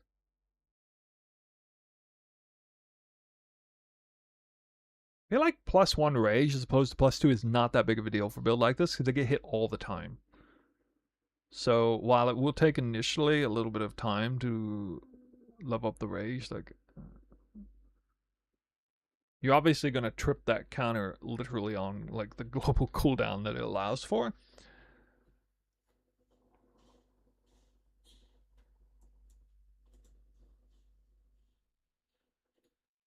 We can see this cluster is legitimately stronger too. This, let me see, significant 814 to 869. No increased survivability per se. 2% over cap. That's with one block node.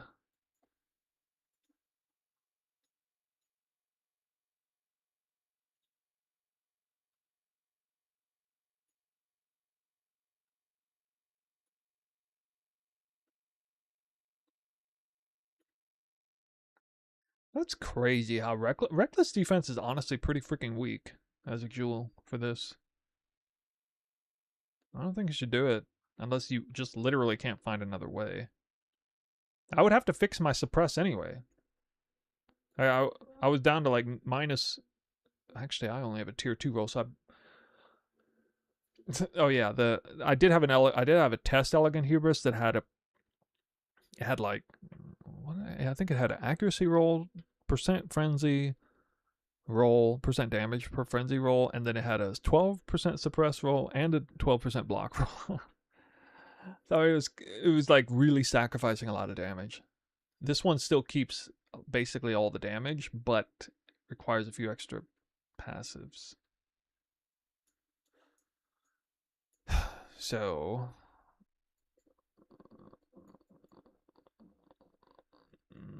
this makes it so I don't need that either.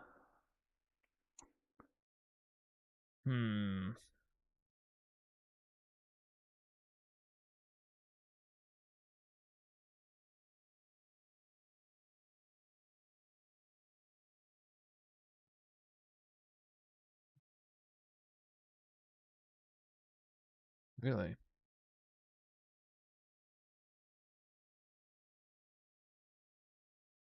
Well, that's interesting.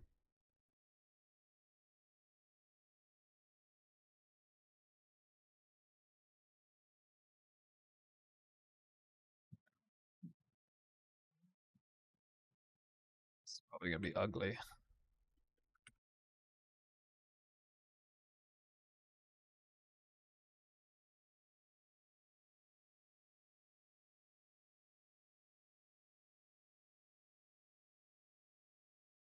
So much damage loss.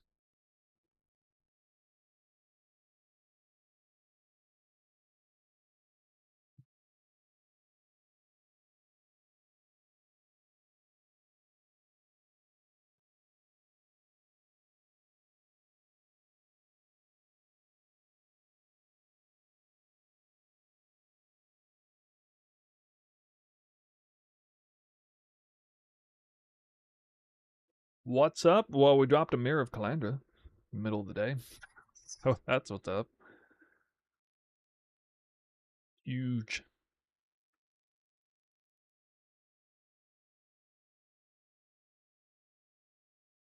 Right now, I'm trying to test block. I'm being fickle about this. Does it really matter if you lose damage on these? Well, I confess I hate losing a ton of damage to gain a moderate amount of defense. But I concede in the grand scheme of things, as a level-headed person should say, yes, it's totally fine to lose that damage to gain a bunch of effective health. I am like super biased against sacrificing defense or sacrificing damage for defense. I hate doing it on a personal level. I mean, obviously I gotta be more willing than usual to do it on a melee build, of all things. I was really hoping the build would feel a little bit tankier than it does. I'm a little bit disappointed because I got like way more defensive layers on this build than I normally have on a bow build. But I don't have any Headhunter or Mageblood. And so the loss of all the Headhunter buffs is kind of... Magebane angle? Why would I want to do that? That's 6% spell block. I did I have Mage Bane as a modifier in.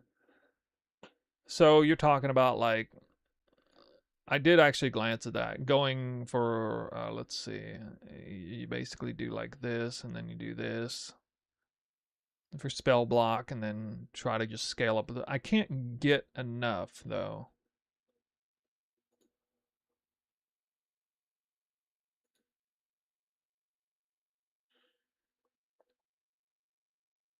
I don't know how to get enough spell block. There might be a way that I don't even know how to get spell block. Like, where do you get spell block from? I could do like double Mage Bane. That would be 12%. I think you'd have to get like at least two spell block clusters on the Elegant Hubris. Is a life without Headhunter worth living in the end? Good question. If I did that route, I could drop this wheel here, though. I could look at it after. For now, I'm going to test this.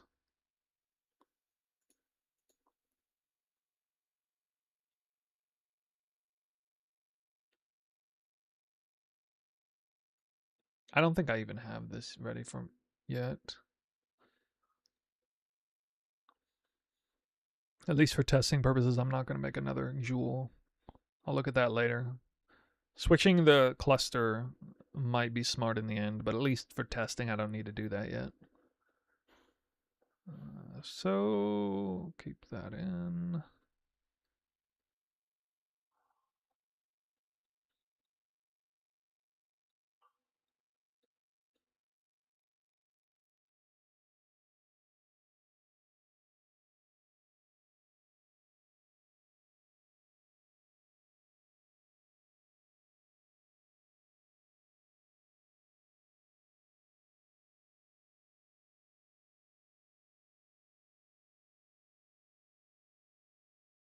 What am I missing?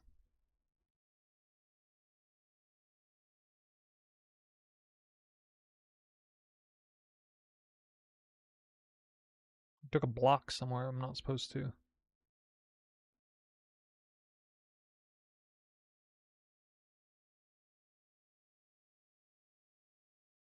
I so wish this actually gave block, like a real meaningful amount of block. Or like at least like, why can't the mastery have a block? Like a conditional block. Even like a conditional block would be, that'd be fun.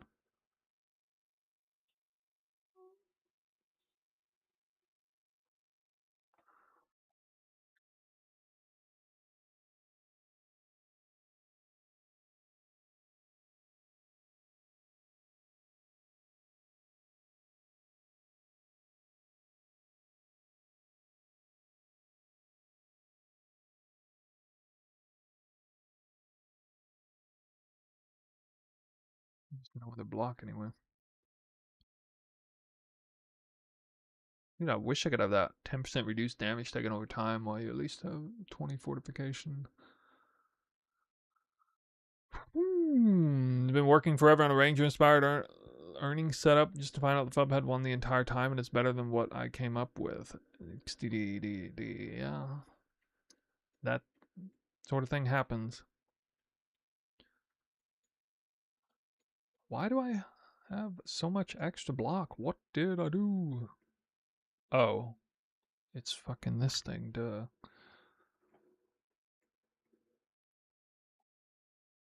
Found it.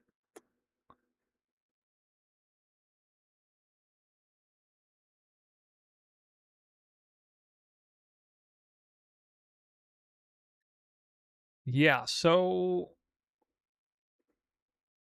am I reading this right? How much was this?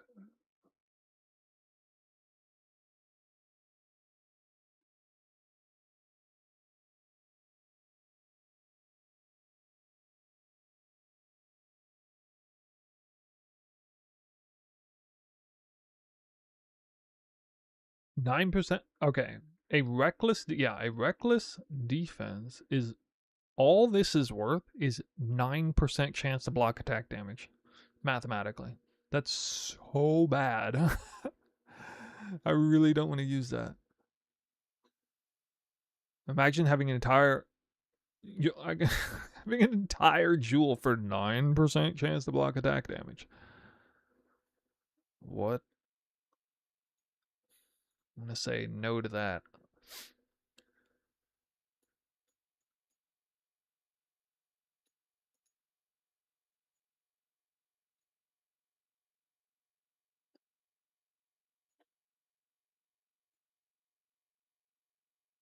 All right, for testing purposes, I think I'll do this. Now, this is 3 passive points too heavy. So, what am I gonna do? Suppress.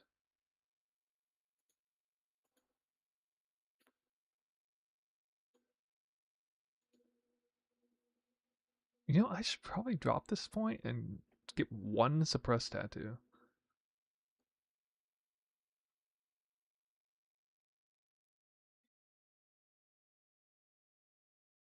Funny thing is, this would now be 2 points away from connecting here. You know, if I connected this way,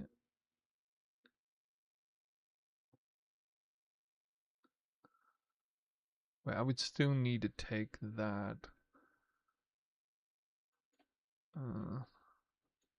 Yeah, I mean, for the sake of the chaos res, still do that.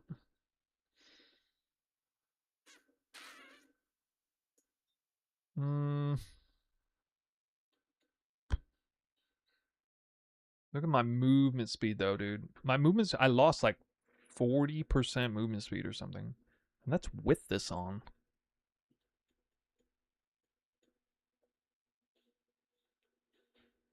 I can't remember if there's movement speed cluster nodes. I might have to look into that.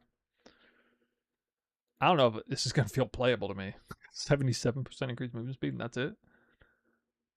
How is it clear? I just noticed it's really squishy if you don't have headhunter buffs. Well, yeah, we never have headhunter buffs with this build. Clear is fine. I feel like the clear exceeded my expectations at least a little bit for this version. The defensives were below my expectation, and the single target was about what my expect, because I can literally see the DPS number here. So, can you do your Delhi Rogue Exile farm without them being tormented spirits? Yeah. Yeah, and you can even drop the double life with the icons over their heads, but that's better so you can actually identify where they are. But for sure, you can drop the tormented part. That's for what, the random raw loot you get from that. I can drop a point here if I want. Can't drop that one. I can't drop that. Not dropping martial prowess. Probably drop this tincture node, because tinctures aren't even up all the time anyway. Even though that does look like a lot of damage on the sheet, like it's not a reliable, not a super reliable. Well, it's up when I want it, I guess. I was running without it for a while.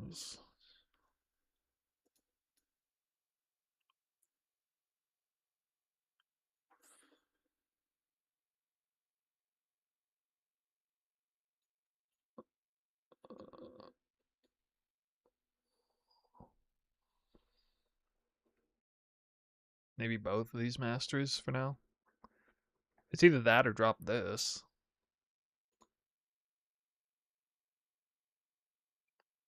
This feels like a crime to literally be on this spot and drop these. So I need 1 tattoo. And, oh, I still have to drop. Oh, shit, no. I'm only level 99, actually, so. Why am I still only level 99?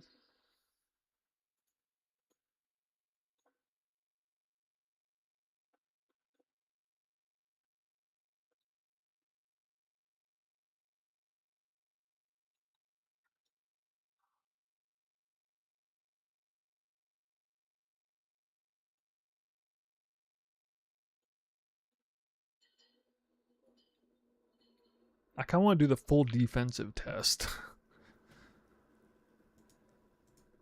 Oh my god, I'm not. Yeah, drop that, I guess.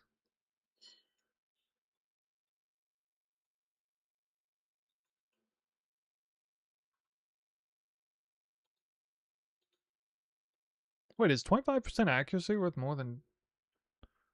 Oh, they're almost identical. Yeah, okay. So I'll drop that for now. Okay. All right. That'll be my setup. Oh, I almost forgot. Master Sapper.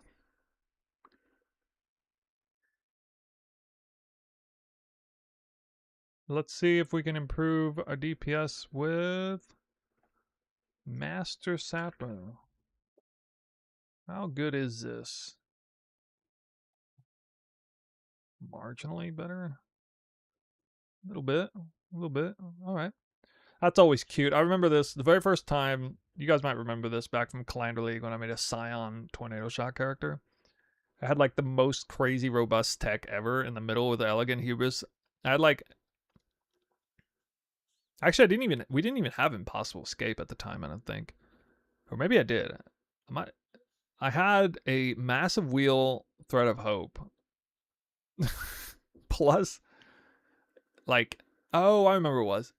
It was, I think it was like Massive Wheel Thread of Hope plus Triple Anointed Amulet. the Triple Anointed Amulet. We gotta look into that again. Oh man, that thing was like new back then. Why Scion? That was a long time ago.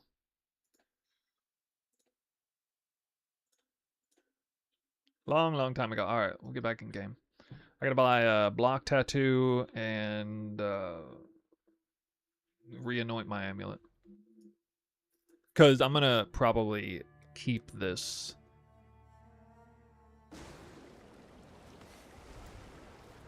I think this, unless I need the passive point, this is probably a superior setup because I'm effectively adding 125% accuracy while swapping the anoint here. It really depends on whether I need that passive point or not. So this is it the same either way? Yeah. Teal black opulent. Business.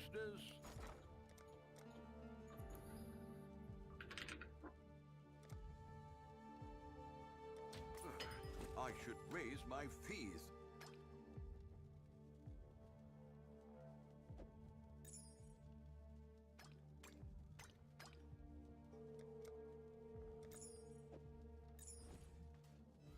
Now suddenly I get 10% increased damage for frenzy charge. Woot. Why does that have intangibility? Maybe they're binding like that? They were like checking them in real time. Alright.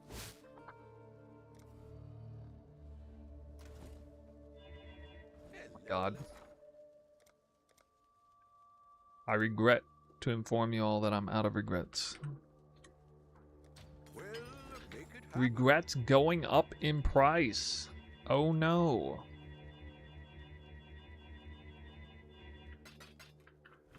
Awful. Oh.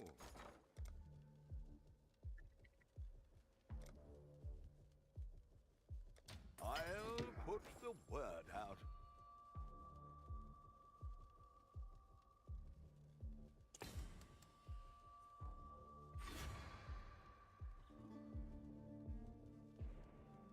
Oh.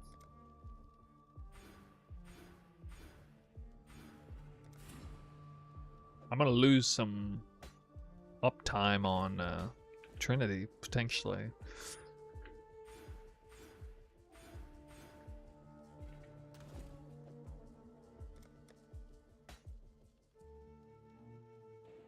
My mana got down too. That's kind of hurting a little bit. 70 mana. My main skill costs 37 mana. I have to get another reservation efficiency thing at some point.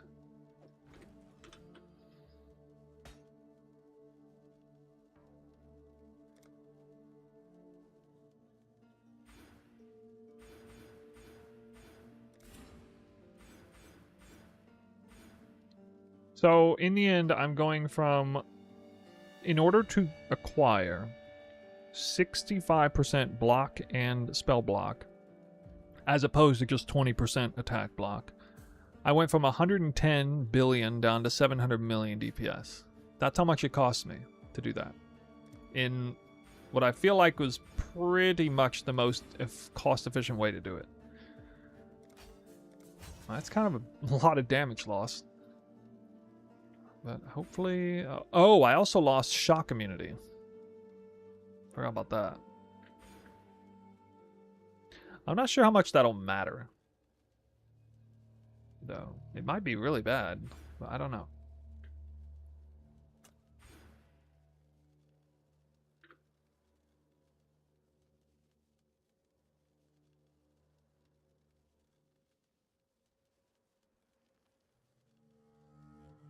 I wonder if Valpact is kind of worth using.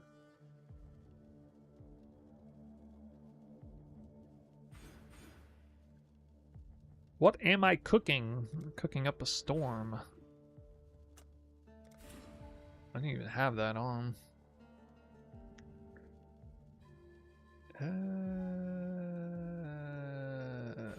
Not done yet.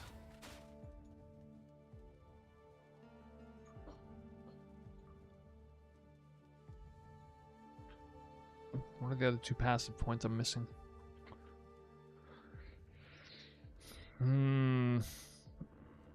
This stays.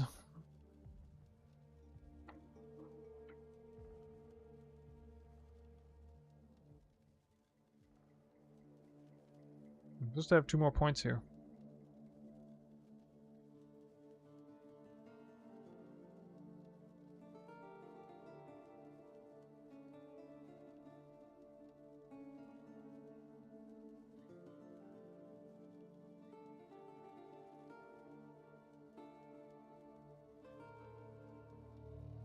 Crit multi, maybe? It's 1. We almost there. Yep.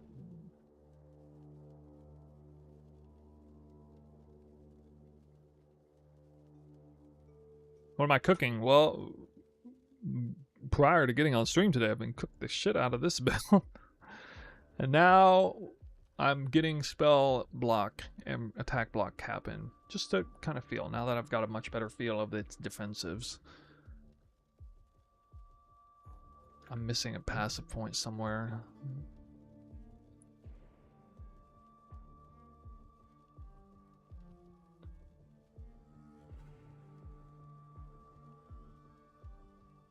Do I like accidentally have a passive point wasted?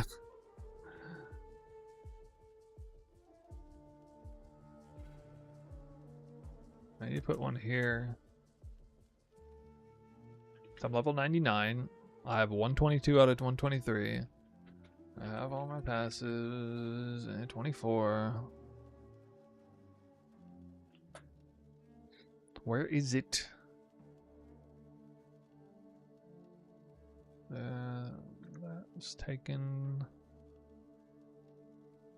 Yo, huge rat on the mirror. Coastal Boy, thanks, man. It's totally out of nowhere. Farming the wrong content.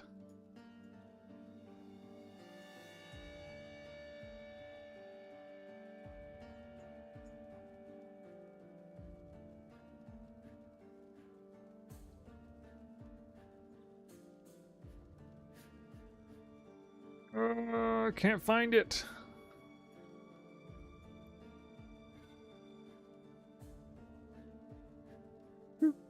Wait, where is it?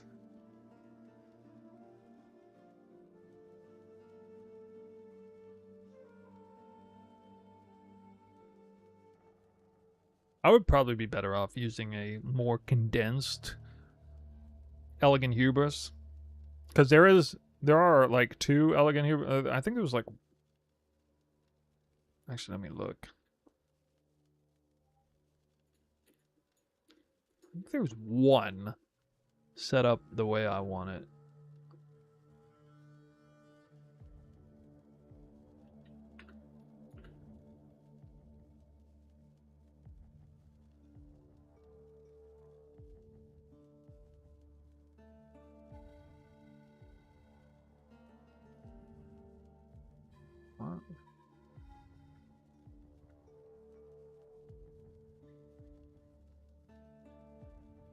Oh, I see what's going on.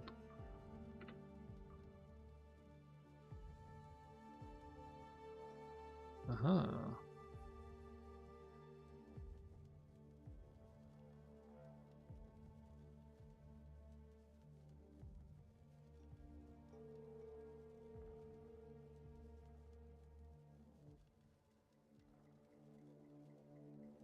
You get evasion per frenzy charge.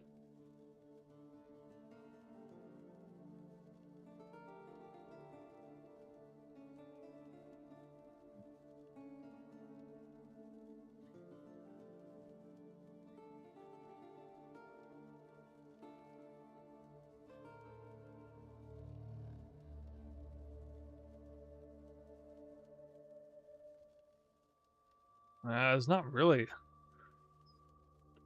It's not really a good one.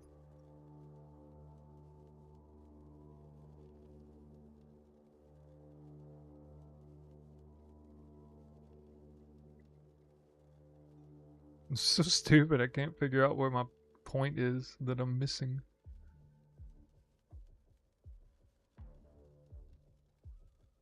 It's gonna be something so dumb. Like as if I took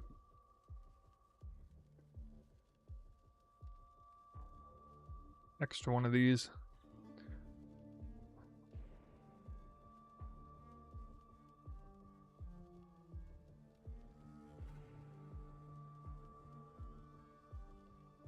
Maybe I clicked one here on accident.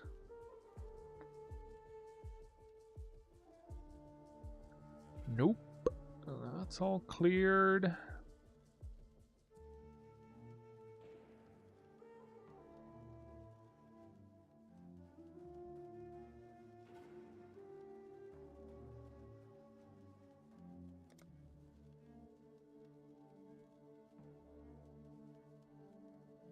Alright, whatever, I can't figure it out.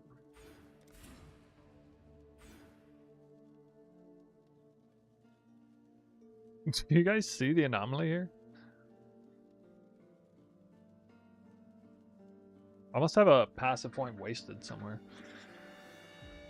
Oh well.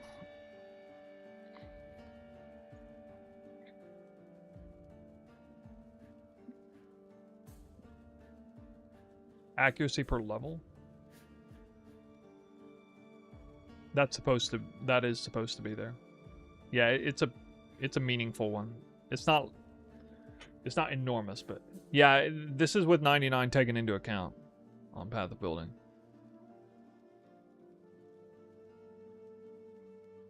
I definitely have a loose passive point somewhere that's not supposed to be there.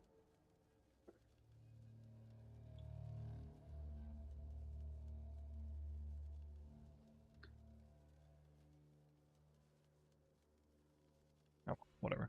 I don't get it. It drives me nuts to have build not min-maxed at this point, but oh well. As we can see, 65% block and attack. Let's see how this feels. Bandits, yeah, I got 24. So we're good there. 24 passes.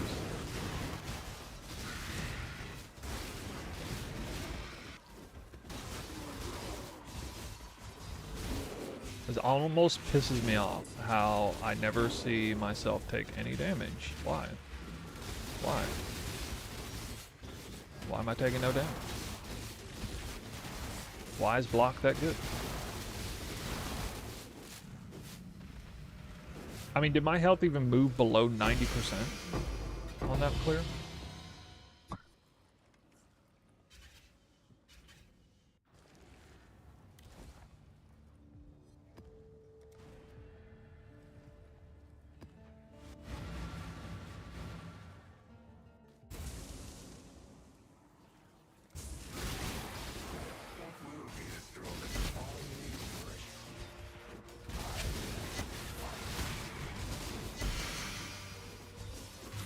Oh, I definitely have 95% evasion. I would have 195% evasion if I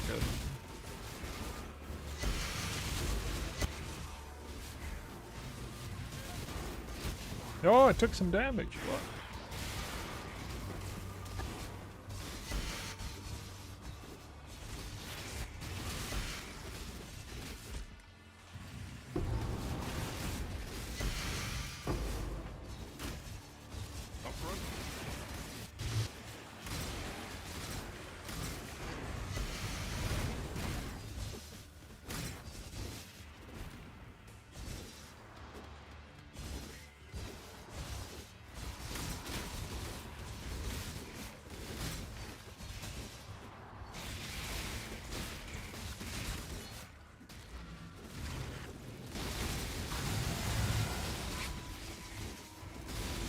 Yeah, it's so annoying.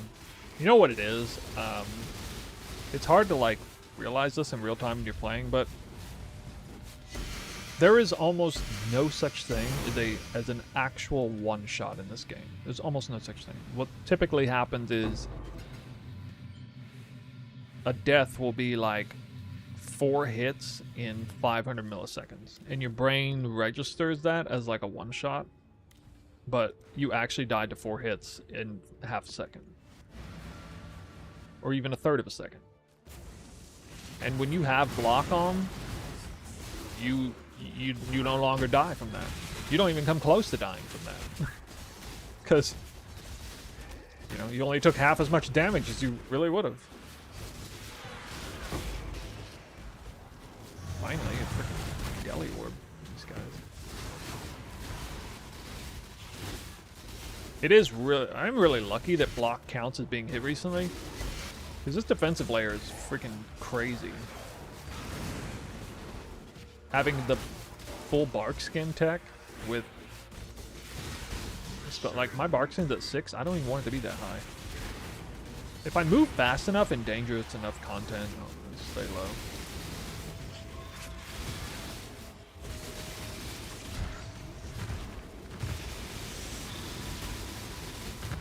Yeah, entropy and block. I know, but I could be wrong, but I don't think attacks are killing me almost ever. It's not attacks, it's spell damage.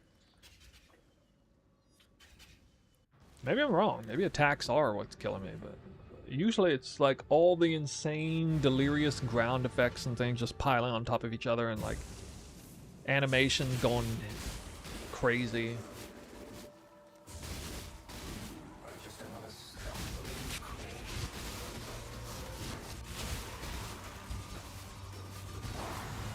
It's hard to deny.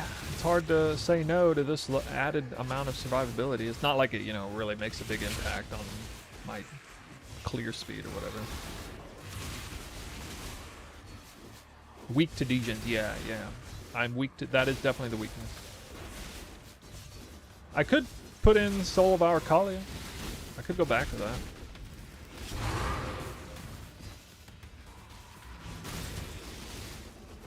I hate that I get no... Actually, we get some value out of the Chaos Res over time.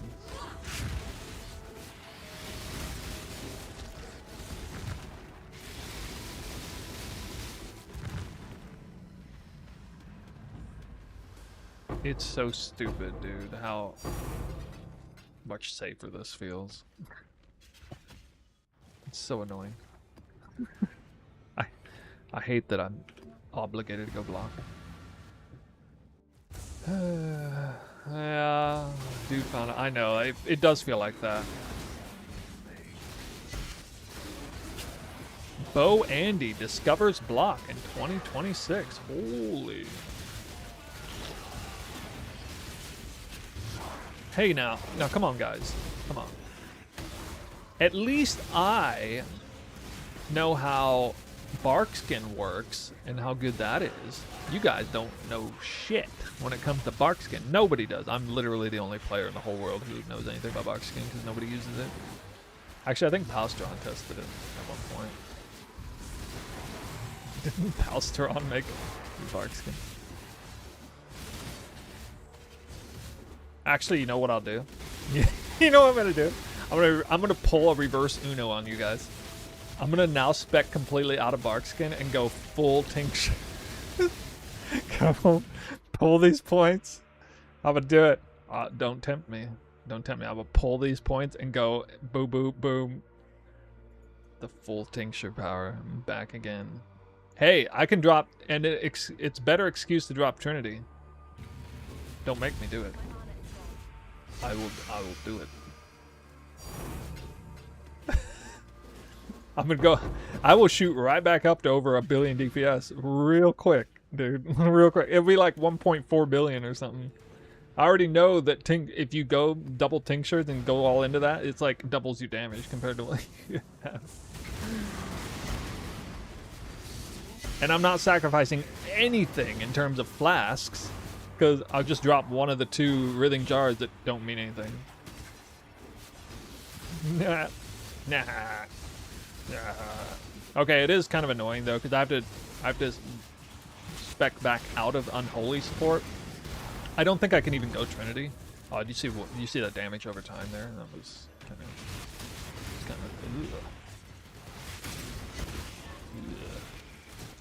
It was a plan all along.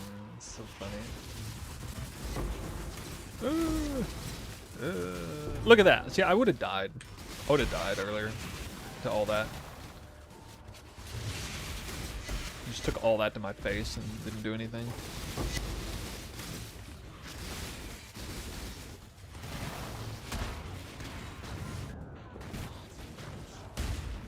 Alright, that's stupid, because I remember killing him. You guys saw me kill that guy, right? I watched you die. It's like Agent Smith. I killed you, Mr. Anderson. I watched you die with a certain satisfaction, I might add.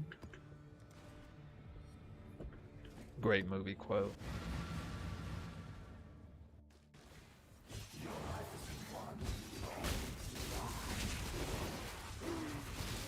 Now half the viewers are loading up that scene into YouTube right now.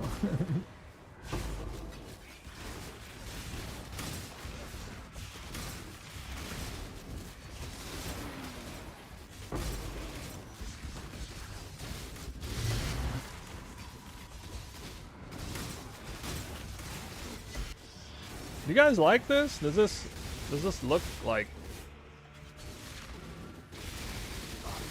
I have hardly anything to even base my opinion on because the playstyle is far removed from bow playstyle.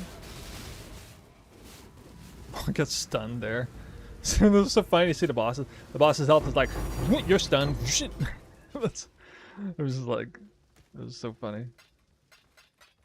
That split second where the boss took 0 damage.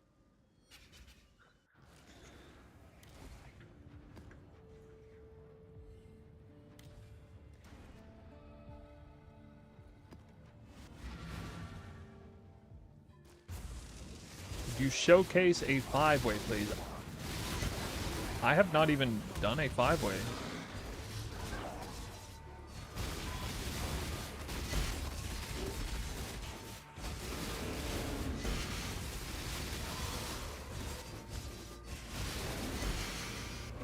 Am I ever getting shocked? I am not immune to shock anymore.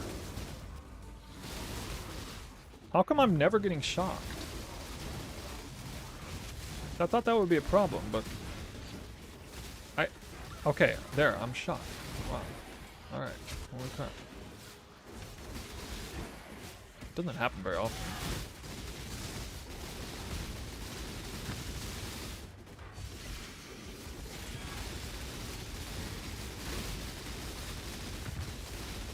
Oh, damn. You know what happened here? There's a block map. Only 25% of my hits are hitting! It's because I was spec'd to deal with this before! No! No! Oh god. Oh god. Alright, hold on. Jesus Christ, can't do this.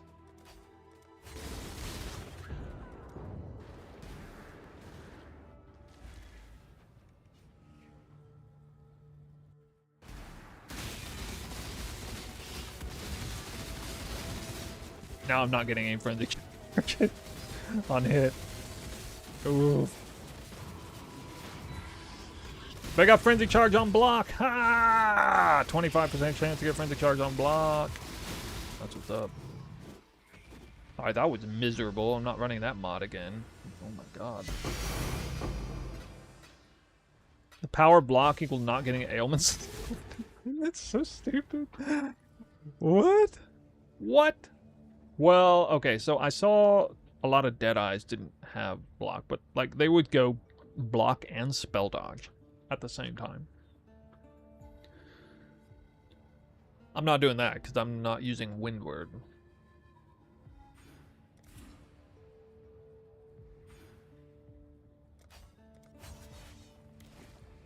I gotta double check these maps for block.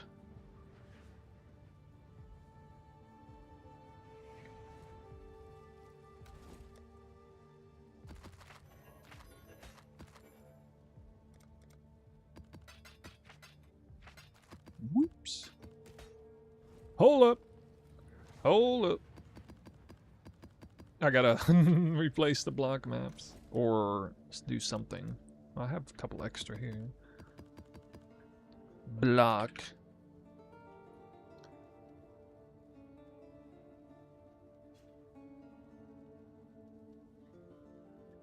Chance to block attack damage. Why? That many?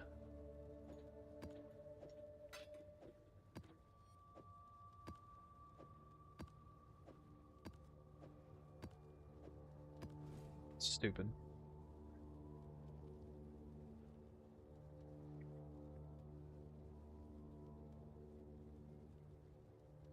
Use a regex again.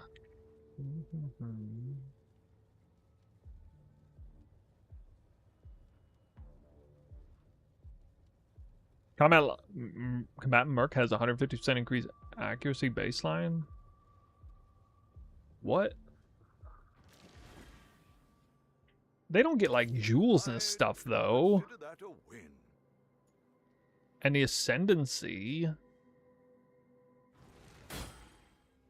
One map to rule them all. It's not like they get avidity from the... I don't see how it could be that good.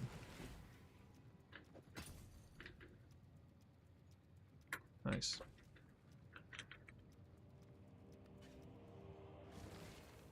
Alright, so here's the problem with going the tincture setup. You could do double tincture setup, but then you can't run Unholy Trinity. So you need to go pure elemental because that's where you get real value out of the elemental tincture. And I sold mine off because I thought I would never need them again.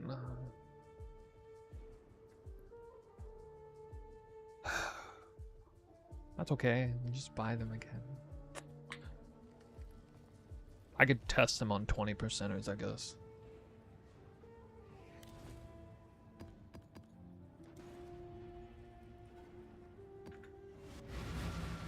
How much EHP do I lose? This gave me 123,000 EHP. This quadrupled my EHP, no effective health.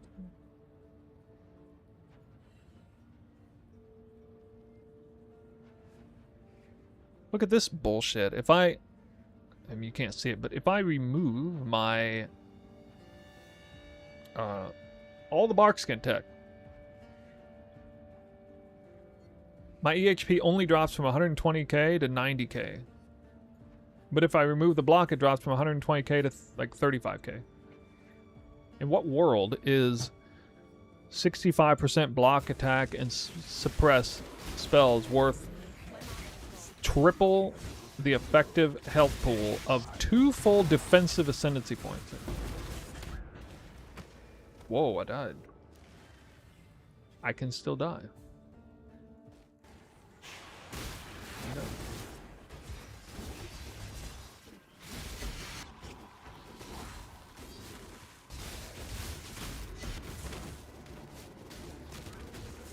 Do I have an idea for best leveling Twink stuff? Not in PoE 1, really. I like, especially with Lightning Arrow or something, let's see, Fox Shade Armor is good. Just Quill Rain. Let's go like Elemental Hit the Spectrum and Quill Rain. And Fox Shade Armor. And run your ass off.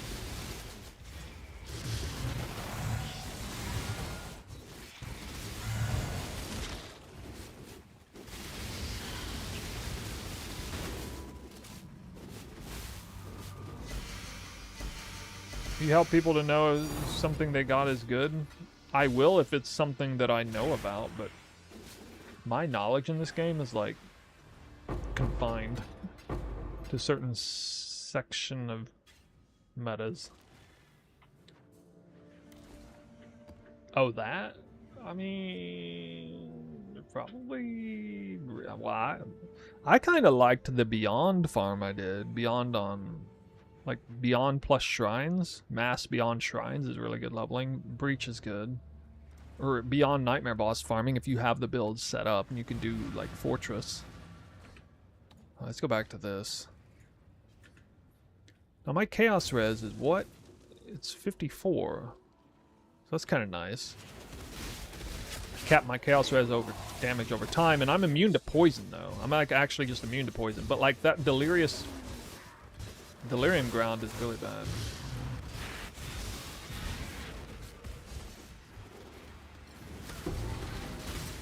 Whoa. Well.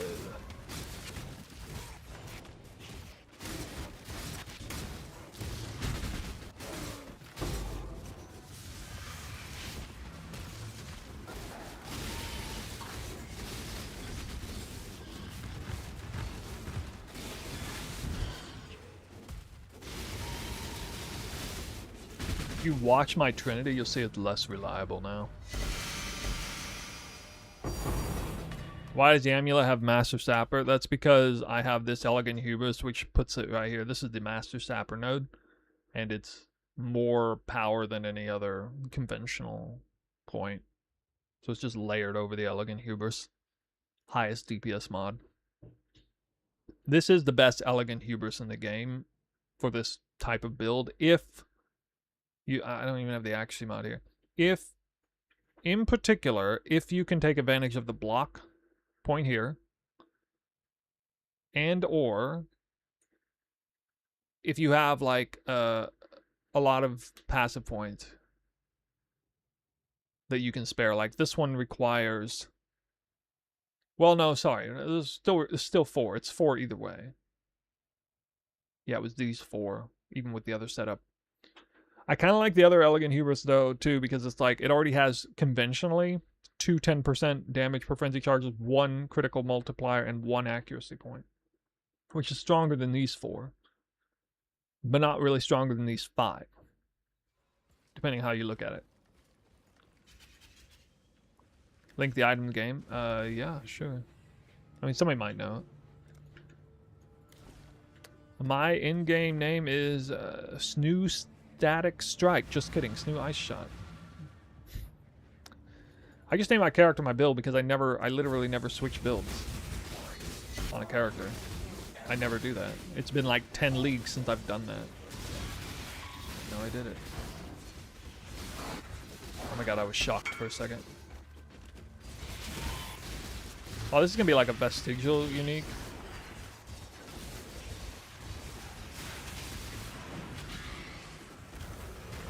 It's my accuracy? Good question.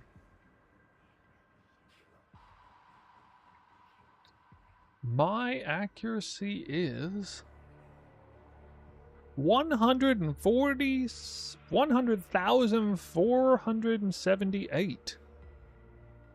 Because I only have, if I had another frenzy charge, it'd be like 120,000 or something.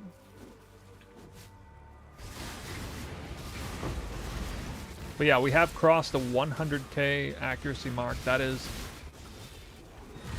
you're definitely tripping balls on your accuracy if you get over 100,000. That's a crazy number.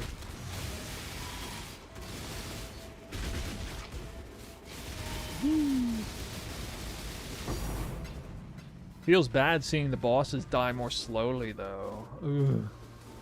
All this block makes kill my DPS though. I bet if I did a Uber Exarch again, I would go right back to no block because it would drive me so crazy. You guys know what I'm talking about? You guys know that feeling, right?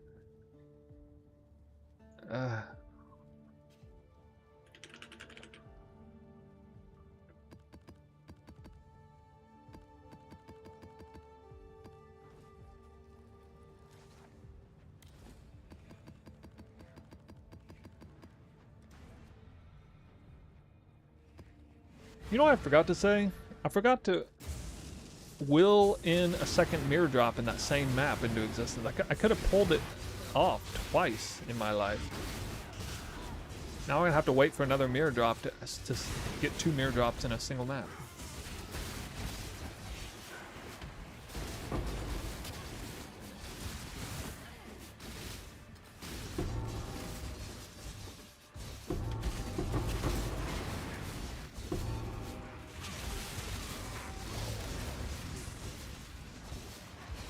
Temp chain. Actually, I'm not that bothered by the slower movement speed. I thought I would be really bothered by it, but it's not that bad. I mean, obviously I can move like absurdly fast with whirling blades anyway.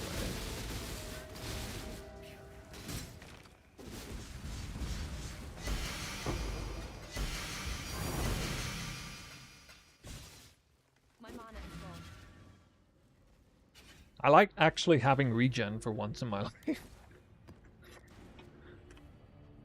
Still kind of want to test this. You know what? I am gonna test this. I'm gonna do this. I'm gonna do this. I want to test Val Pact. I just want to see what this feels like. I might really like it.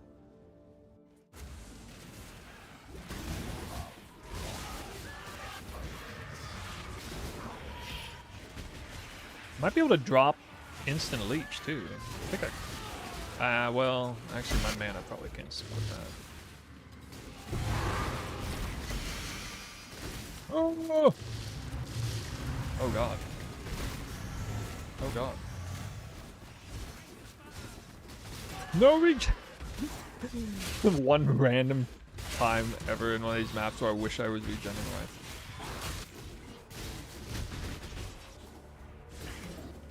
You gotta be freaking kidding me.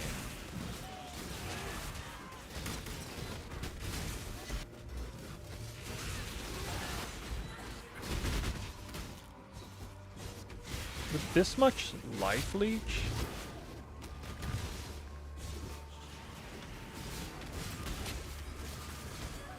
Can't I just basically face tank everything?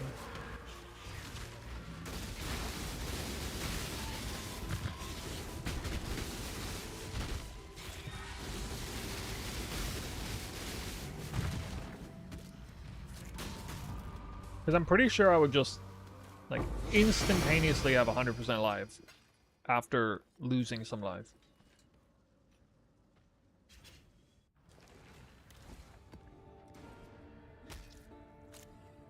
I could at least mentally justify dropping this because it's like giving me regen too. It is 8% on average.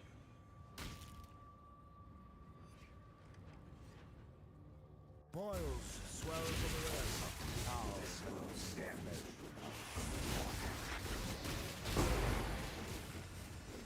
How good is that build? Seems kind of weak because you have to hit something first. Are you referring to the regen conversation or just in general? I would have died either way right there. A single life on hit. Oh yeah, actually I already have that.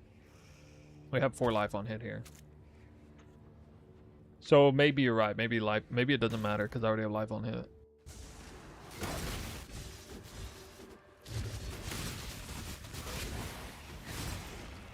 Yeah, I'm glad you mentioned that. I think I just didn't realize that it's kind of already set up that way. Because we have like 60 attacks per second.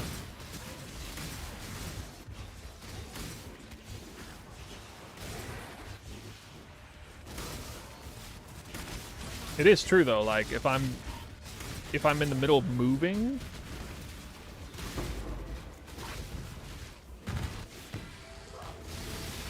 which means I can't like attack something, it feels kind of bad. Oscarm with Rampage? No, you lose Max 1 Frenzy. I looked into that, but you actually lose, you can't simultaneously have your Max 1 Frenzy and what is this? Why are there fucking volcanoes coming in here? Get out of here. It can't even remotely compare to +1 Max Frenzy charges. You can't have both. You can't have Rampage and Max Frenzy. I don't think, right? Unless you...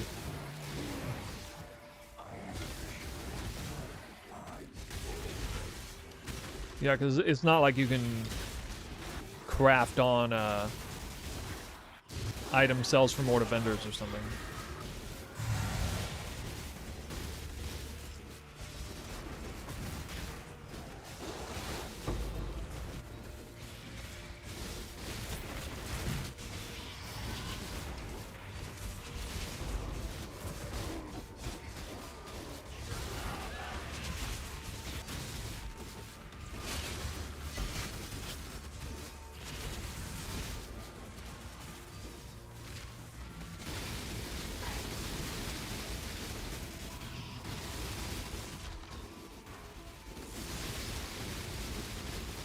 I love how fast I get 100 shocks.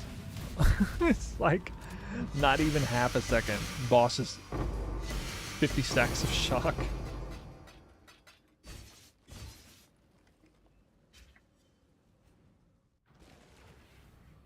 Alright, let me turn this off and see what it's like now.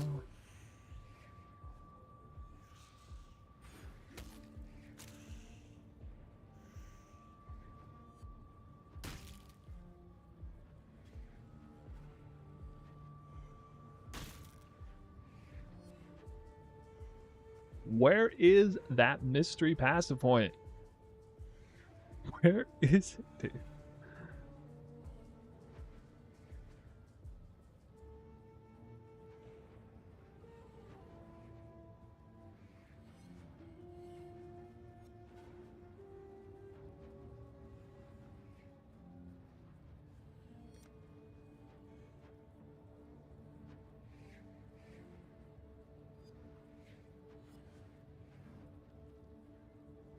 No, it's not that.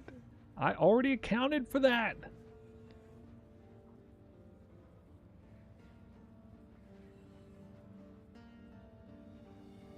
Still a passive there, right? Yeah.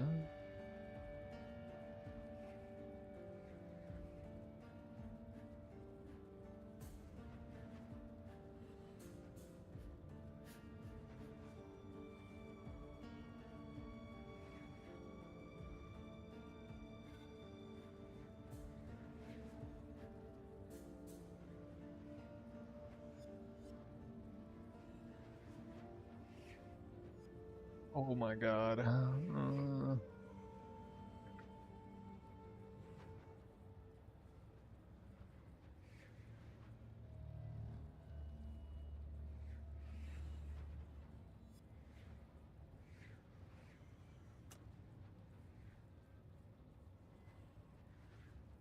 I don't think I've ever had it this bad before. I can't find a missing passive point. It doesn't match path of building.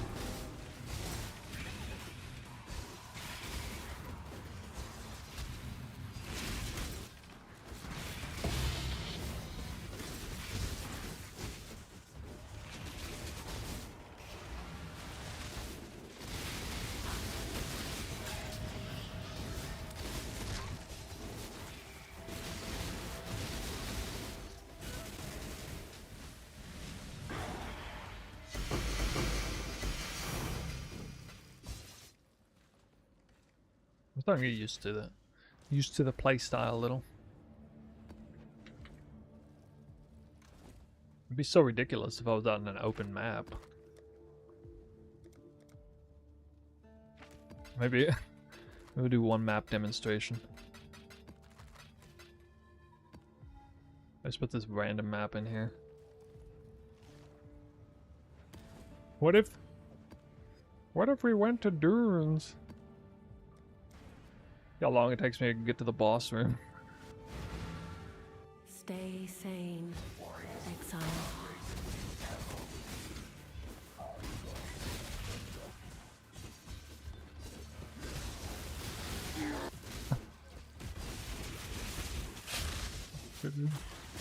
Oh, I kind of outran the mirror there.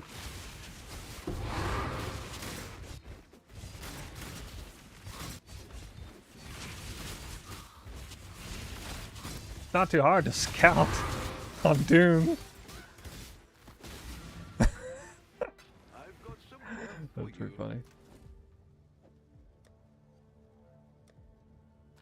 The Mary Lee. There's like no point in running a deli mirror on that. How tanky is this?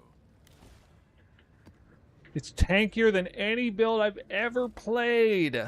Which is not saying much.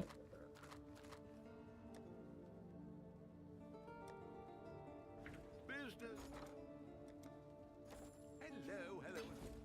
Ah, Alright, gotta check my man card again. well, make it happen. 3 portals instead of 4. Hey, at least you did. At least you're not claiming that I 6 portal every map. I'll take the W. Alright, let's see how bad it is. How bad is it?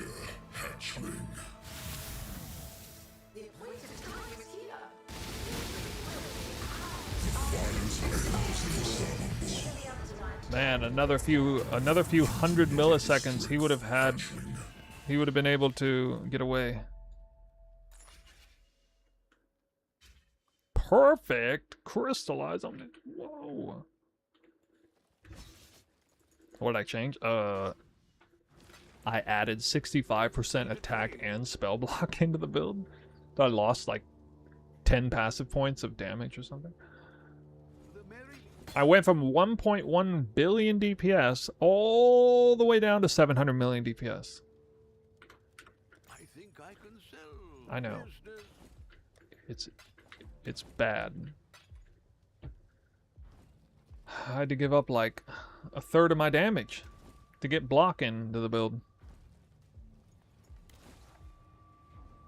RIP that's what I'm saying. RIP DPS. God. I mean, somebody like me can barely stomach it. Thought of losing that much damage. ZDPS. Oh no! I got the ZDPS tag. Oh. I might have to leave stream to go hang myself now.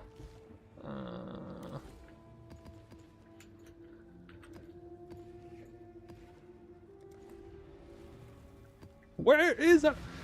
I feel legit ZDPS because I'm missing a passive point. Where is it? Why?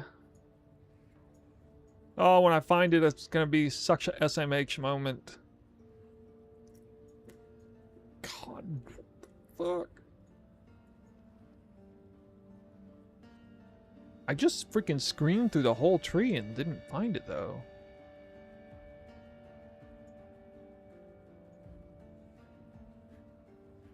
Maybe if I'm having this hard of a time finding it, maybe I'm actually missing a passive on the POV. That's probably what it is.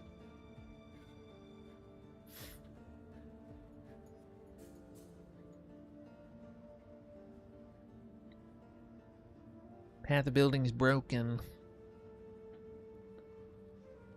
That helmet's cool. Never seen it before. Just knew about Lionized Pelt for accuracy. Yeah, I got... Well, it's 24, right? Am I retarded? Is it 25 now? This is 24.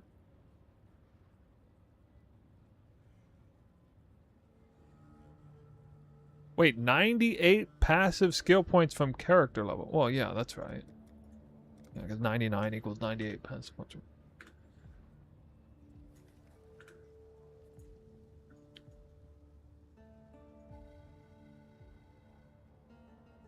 $122. And the POB says 122 over 123. Is Transcendent Spirit with Brutal Restraint at Scion not worth it for this? Oh, you can't really get attribute requirements met on this build if you're taking all the sub-mandatory uniques for accuracy stacking and also get enough resistances. Like, you would have to... Well, I think you could do it, but you would have to re-roll gear and then go Mage Blood route with 2 rings instead of 3.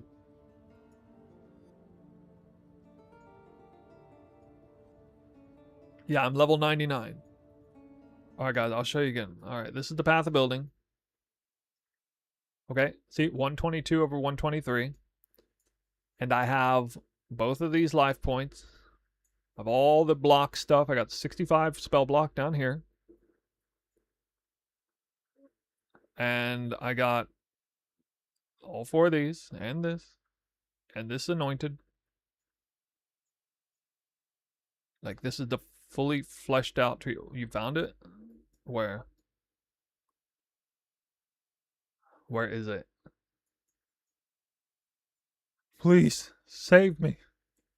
Save me. I'm going crazy.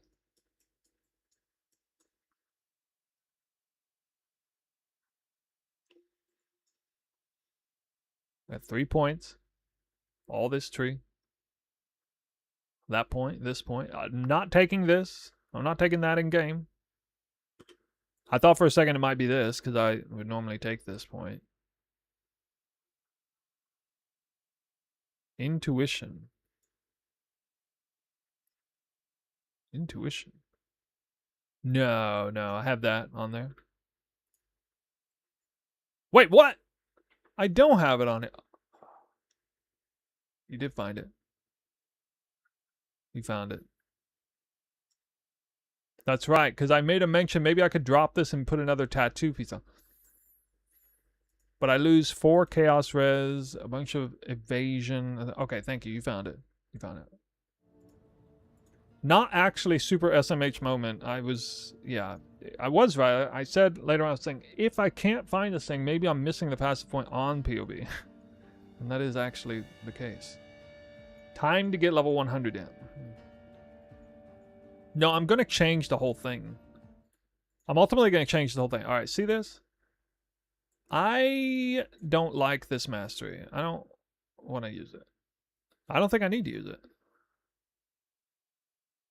I don't think I need that, or that, or that, or that. Actually, I probably do have to use it.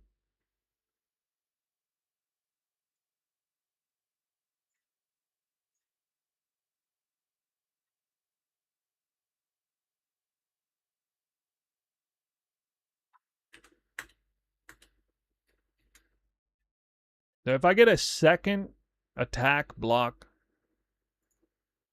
thing here, then I'm 1 tattoo away from capped again. And I have 3 more passive points to spend, which I could put back into here. And then I could do this. And then I could do that. And that's maybe better.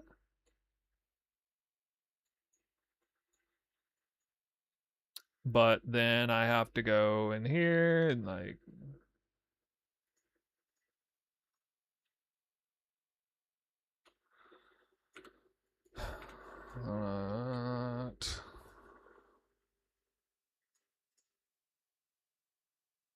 like 1.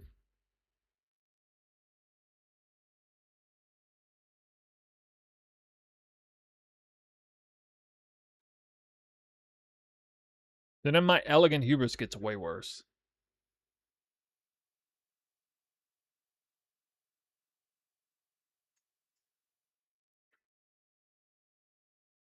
Another 40 global there.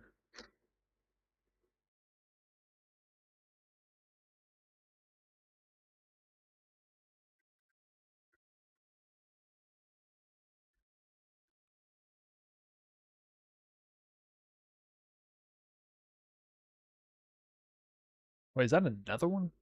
The block spell.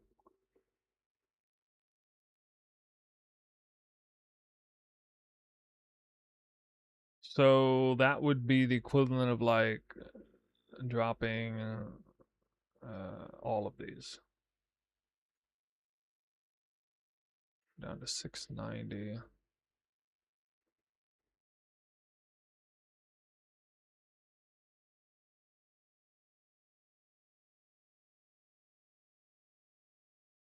Then I could take that again.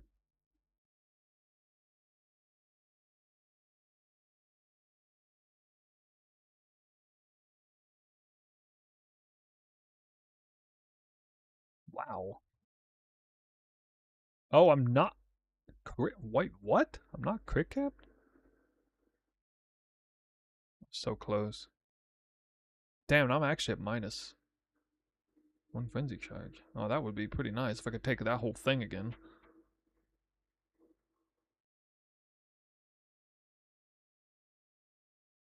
I could damn near do all of this here.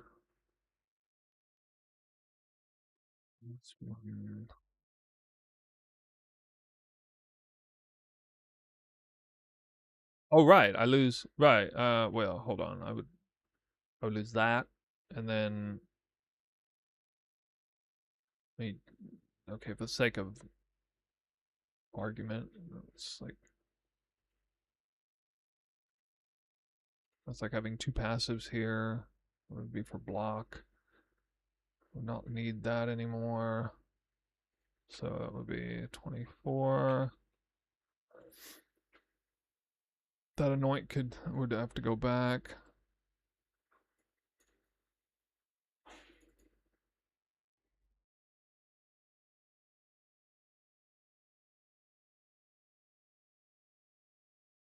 I heard Subtractum's been working on a new form of POB. Like they can be used in mobile. Do you guys hear about it? It doesn't take this long to do all this stuff apparently. Like especially this kind of thing.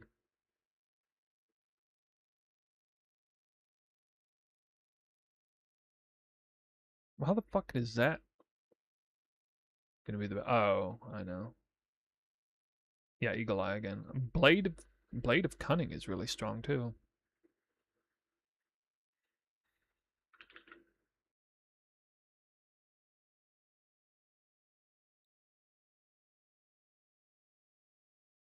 What was that other one? Was it 40? Oh,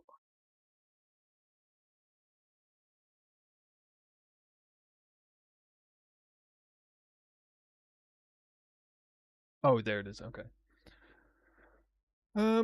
So this would drop me back down to. Oh, I'm still missing a passive. Oh my god. Yeah, this isn't good actually. Okay, so I think I would just do this, and then we have this back in and this back in, and okay, 771. Wait, why am I missing all res?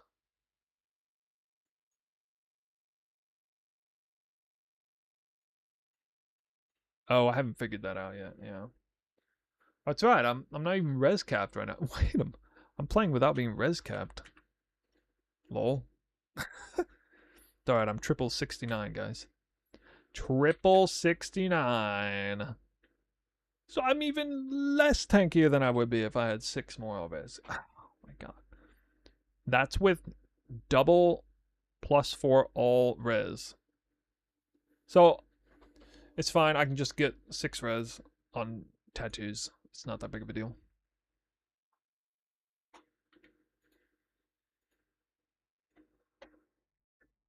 Yeah, I'm not going to do it right now, but I can get 6 res. You can use Survivalist. What's Survivalist? What's that? Sounds like I should know it. Sounds like I should know it.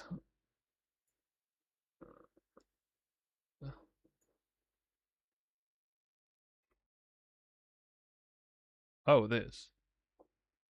Oh, I guess I can't type right. Yeah. Not a bad idea. You get the 8 Chaos Res with it, and the evasion. I actually do see some damage increase. I would prefer not to have to do this, if possible. I should check, though, actually. Okay, so... let's see. This is... Where would I pull these points from, though?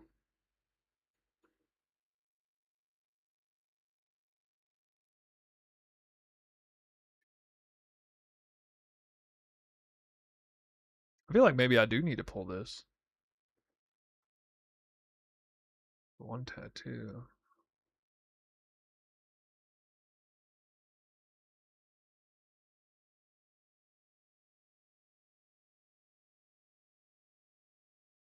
I can get 1 point back doing this.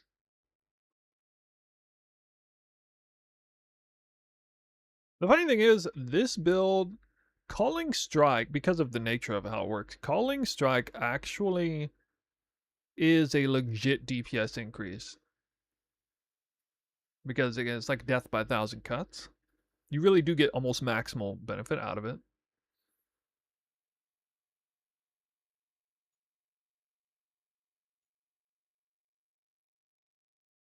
I can drop these, but I don't want to.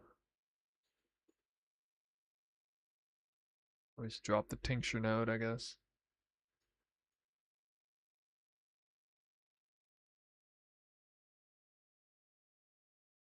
As it's not 100% uptime anyway. It is on a pinnacle boss. Uber boss, even. Okay, so this would be like 725. You know, for the sake of argument, we'll do it this way. This would be 745. All right, 745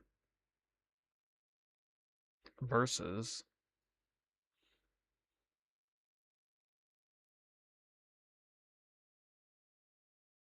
68. 761.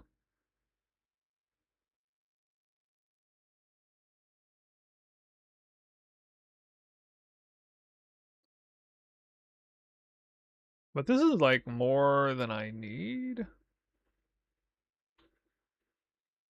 This would only put me right at 75 each.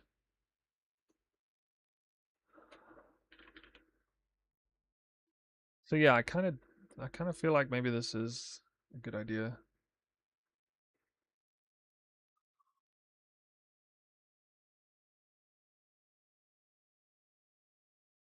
When I respec into Eagle Eye, it did give me crit cap. But this is without. So this is assuming you have 12 minus 1 maximum frenzy charge.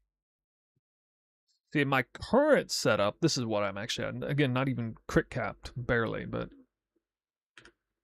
So that's before getting a second mirror tier ring.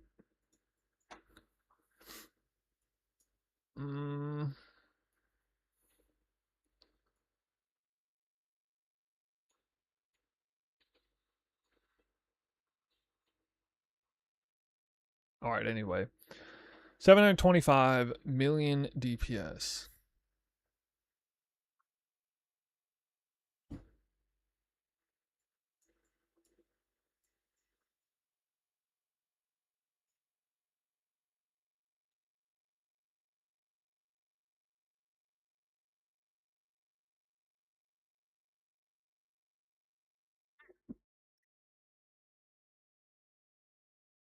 Versus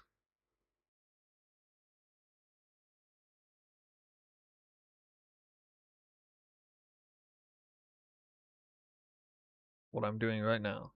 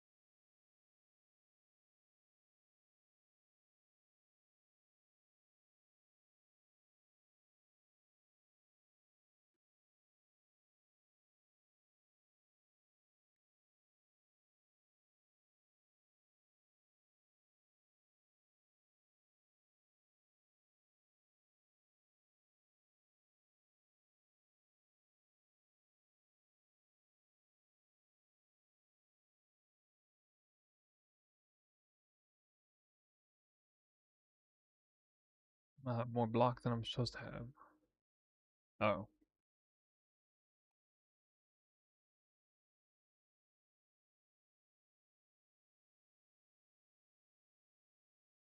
This also gives me an extra rage on hit.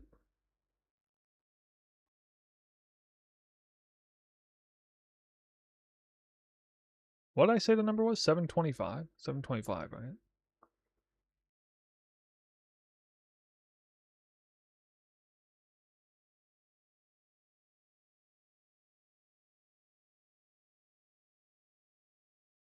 Wow.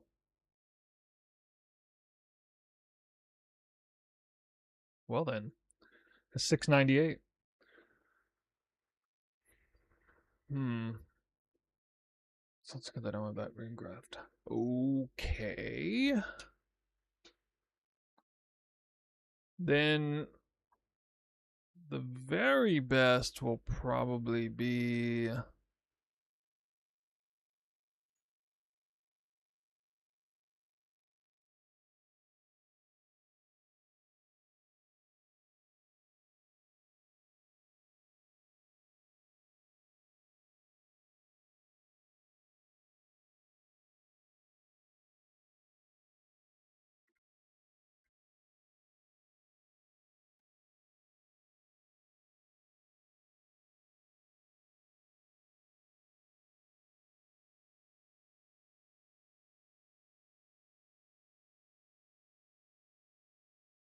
probably something like this.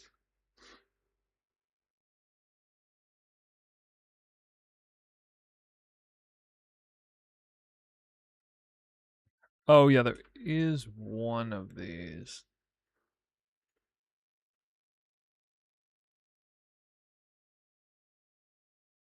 I got the endurance charge when it hit recently. But I don't actually need that with the Doidry flask.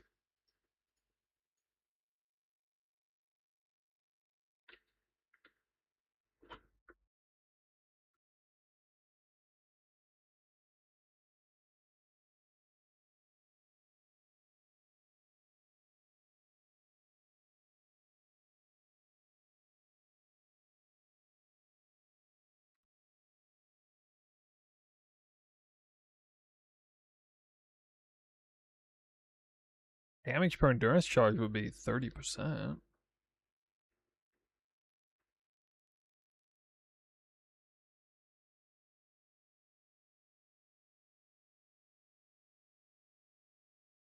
It's second block.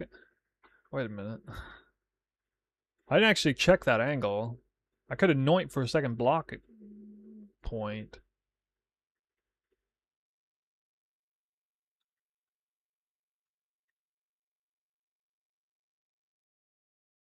Yeah, that might be what I do actually. Hold on. Enter a map, kill one monster. I know. This is classic. Classic. All right, maybe 5.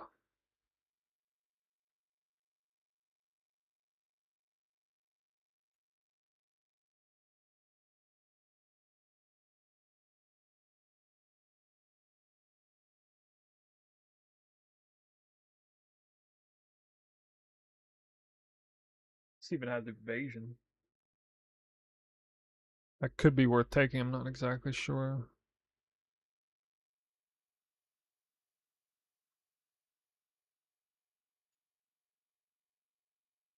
Just an evasion.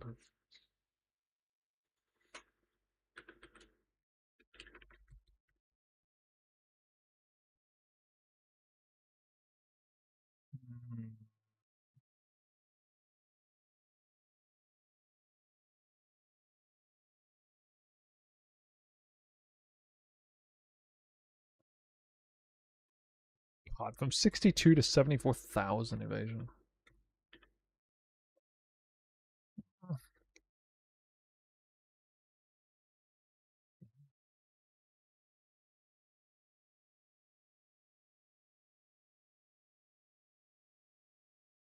Yeah, this is the one we scrolled over before.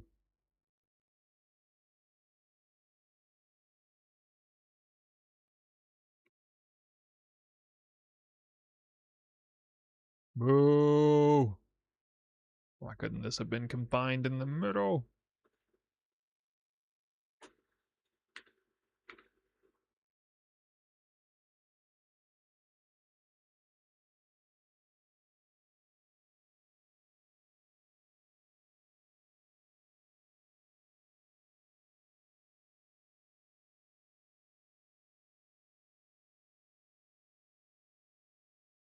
Wait, I thought one of these was good. Yeah, this one. Well, it's either this one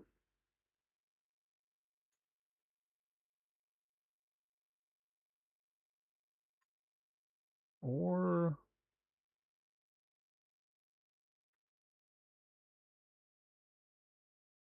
this one.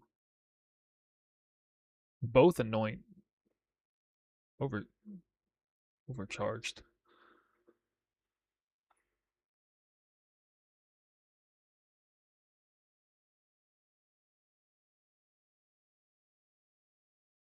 But this one's better because it's optional here.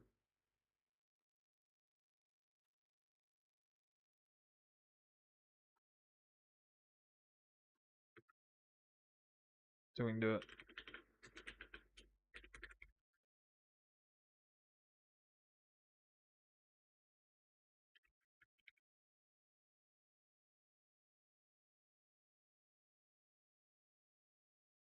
Not terribly worried about this getting sniped. I don't even know if I'm gonna actually do this or not, but I might buy it right now if it's cheap.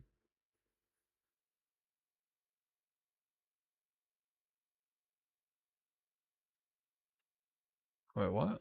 Alright, this one. 138420. God, the long number. 134820.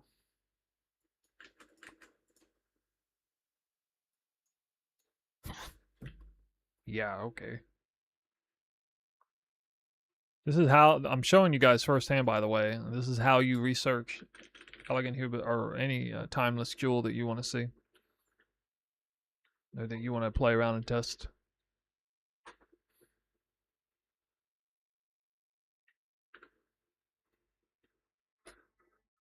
Because apparently,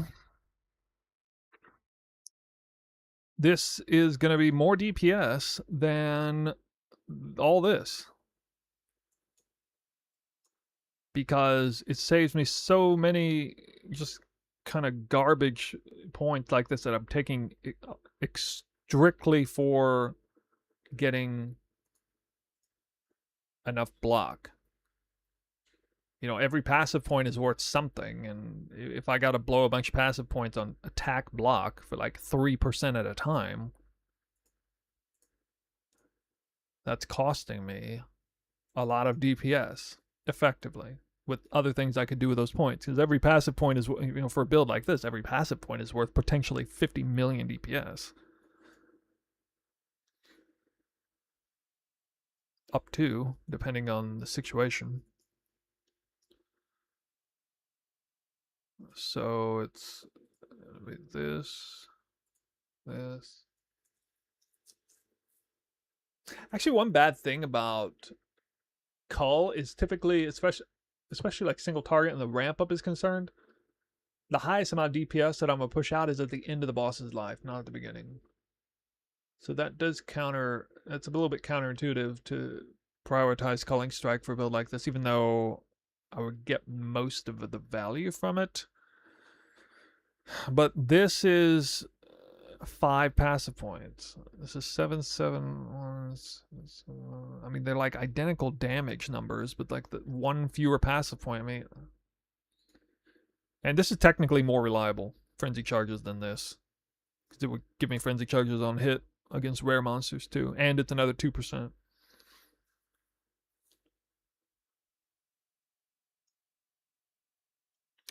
Oh yeah, you're right. Thank you for bringing that up. That is right. I did look at that earlier today. It's categorically worse though. It's like 751 versus 771. This is still registering like 30% more damage. Yeah, I did look at that exact thing earlier today in a different context from what I'm doing now, but It was to compare DPS numbers.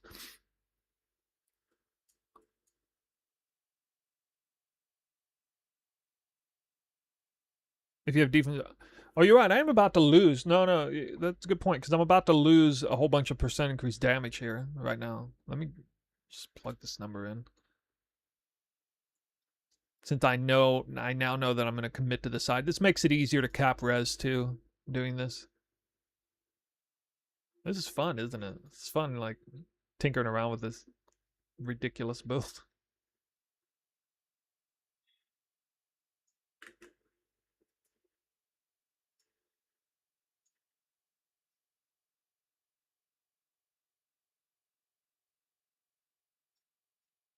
Alright, the Anoint is going to be overcharged.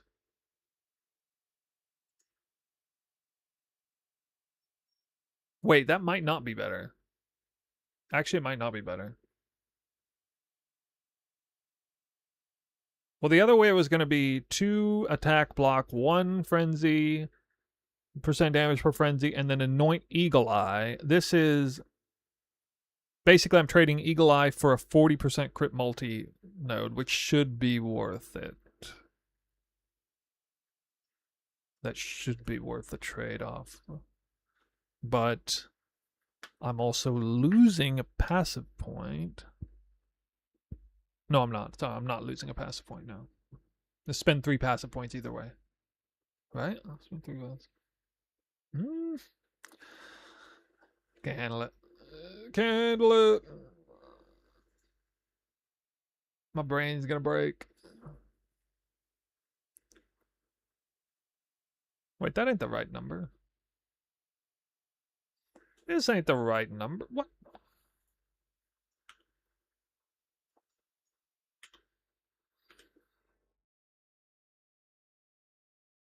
Did I grab the wrong number?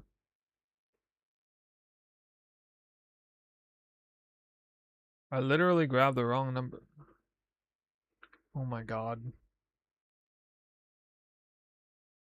I got it backward, didn't I? Oh my god.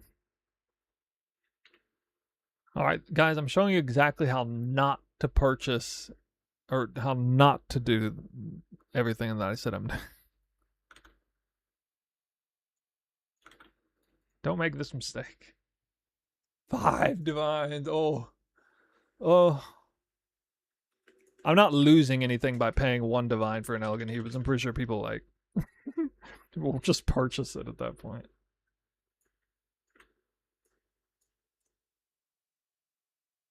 Okay. Let's try this again.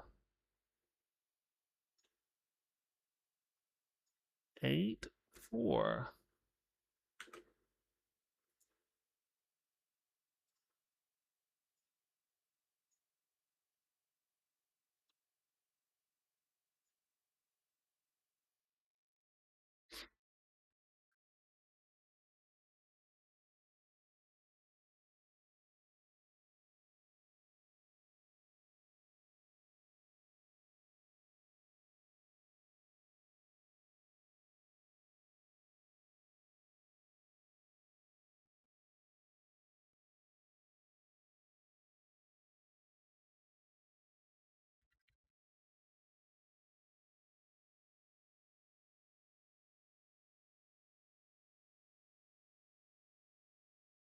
I'm glad I can save the point there.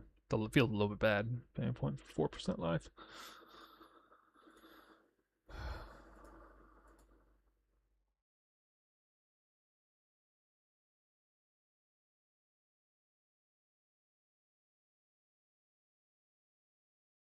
Okay.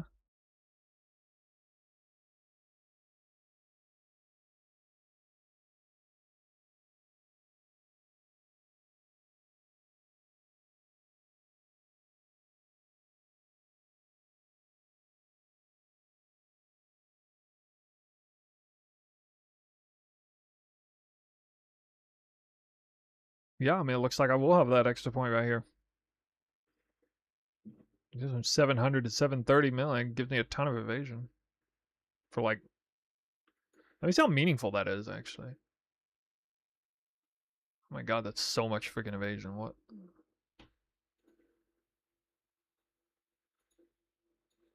Wait, what? I thought I have evasion per frenzy check. God, I got like almost no sources of percent increase evasion.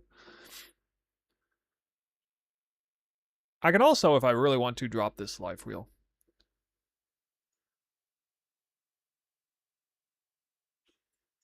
And so what we were just looking at was what? It was like 690 or something? So this is like way better.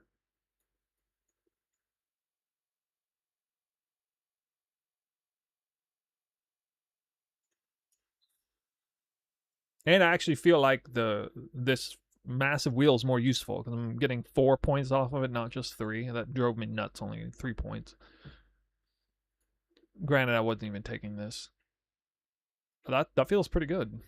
So this is... Oh wait, my spell block's not...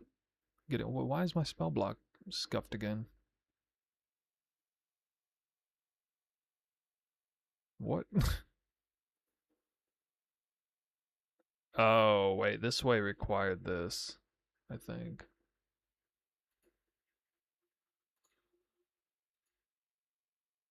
Right. Right, that's right. Okay, yeah, it was this. This is what the setup, right. Okay. No more on that. But, I mean, that's still going for 62. I mean, that's some value. Look, these points actually give me damage, which is crazy. A little bit of damage. And Chaos Res. Okay. I go from 58 to 66 Chaos Res. Even nicer. Can't complain about that. Yeah. So... we 37... Now, I do lose 1 rage on hit, though.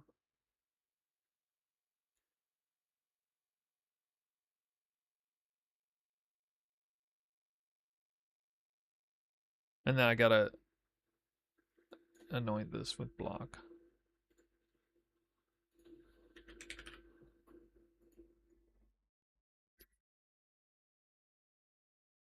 Alright. Oh, wait. Actually, hold on.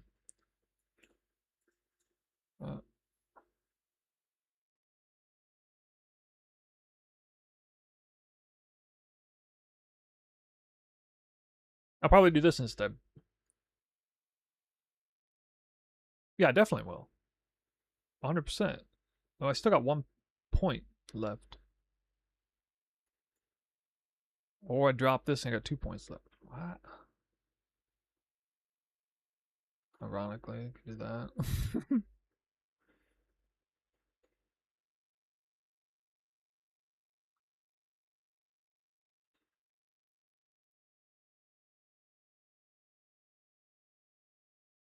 Oh, I kind of want to have Maim in the build. I could revert this cluster back.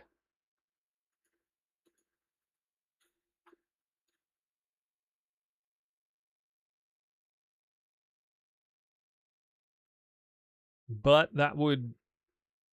okay, I can't get block anywhere.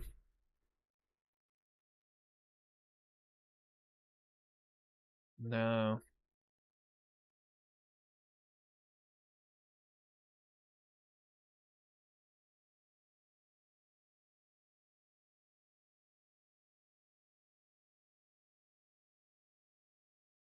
Yeah, yeah. Well, I actually thought it was in the ring. No, you're right. It's not in the ring. That's so stupid. You're right. That is stupid. Silver lining is I need another block point anyway, and then I really, for a build like this, I really don't want to drop Maim because I have like almost no ways to slow enemies down. I don't think it matters that much if I have Maim, but it's just, if it's kind of good to have Maim in a build like this, I guess. 2 points for damage. 2 points for damage. I don't know. It might be a stronger Elegant Hubris somewhere. I don't know. Oh, fuck me. I got that, of course. Yeah. Duh. Oh, there it is. Oh, there it is. All right. 755. Forgot about that point. Ah! 755 mil! I cranked out like another 10% damage, I think. On that. Wait, actually, wait a minute, hold on. This is 78, 74. Okay, that's better. Well, if you didn't have this extra point, I mean, there it is. There it is. Actually, no, I might have something better.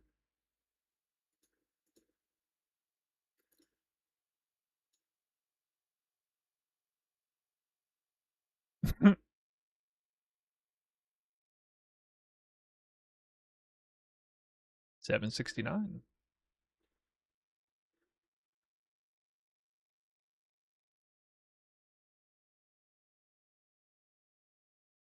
Or actually, this, because the accuracy matters more. Aha! Or maybe I just figure out how to get another 10 res anyway, somewhere.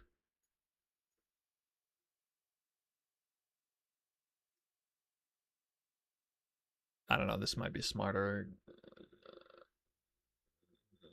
It's my chaos. I don't know, it doesn't matter. It doesn't matter.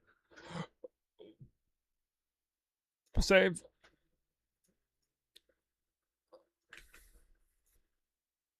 Share it to you guys here. This is a never-ending work in progress.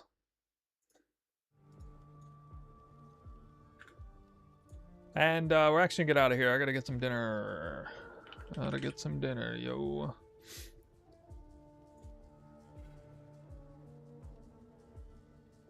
We're gonna raid somebody quick.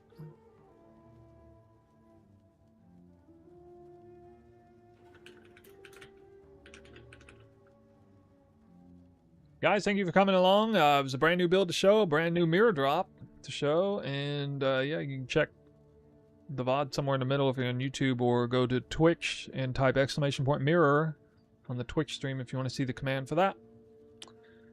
Getting the mirror drop meant I could get my 11 frenzy charges now. I still got one more to go. If I need another mirror to get another one of those.